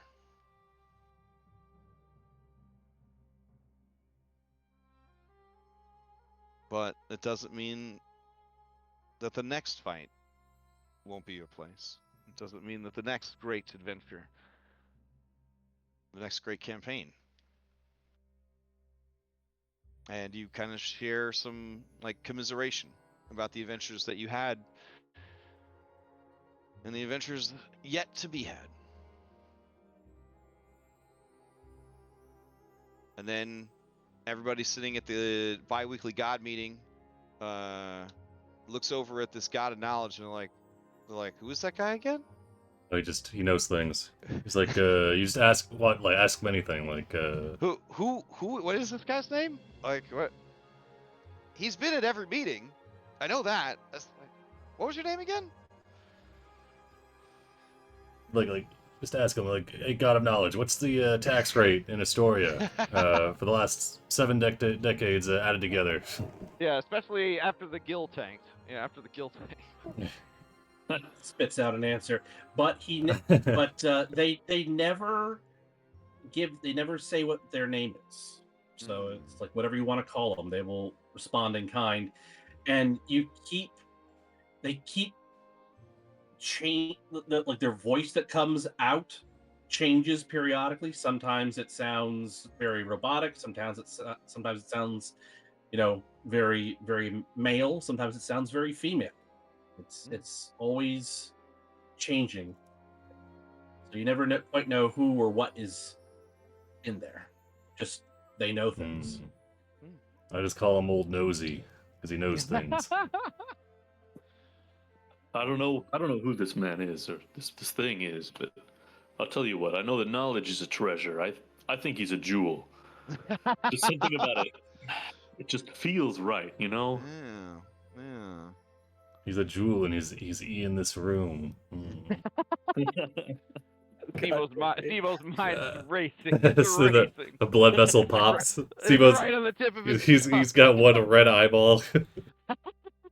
You said the God of knowledge slightly motions his hand. He shouts something and points at the lore master, at the God of knowledge. It just comes out as garbled static as a nosebleed sprays out of his face. Yes, it's like, oh, that happens a lot recently. Ever since this guy like joined up, like Sibo's been a mess. Like I don't know. Says he owes him money. I don't know. Before he just got nosebleeds at my amazing bosom, but now he gets nosebleeds over this. It's a bit hard on my self-esteem. Fair. All right. Yeah. Then Andronikos, you close this out or bring us closer. So Andronicus takes up the mantle of the god of water, the domain of water, and he raises the city of Agartha, all of it, leaves some of it submerged, some of it at island level, and then some of it up in the sky where it belonged originally. And he takes up one of the remodels a bit. Some of the temple district takes that up as his sort of home base in the seas there.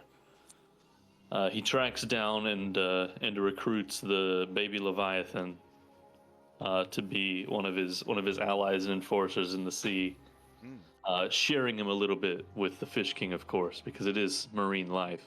Oh. All right. In that case, the Fish King is willing to share this Cetus that he found, if you ever want to borrow it. So. Perfect. After he sort of gets everything that needed immediate attention under control, he petitions Hergeron for permission to enter Praxis and to visit the portal to Elysium that he knows is there. And he steps foot inside once and tells the souls of his family that he still has a duty, that he still has a little bit of work to do before he can return to them. As is the timeless nature of Elysium, they have been there long enough that it would be very difficult for them to leave. So that's the main danger of Elysium, is that it has sort of an addictive quality to it, that it just feels right to be there. And many a planar traveler have journeyed into Elysium and opted to never leave. Even the brief time that you spend there, you feel yourself settling in. This could be the place where you make a life for yourself, where you retire your legend, or where you make new legends. For Elysium, among other things, is a realm of endless adventure. But you do feel the pull of Thylea's seas, and you are bound to them. But your family, overjoyed to see you, does heartbreakingly beg you to stay. And I tell them I'll return as soon as I can, before stepping back out the portal into Praxis, only to return once eventually. But before that, he goes back out into the seas. He gives a small subdomain to his uncle. Aww. So that his uncle can stay with him for the 500 years before the passing of the sparks. Domain of moist, bro. Wait, what domain do you give him? People about to bite into a cake, they're like, God, I hope this cake is moist. And he's like, "You Oh, got it, man." bud." You call? I think maybe just like the domain of like sea travel or something like that. Not safe sea travel though. That's on lock. That's true. It's just sea travel in general. It can be risky. Domain of the deep. Ooh, he'd depth. definitely take the deep. Yeah, That's he could good. take the deep. Yeah, Because they were at the bottom of the we'll fucking do sea. Domain of the deep. And he was Nice. very at home there. That's actually a pretty dangerous domain, because you got horrors from the Nether Seas and the Hollow World that try to make their ways into the oceans. So yeah, it's a constant situation. Yeah, he teams up very close with Orin.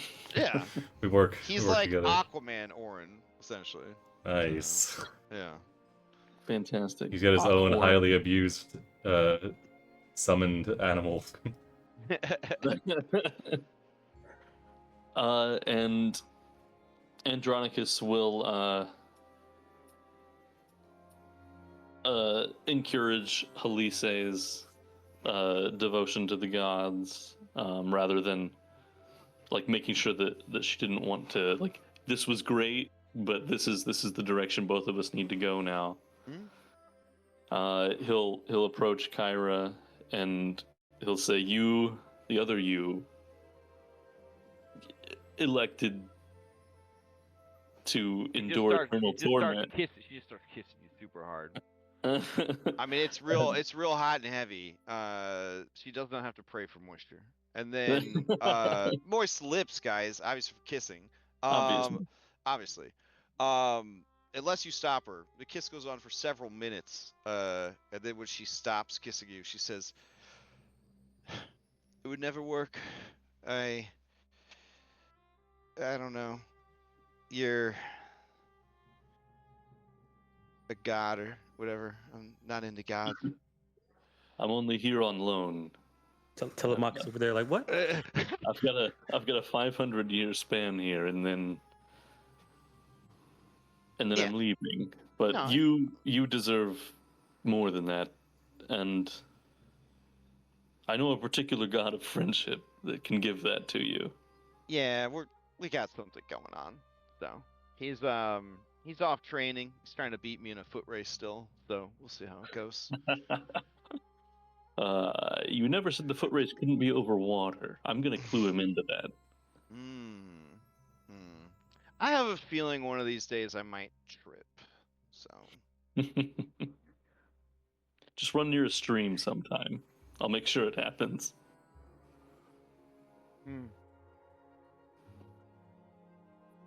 I had given up, you know. I had given up. Just everything. Versi, she found me in a pretty low place. I had just gotten off of my respawn timer. So another reckless endangerment, we'll call it. Just so tired of being a god. So tired of being unable to do what she wanted us to do. Just living in her shadow, shackled by her expectations, put in charge of a plan she didn't even tell us about until it was too late. Hating myself for hating her for what she did to Pi and Valis and Dad.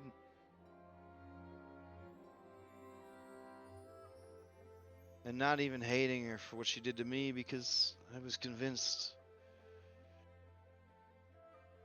I deserved it. I think I'm still convinced I deserved it. I did some really terrible things. I lost myself to Esther.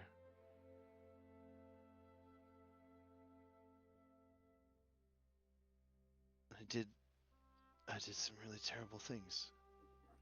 And then I was a terrible god. Because I was afraid to do anything with that kind of power when I knew what I was capable of with so much less. And so, yeah. I had given up. And Versi, she just said she had a vision. That we had a chance. And she's always having visions, and I'm gonna be honest, they don't always work out. But I just felt like maybe it was okay to believe in something one last time.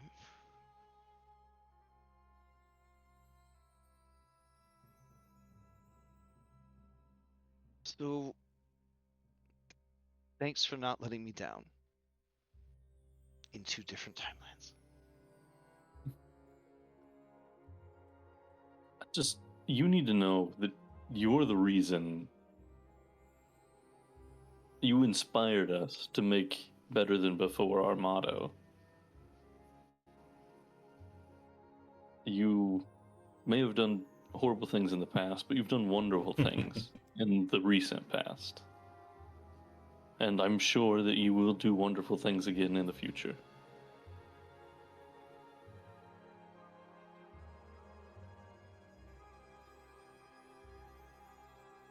Yeah.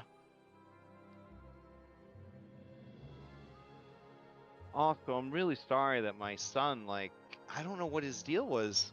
It's like he was just like so far behind you guys at the end. Like, I don't know. I mean, I know he died in the other timeline or whatever, but like, I just felt like, step up, kid. I know you're only like level 7, but like, this is your chance, you know? He could have been there at the finish line with everybody. Whatever. I'm going to try to be supportive anyways. I love him no matter what, but it does feel like a little bit of an underachiever right now. But that's okay. That's okay. I'm never going to tell him that. I told Valis she's not allowed to say that. She went on a rant about it. Like, oh, he's so embarrassed. But it's fine. It's fine. I guess he's just a late bloomer, you know? Was he great, though, in your timeline? Did he do great things? He did.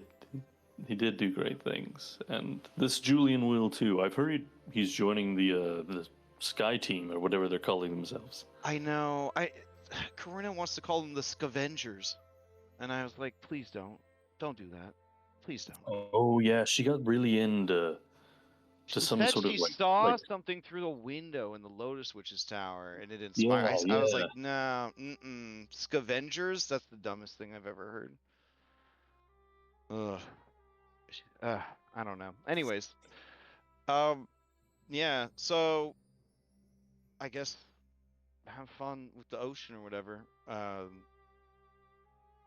Maybe get forces. Oh, sorry, the Fish King. She winks at you to you know, make my dad's fishing trips a little more successful. So he's trying to catch up with all of his children. It's a full-time job.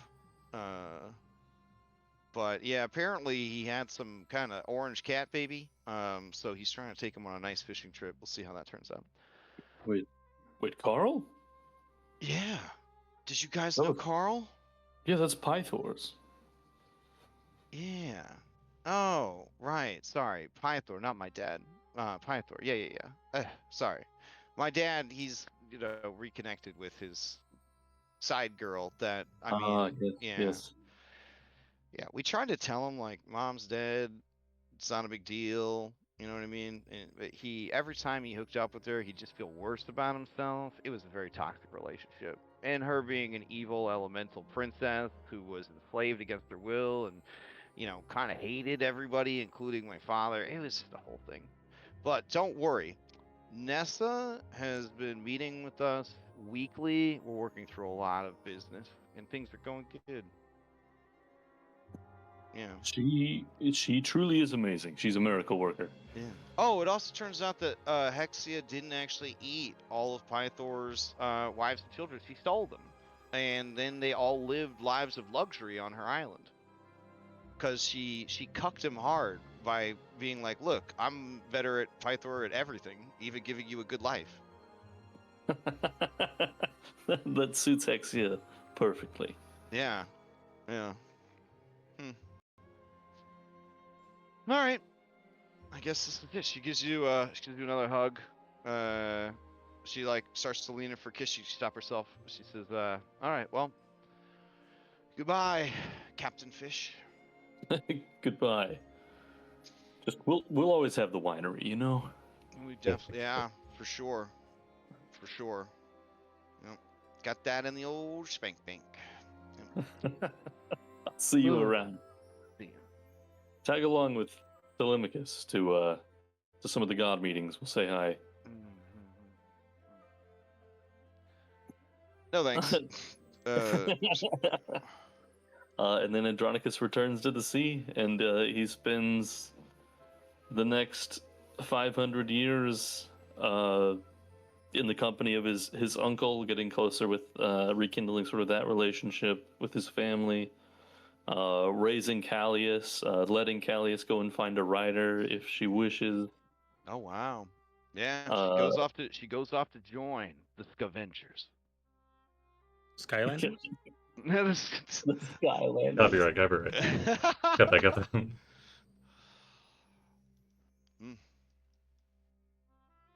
And then, of course, he invites Folon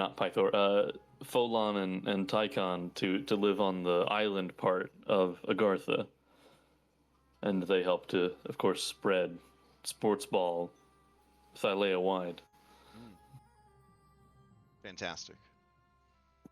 And then after 500 years... Do the goblins win any games? Does the Eel Oh, tribe there's ever win? 100% like a weird-ass variant that the goblins dominate at. Okay, But they're, fair like, enough. terrible at everything else.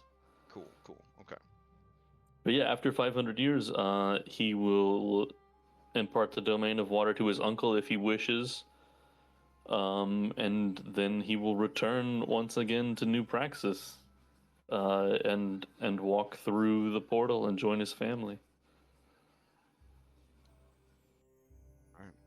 Alas, your uncle, containing a subdomain, also must find a successor. But you guys, I'm sure, find someone. I mean, I can reabsorb his subdomain and then grant him water. Oh, if man. that's what he wants. Oof. That's on the fringes. I don't know. John just looks at you over his readers. I don't know, but that's for another. That's that's for Maya to figure out. You're like, hey, Maya. She's like, yeah, what's up? All right.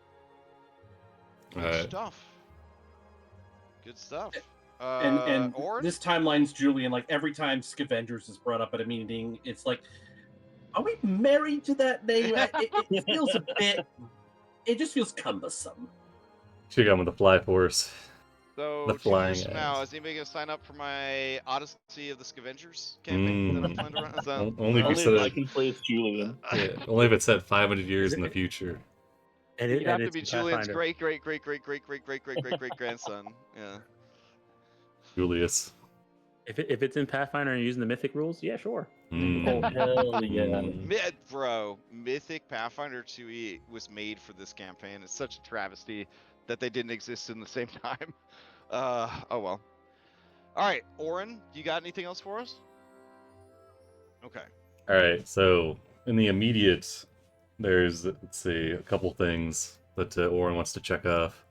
All right.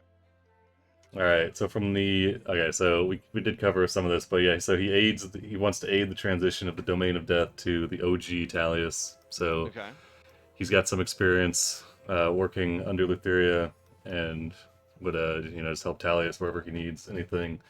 He's heading out to guard Thylea in the fringes, but he'll be around if there's anything else that goes down. He accepts the Domain of Dreams, and with the additional caveat that within 500 years he'll have trained somebody up to assume the role of Dreamwalker and pass the spark on to them. He enlists the help of whoever is capable to return the Apocalypse Beasts to their imprisonment within the hanging iron cubes of the Nether Seas.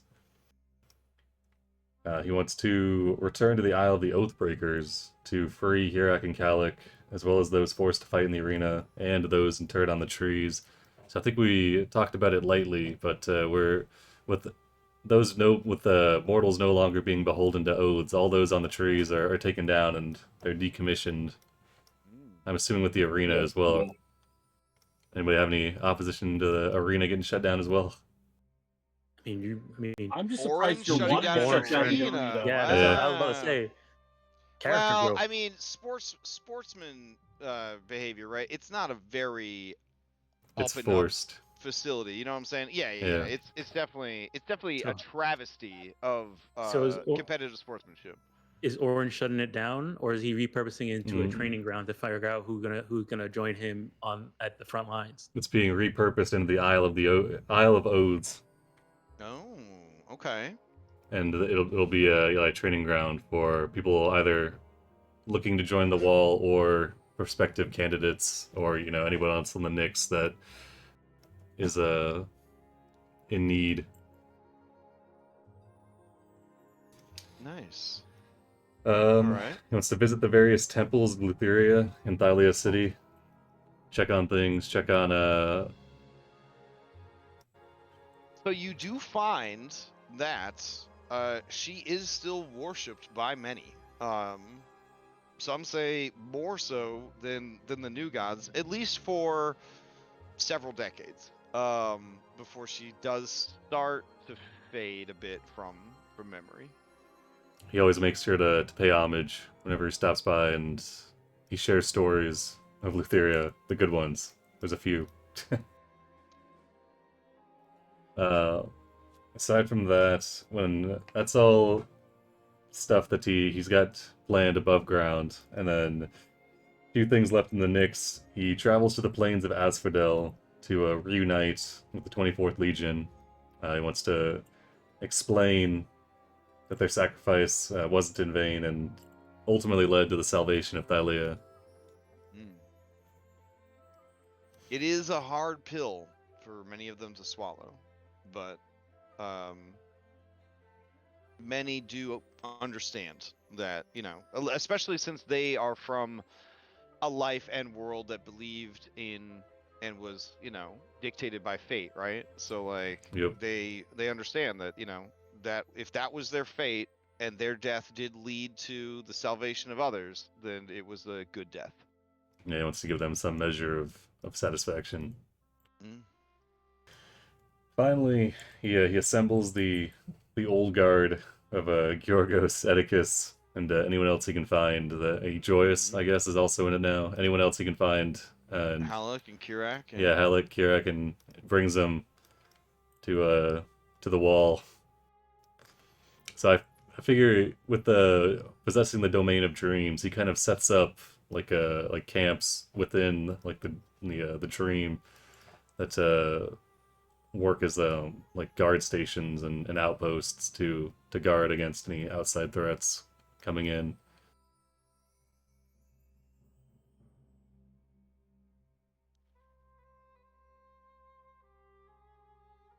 And that's all the stuff in the immediate. I do have one more thing, and it's an epilogue that I wrote for 500 years after the Pact of Peace. Oh, okay. It's called Passing the Torch. All right, what you got? All right, bear with me. It's only a page. All right. The eerie purple light of the Nyx illuminates a small gray outcropping of stone, surrounded on one side by empty trees, and on the opposite end the waves of the Nether Sea lap against the rocky shore, gently bobbing a ferry against it. At the apex of the stone rise, the largest tree sprouts.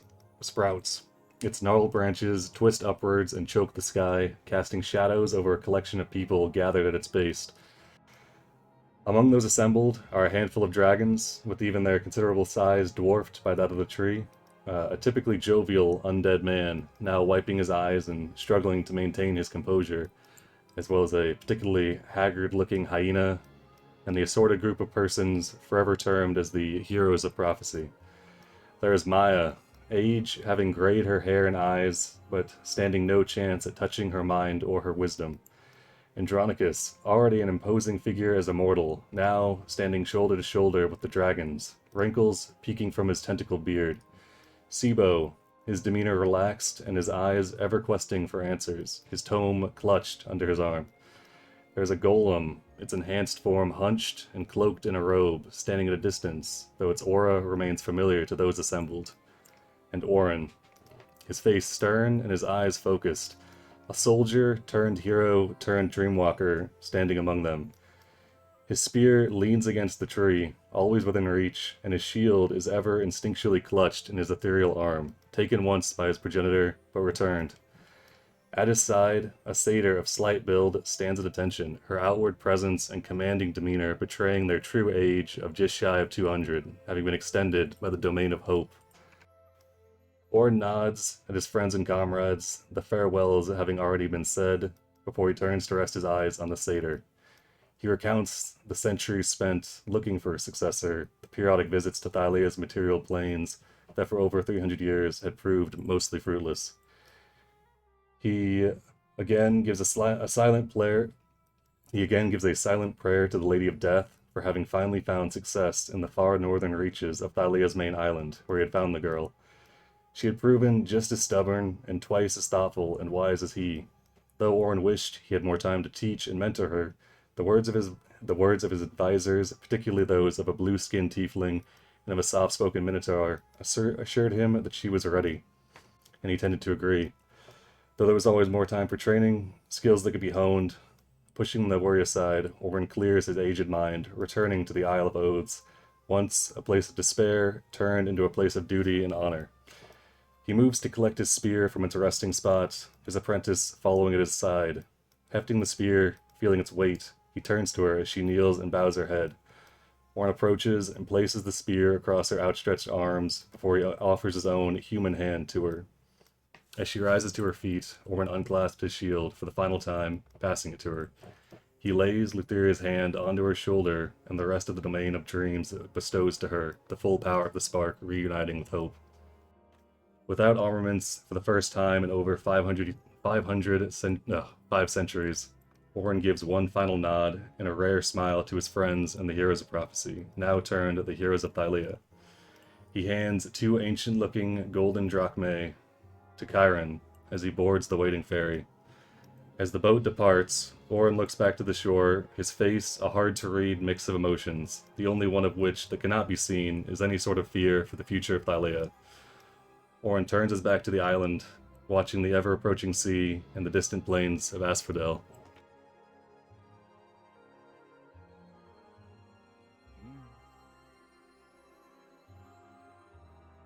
It's beautiful. Thank you. Dang.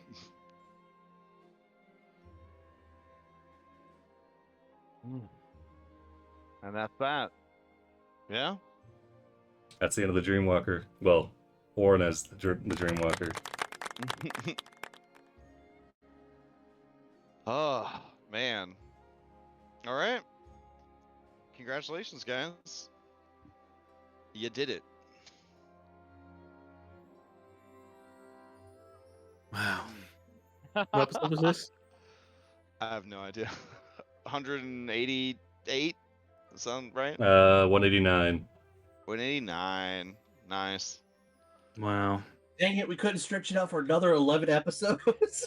Leave it to you anomalies to finish on a weird number. Good stuff. Good stuff. Ah, man. We have 190, which is the rat party. Oh yeah, yeah. Oh, I mean, technically, yeah. I mean, it's a shared episode. Yeah. Mm-hmm. I But do did, have did this. they end on a weird number? I do have this cool venue built for it, though. Let me see. It's so probably dark. required. Hold on. Hey. Wow. Yeah. So your prime buddies will be over here. You guys might want to clear off. I don't know if you want to. If Sibo might show up to flex with his stats effects. I don't know, but yeah. We'll fill this up with peeps, and then can talk it all out. Next week, everybody can share, ask questions, all that jazz. So, I don't know. This is way better looking than Citrus was. It's a gorgeous map, right? Zapiku dropped like 2 weeks ago or something. So I was like, all right, that works out pretty good. Great timing, bro. It's been 500 years, you know? Oh, this is 500 years? Okay. What do you mean? What? Oh, it's all beat up and shit? No, I was looking to buy it. Oh, you got like an old lady Maya somewhere? I see her. She sit at the table here. From what'd you call it? The Island of Time? Oh, yeah. It's been a rough couple weeks here. Damn, Maya. Goddess of life. It's rough out here. Man. That was good. That was really good. That was fun. That was, I don't know. People have asked me. Aftercare. People have asked me. They're like, well, now that Mythic's also over, well, how would you rank everything? Because everyone knows I rank everything. Everyone knows I rank everything. And I did say that Odyssey Prime was probably the capital G greatest campaign I've ever run. In the 30 plus years of doing TTRPG, just the Infinity War of games that I have run. But that Mythic Odyssey has been the most enjoyable game that I've run. If that makes any sense. Like,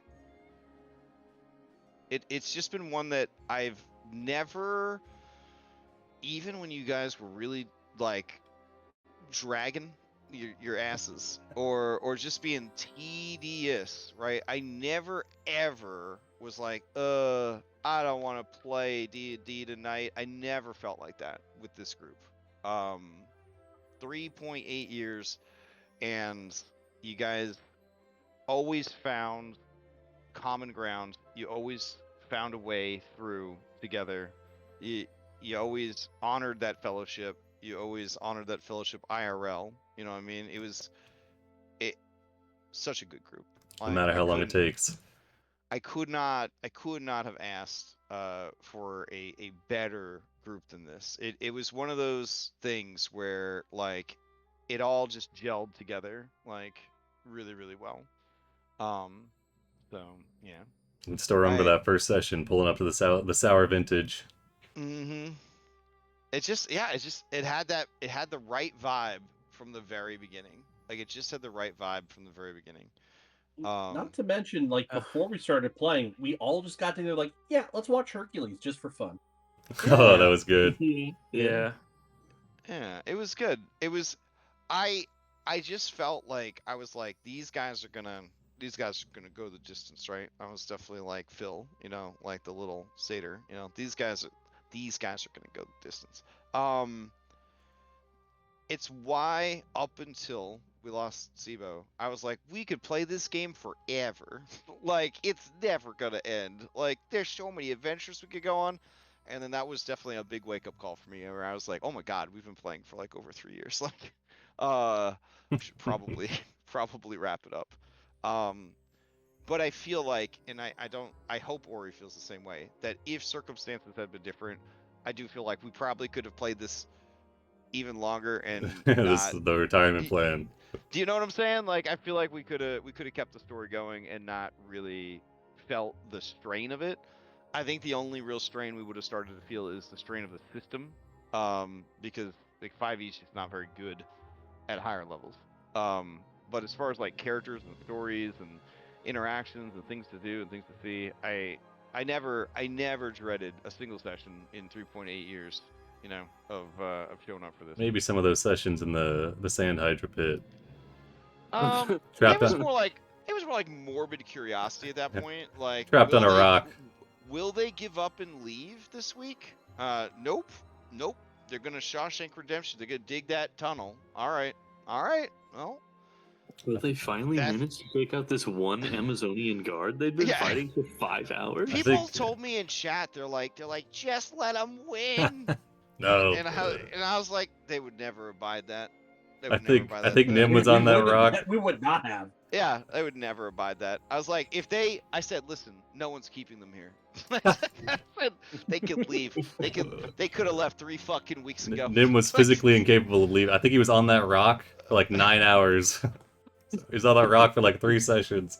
It shaped him. It shaped him into the being that he would become, the god of double beauty who secretly dresses up as a grungy vigilante. Yeah, whenever he has any shred of doubt in his mind, he just thinks back and he's like, at least I'm not in the prison below Themis. I'm not in the Fang.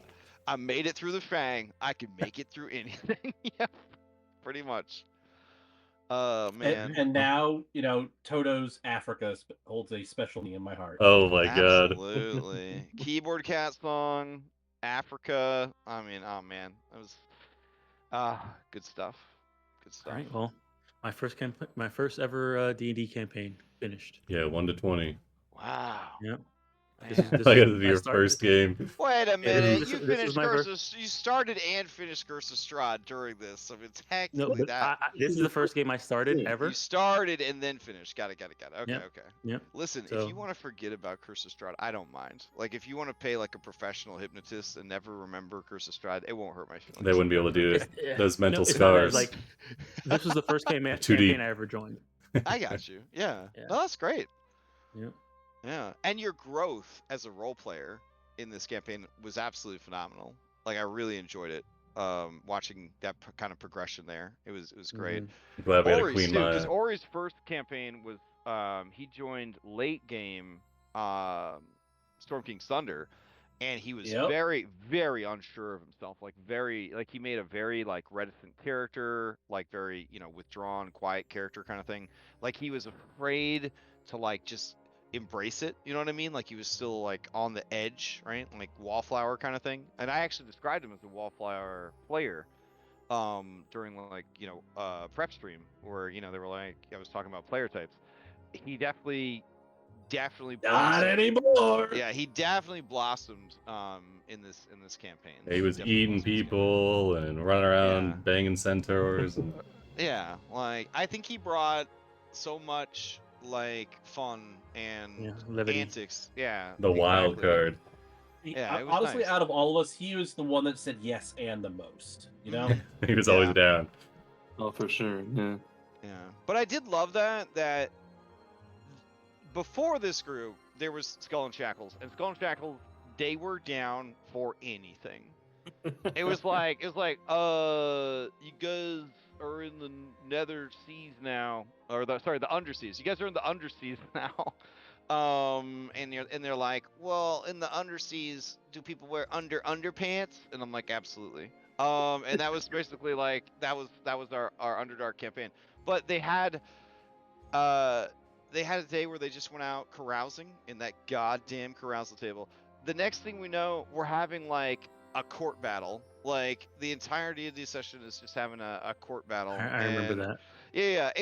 It was like it was such a anything goes kind of campaign, and then I was so happy that this group had that same kind of energy where it could be like, okay, it's Mythic Exiles time, and you guys were like, what the fuck That was crazy. is going on? And you just like rolled with the punches, you know what I mean? And just like we're like, I don't know what he's cooking, but we're gonna figure it out. And then like I just like we went to a Star Destroyer, you know what I'm saying? Like we were in Star Wars Star Destroyer. You were using I will always love you for that. yeah, you're using stim packs for like the rest of the campaign that you stole from expired stim packs. Like it was just great. It was such a good feeling as a storyteller to know that you guys were gonna like you guys would roll with the punches. You know what I mean? So yeah. It was absolute pleasure. Absolute pleasure. Oh man. Looking on the memories on my sheet. Oh man, when you guys made your super soakers to go fight ghosts. Fantastic. Little jar of frogs. High value item. Man.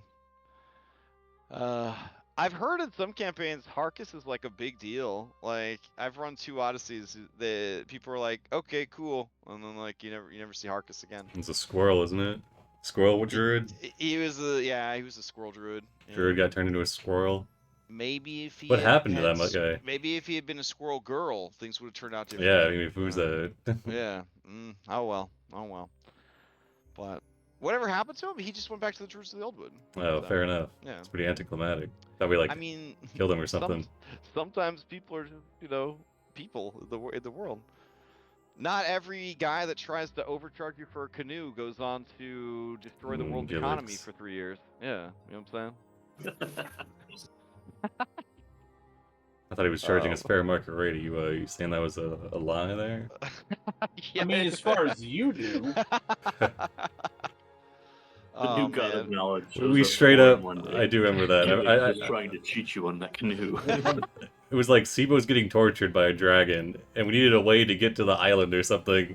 And I'm like, okay, we need these canoes. Like, how much are these canoes? And he's like, 25 gold. And I was like, all right. And then Julian's like, hold on, you're paying way too much for canoes. And I was like, what? I was like, how much does a canoe run? And he's like, no. It was like a whole thing for these canoes.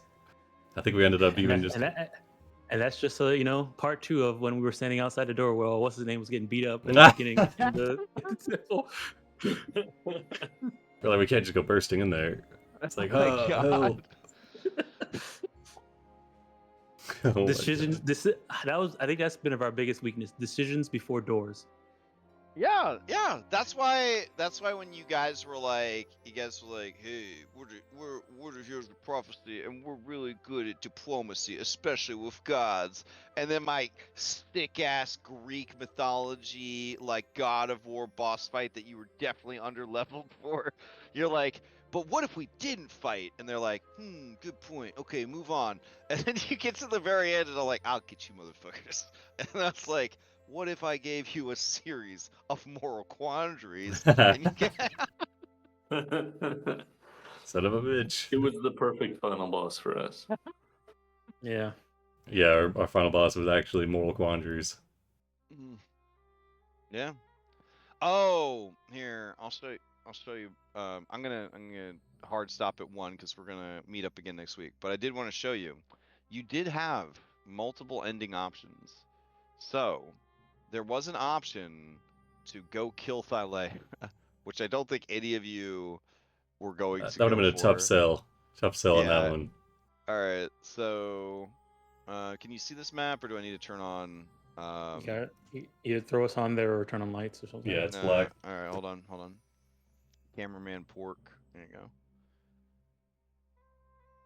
All right. Oh boy. So, yeah. So this gem, this is Thylea, and then you guys would. This is the only land. So if you didn't have flying, you'd be kind of fucked. And then Kentamane shows up, obviously. And then while you're fighting, the more you kill her, since you're destroying the actual world, the map is like phased. So like there's less and less map as you go, as you're like killing her, you're killing the world kind of thing. I didn't think you guys would actually go that What way. is the killing the world route accomplish? If you killed Thylea, her corpse would actually, like, the world would become a real world in the Primaterial. Damn. Yeah. So it's actually like a legitimate route, like, to free the world from oaths and her fear and all that kind of stuff. So yeah, if she had died, the world of Thylea would have just sort of appeared in an available ocean on like another world, basically. I bet you Prime did not do that. Actually, Prime was so close to killing Thylea by the end of the campaign. They were radicalized against the gods. Like, all of them were like Andronikos level radicalized against the gods. Oh my Like, god. it was real fucked up. It was real bad. Even Anastasia? No, Anastasia was like the only one that was like, guys, what are we doing here? Like, please, are you crazy? The voice of a reason. Yeah, kill a woman that's like sleeping. Like, this seems pretty fucked up. But it was like, yeah, they were heavily radicalized. But then there was also the 4-stage Lutheria Final Fantasy-esque final boss fight that took place on this animated map by Zapiku. Holy moly. Whoa. Yep. Dang, we Yeah. missed this. So you would start with Lutheria, then you would deal with Lutheria the Mad Champion, illustrated by Cryptic Muffin. Then you would have to go against Lutheria Dreams Manifest, she into dragons. And then finally, you would have to deal with Lutheria the Titan of Death. Is that from Hades? I'm not sure.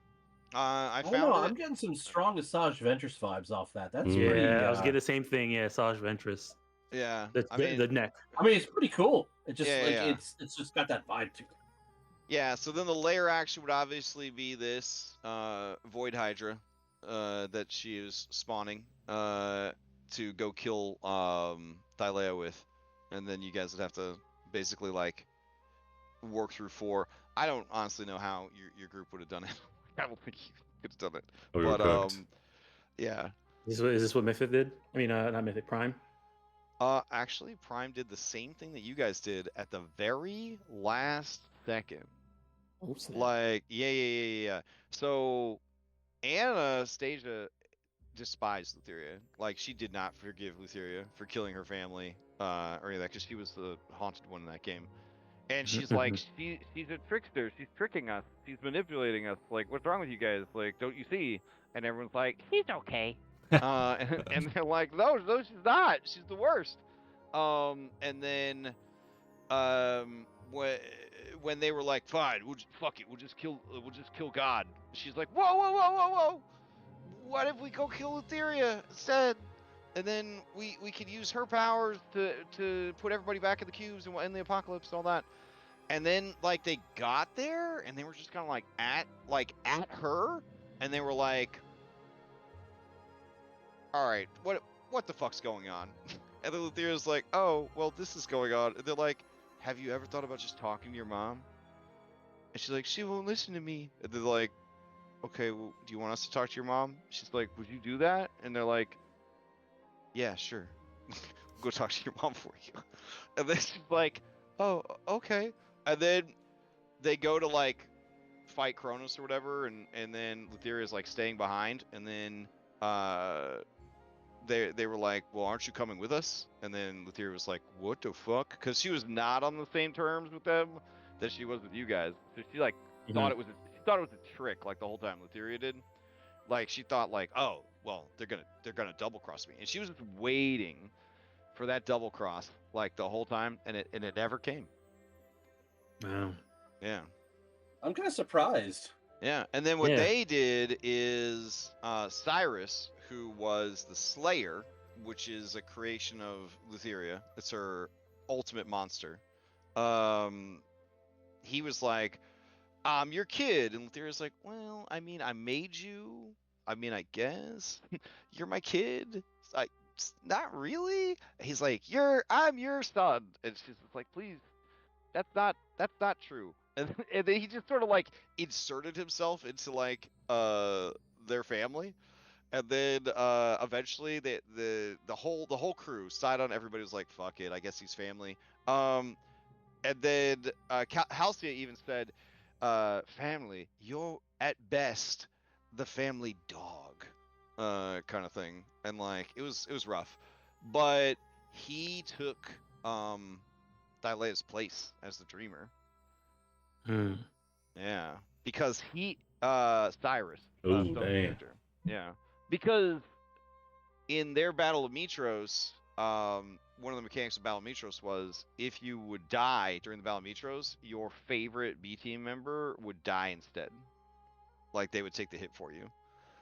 And so his wife / partner, whole thing was Netha in that campaign, and like she died for him, and so like he didn't really have like anything after that to like live for, like that was tying him to like the world. So he was like, I'll be the dreamer. And then Thylea actually got to leave. She and Kentamane left. Wow. Yeah. Yeah. Very different outcome. Very different outcome. So, yep.